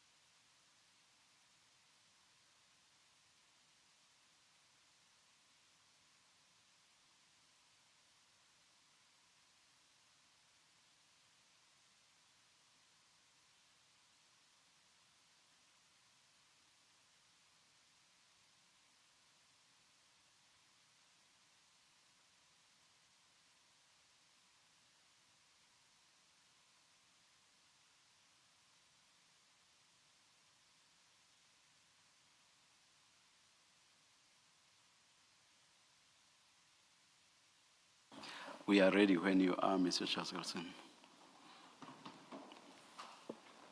Thank you, Chair.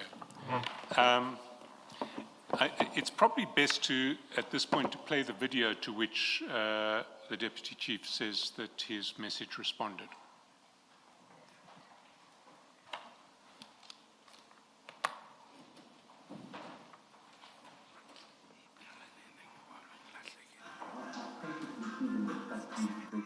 I always hope that I could have put down with him.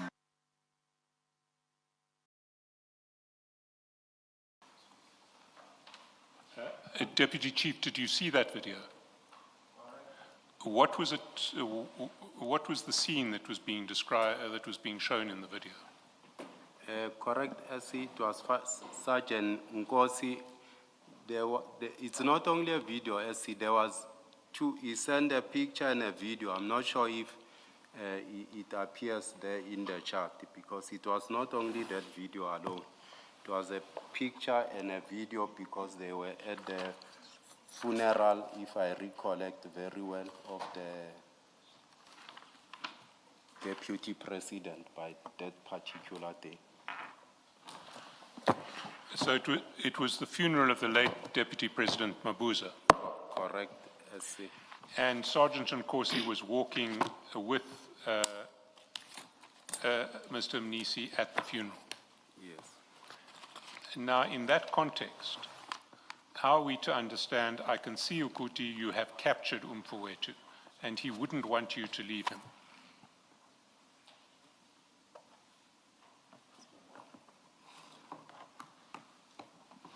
I was referring, as I indicated, to the attention with regard to which I think he has taken the attention of the CFO, and he wouldn't want to,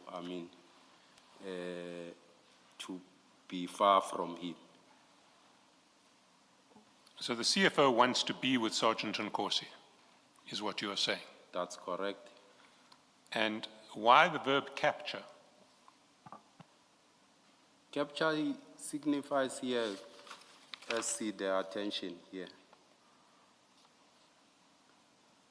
Well, in context, that isn't what it means. Look at what you say at the end of the message.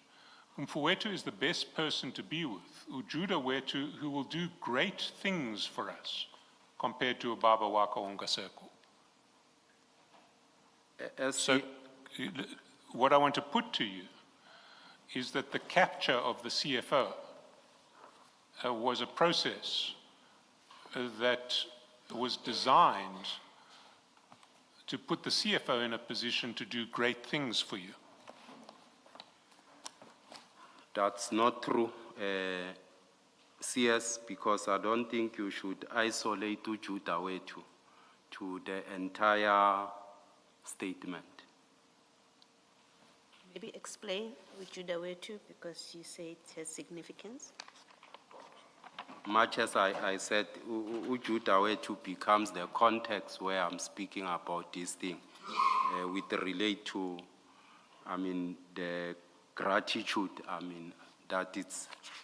that I see. It signifies, gratitude, and it's a praise, it's in Dumiso.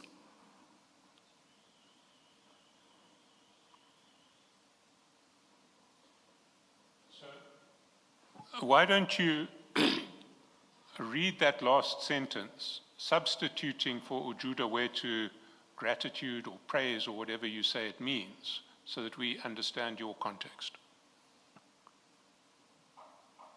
See, when we write these things, it's not like you are writing a formal or thesis or whatever that need, we are communicating on WhatsApp groups and so forth. It's not a formal way of communications. We have our own way of how we communicate and so forth. So much as I'm saying, if you will read the entire statement bit by bit and say, Ubaba Konga Seko, capture Ujuda wetu, sometimes we might not be able to bring this into context. Otherwise, you'll understand it the way you want it to look like. But surely, as you write, you want it to mean something.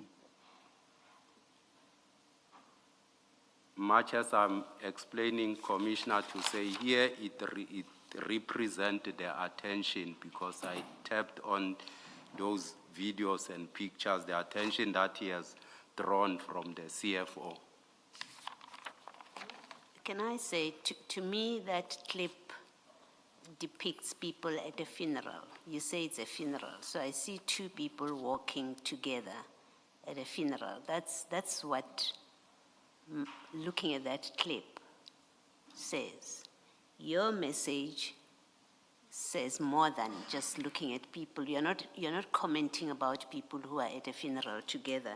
You say you have captured Mfowethu. So you have to explain that when I look there and see two people at a funeral who may have arrived together, I don't know whether you know that they went there together, that's why you say you've captured him. Maybe they came separately, they happened to arrive together. So the captured means nothing when I look at the video and you've said you've captured Mfowethu. So you have to explain that you get sent a clip and then it causes you to say you have captured Mfowethu. What are you talking about? You're obviously not talking about just two people just because they are at a funeral together. So do explain. You get a clip that shows you these two people who are at a funeral together. Why do you say that depicts Sergeant Nkosi having captured the CFO? He has captured the attention of the CFO, Commissioner, and that's what it precisely means. What do you mean he's captured his attention? They're at a funeral. We see a clip that just shows them walking together. What is it about that image or that visual that explains he has captured him? To say the CFO wants to be next to Sergeant Nkosi, that's capturing the attention of someone. Do you happen to know how it is they are walking next to each other? You have to know. For you to say, I see you have captured him, it means you know something about how they are ending up together there. And that is the part you have to explain. What do you know about how they end up together, walking together there, for you to say you have caught his attention? You don't say to Nkosi, I see the CFO has captured you. You're not saying that. You're not saying, I see that you have become interested in the CFO. You don't say that. You say the CFO has become interested in you and he wouldn't want you to leave him. So you know that it's the CFO, in fact, who is interested in Nkosi and wants Nkosi will want Nkosi to be there forever, never to leave him. You know that.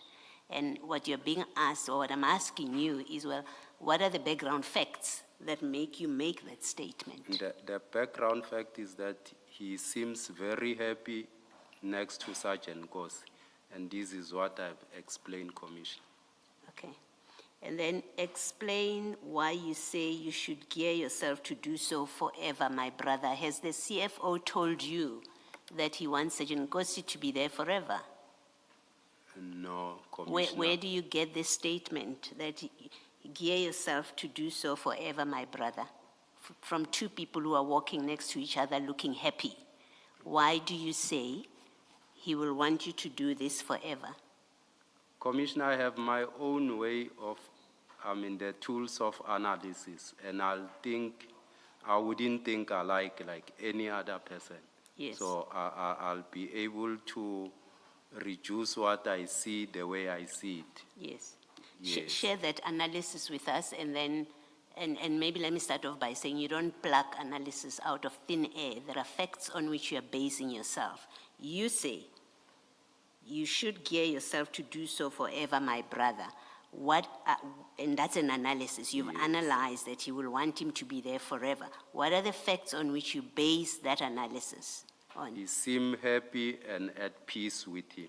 Okay. Why do you say Mfowethu is the best person to be with, who will do great things for us?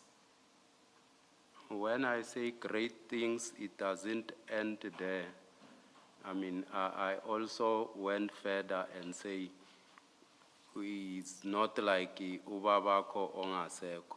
Yes, I'm coming to that. I'm coming to that part.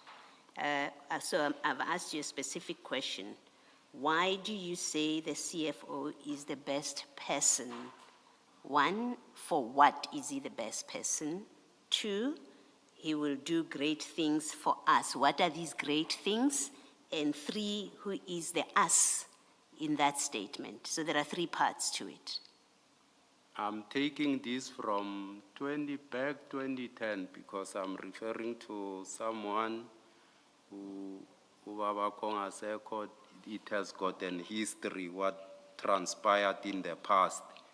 And I'm saying he'll be able to nurture him in the right way and so forth.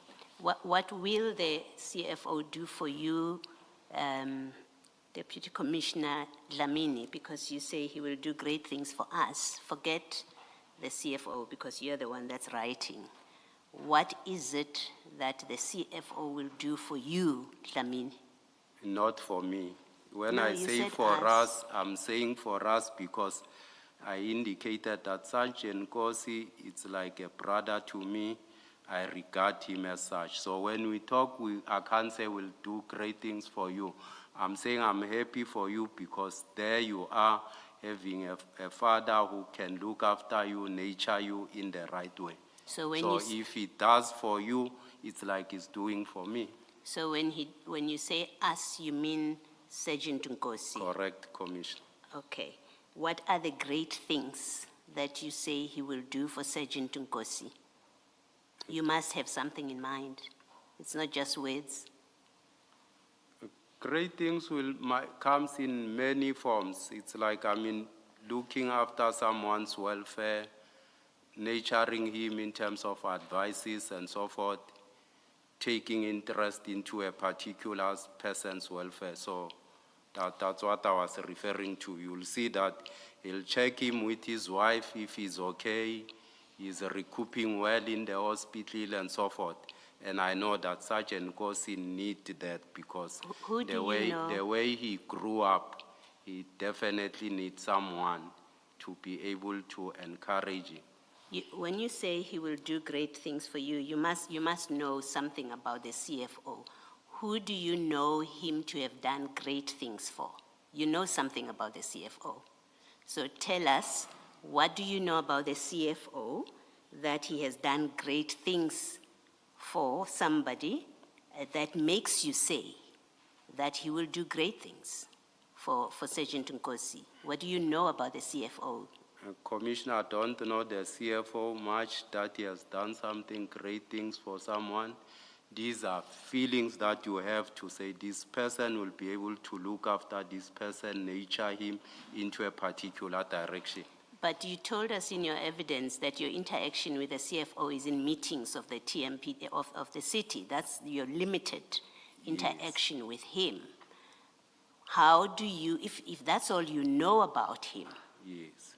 how do you know that he's a person who will do great things, who has a propensity to do great things and will do so for Sergeant Nkosi, for you to make that statement? Commissioner, perhaps if we can think of great things as material things, then we'll be wrong in that assertion because great things will come in the welfare of looking after someone that is well mentally and otherwise he get good advices.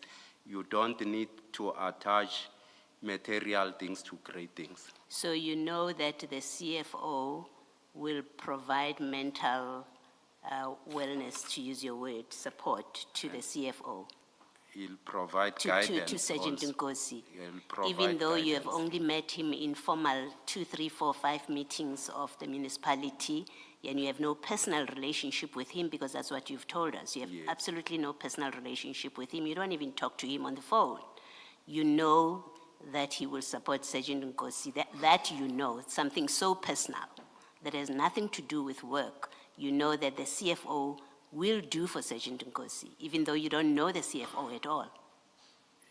You don't need to know someone for years to understand the character or how a person perhaps behaves and so forth. I can meet you twice, then I realize to say, here my daughter or my son will be in good hand to be nurtured. In this case, you determined that from official meetings of Tshwane Metro, that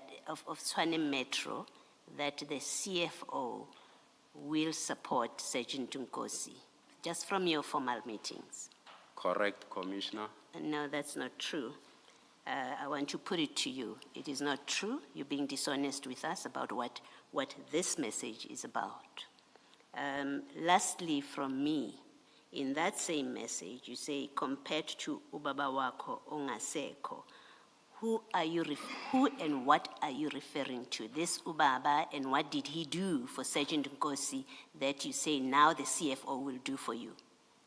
Much as I indicated, there's history around that, of which I don't think I'll be able to divulge here, how Nkosi was raised at home and so forth. I just want to know, what did he do for Nkosi that you now say the CFO will do? And this is relevant to our terms, because you followed, let me finish. You followed the evidence, you've listened to the CFO's evidence, it's clear from how you're testifying. You've listened to Sergeant Nkosi's evidence, that is clear from how you are testifying. You then say, so you have that background, and you know through engagement with you, your own testimony and their testimony, that we are looking at what appears or appearances of improper and corrupt dealings relating to tender in Tshwane. You know that's the evidence that we are looking at. That's what we've been engaging with you about, and eventually we must make conclusions about. So it's a relevant question to ask you. This ubaba wako that you refer to, that you say used to do things for Sergeant Nkosi, which the CFO will now do, because that's what your message is. He will do things for you that your father used to do, who's no longer there. It's a relevant question to ask you, who are you talking about? And two, what did that person do? More importantly, what did that person do for Sergeant Nkosi, which now the CFO will do? This commission has an interest in that. So you can't say, I'm not prepared to discuss it, or I'm uncomfortable to discuss it. You have made a statement. The CFO will take over what Sergeant Nkosi's father used to do. And I'm interested, and it's relevant, not for the sake of it, it's relevant information that must be given to this commission. What is the CFO to do for Sergeant Nkosi that you are referring to in this WhatsApp message? I indicated, Commissioner, that great things do not refer to material things. It refers to taking care of someone, being concerned about the well-being of a person and so forth, which the one I'm referring to, there were shortcomings in that regard. You've had my comment about that evidence. You're not being honest. I don't You're not being agree, open with that. Yes, you won't agree, obviously. But I have to put it to you so that you have no mistake where I stand on this matter. You are not being honest about the content of this WhatsApp, what you were conveying. Thank you. Can I respond, Commissioner? Yes, you may. I am honest. I wrote it because I have a background with Sergeant Nkosi, and I understand what I've written here. The problem is you don't have a background with the CFO, and yet you're saying now you're giving explanations that can only hold if you know the CFO more than what you have told us, which is out of 4 or 5 meetings of the city. I've noticed the CFO, how he conducts himself, his behavior, how calm he is, and so forth. I was referring on those things. All right, that's your answer. Thank you. Deputy Chief, let me remind you about what you said this morning. Remember, in relation to what happened in March 2025, you said the CFO, and this was your testimony this morning, that the CFO wanted Sergeant Nkosi to become an extension of him. Correct. And you used an example of a car salesman or an agent, and you said the CFO had appointed Sergeant Nkosi to be his agent That's in correct, relation Commissioner. to discussions between you and the CFO. That's correct. Is that not what you mean here, that he has now successfully become an extension of the CFO? That's not true. Why would that not be true if earlier this morning you said that's what the CFO wanted? In the context of this message, it's not following the discussion, Commissioner. It was a different message. I was referring to pictures that were sent to me and the videos I've seen. And it made me to recall the previous incident, what transpired back in the 2010 and so forth. All right, thank you, Mr. Chancellor. Thank you, Chair. Deputy Chief, we have the cell phone records now for you. Have you been through them? I haven't, SC, just received. Well, let me give you the context for why we sought these records. And it goes back to your exchanges with Sergeant Nkosi and through Sergeant Nkosi with the CFO who Sergeant Nkosi captured on the 25th of March. And the critical period in this regard is the period between the two messages that you sent. Please take us to the page again, Mr. Chancellor. Sorry, sorry, Chair. That would be helpful. It is page 440.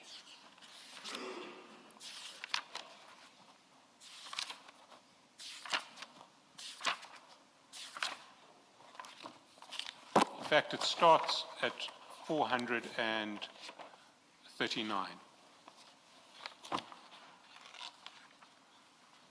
So if we go to 439, we see you sending a message to Sergeant Nkosi with a list of 7 companies and the covering message that says, Captain, na mandate to Victor apiwe yona.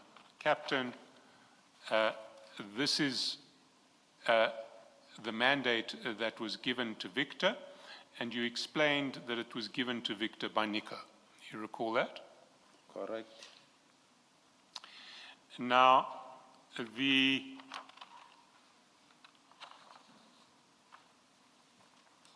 the time, you then explained the next message, the message at 9:03, Captain, find below our vehicles for land to be given Kumpuetu in order of priority with six company names on it. You said that what had happened is that after Sergeant Nkosi got the message saying that Victor had received a mandate from Nico for 7 companies, he contacted you and said, I want you to find another 7 companies for us to check for compliance. You recall that? And that's why you sent him the list in chat number 1 at page 440. Do you recall your evidence in that regard? That's correct. Now, that evidence presupposes that Sergeant Nkosi would have contacted you at some stage between the 2 messages that you sent to him. The message that you sent to him with Victor's mandate from Nico, which was sent at 8:02 p.m., and the message that you sent to him with the new list of 6 companies at 9:03 p.m. You recall? Correct. Now, I pointed out to you that there is no WhatsApp communication between you and Sergeant Nkosi between 8:02 p.m. and 9:03 p.m. You accept that? I'll have to verify that because last time you said these are not calls that incoming, it's chat messages, and today it has changed. Some of them are calls and so forth because I saw there's an Sorry, incoming WhatsApp sorry, chat Deputy one. Chief. I have never suggested that there are mystery WhatsApps that are not included on this call. I've also never suggested, I've never withheld from you that the empty message, that the empty bubbles are voice calls. But one thing that has been always clear is that this is the total list of WhatsApps between Sergeant Nkosi and yourself over the period governed by this file 4. So, are you suggesting that there is a WhatsApp somewhere between 8:02 and 9:03, and that WhatsApp has mysteriously disappeared? That wasn't your evidence when we traversed this on Friday.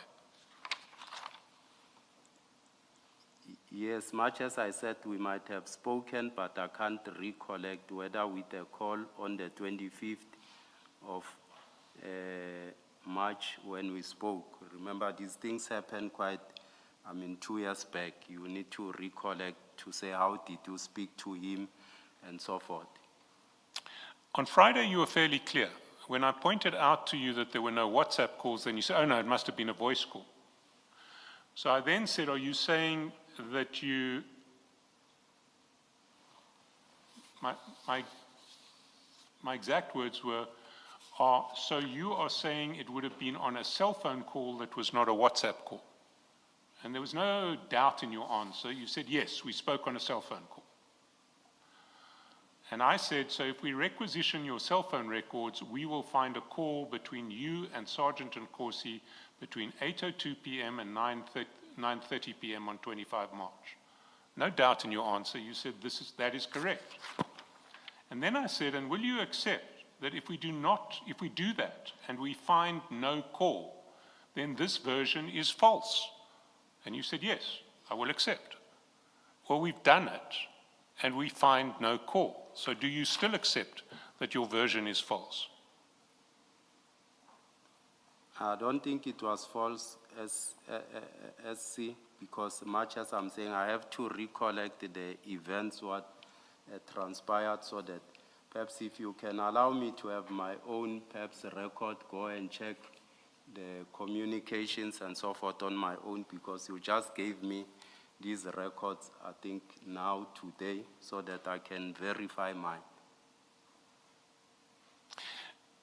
The critical issue is whether there was a call between the 2 messages that you send to Sergeant Nkosi. The first one with the mandate to Victor from Nico at 8:02, and the second one with our vehicles for land to be given Kumfuwetu in order of priority at 9:03, which you say, despite the wording of the message, actually means the cell phone company, the bidders who have to be checked for compliance by Nico and have been shown by Nico to be compliant. Correct.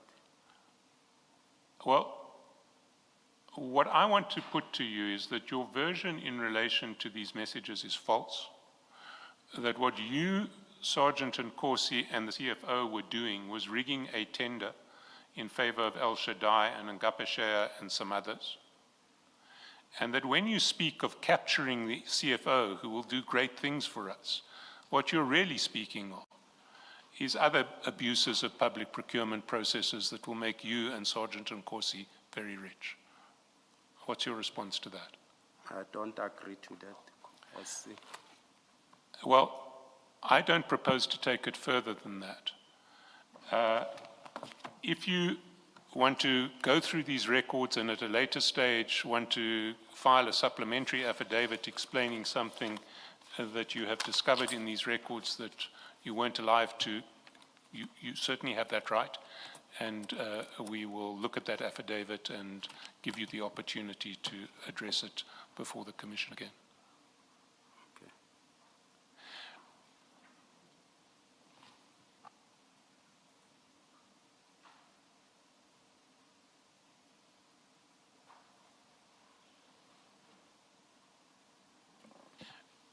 Chair, I have no further questions.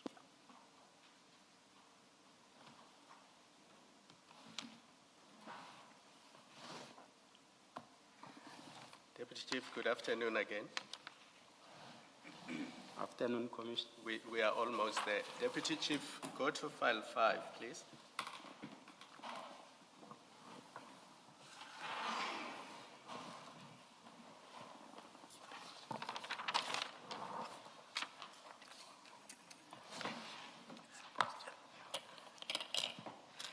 So file 5 is the additional documents that you provided to the Commission. Remember when you were last here reading your statement, we asked that you provide additional documents. Correct. And they don't form part of your statement, so they are additional in that sense. And you have complied with our request and obviously provided the documents. Now, in relation to the Gubis invoices, there's a few things that you said that we need to clarify. Maybe let's start on page 26.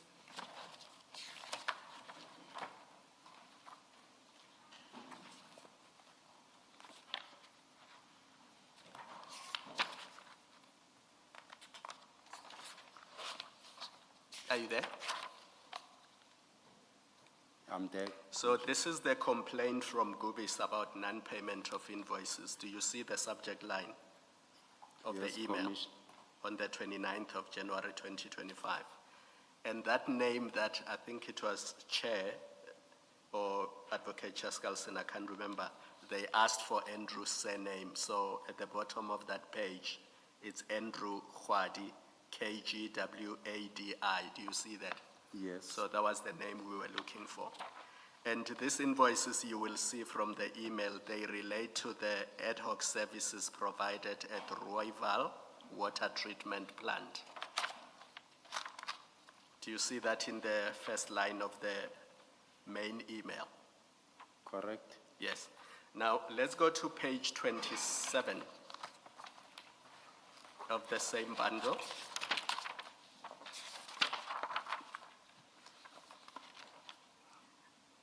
So what they have done there is to attach a statement of account, and there are 7 invoices referred to in that statement of account. Do you see that?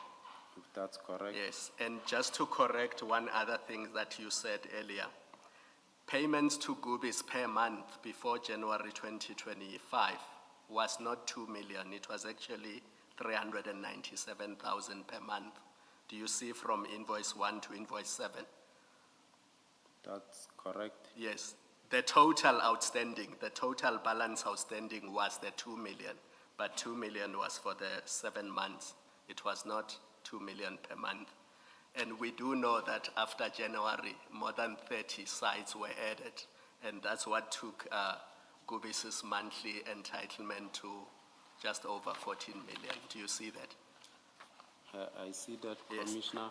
Now, all those invoices that are referred to there, the original invoices are on page 28 to 34 of that bundle.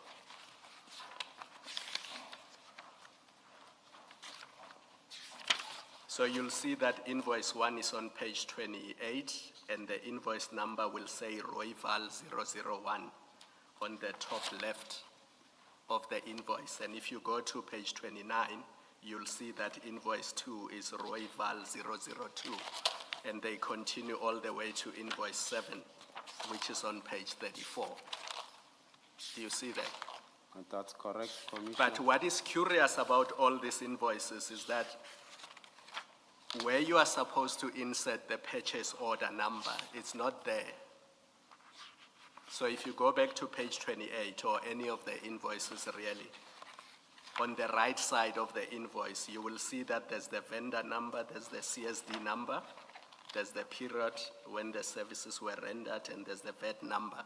Just below the VAT number, there's a purchase order number missing. Do you see that? That's correct. And this is the real reason why these invoices could not be paid, correct? Correct. Because if you go to page 24 of the same bundle, you see that a purchase order number is retrospectively created. Are you on page 24? Page 24, yes. On the 6th of March 2025, you see that a purchase order 450-126-7280 was created on the 6th of March 2025. Do you see that? Correct. And the reason why invoice 1 could not be paid is because the purchase order that was retrospectively created on the 6th of March 2025 is created in respect of invoice 2 to 7. Do you see that? 2 to 7, yes. Yeah, and doesn't include invoice 1. Do you see that? Correct. And that explains why invoices 2 to 7 were then paid, and there was no issue with those. Because once the purchase order was irregularly created after the event, those invoices could be paid. Do you see that? I see that. But for invoice 1, there was a problem because it was for the previous year. So if you go back to page 28,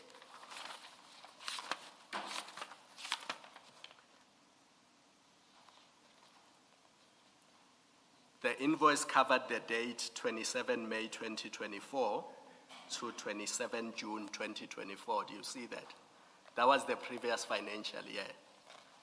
And this explains why this invoice could not be paid and why you had to involve Sergeant Nkosi. In fact, if you go to file 3 on page 144, you will see that that is the invoice that you sent to Sergeant Nkosi to say, this one is for the previous financial year. We will engage later Nomfowethu on how to address it in order to avoid ex post facto.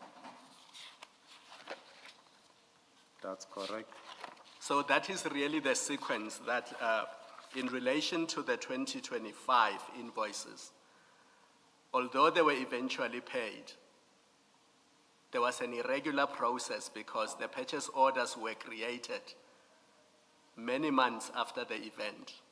And in fact, if you want to see how those invoices were fixed, if you go to page 17 of the same bundle, bundle 5, from page 17 to 24,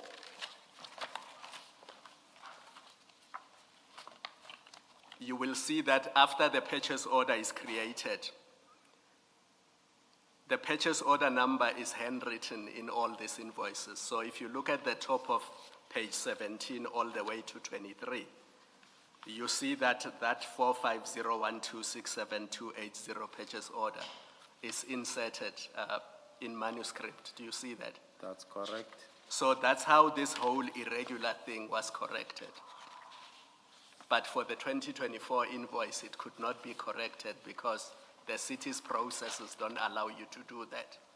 That's why you needed this ex post facto arrangement. That's correct, Commissioner. So I have the right order and the right sequence. You are correct. All right, I just needed to clarify that. Thank you, Mr. Chaskals. Thank you, Chair. I have no questions flowing from those questions. Do we resume at 9:30 tomorrow? Unfortunately not, Chair. Mr. Karim was due to appear tomorrow. We have received a medical certificate indicating that he's confined to bed. were then hoping to proceed with Mr. Mokgotsi tomorrow, but he's de facto secured a postponement by applying for my recusal, so we no longer have a witness for tomorrow. So we will have to resume on Thursday.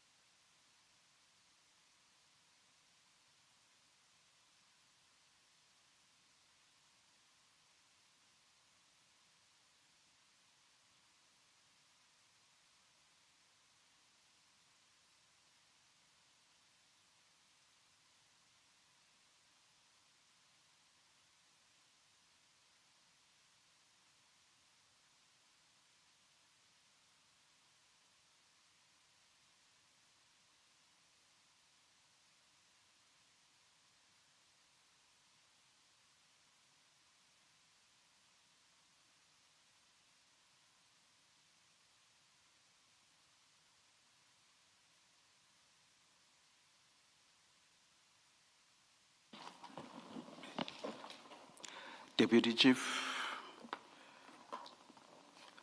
there was the issue of the documents, or rather phone records. You said you wanted to have a look at them because they had been given to you today. Will you be wanting to file a supplementary affidavit relating to that issue? Yes, I will do so, Commissioner. You are directed to file that supplementary affidavit not later than 4 May 2026. That's correct. And you are excused. We will resume on Thursday, 30 April 2026 at 9:30. Let's adjourn.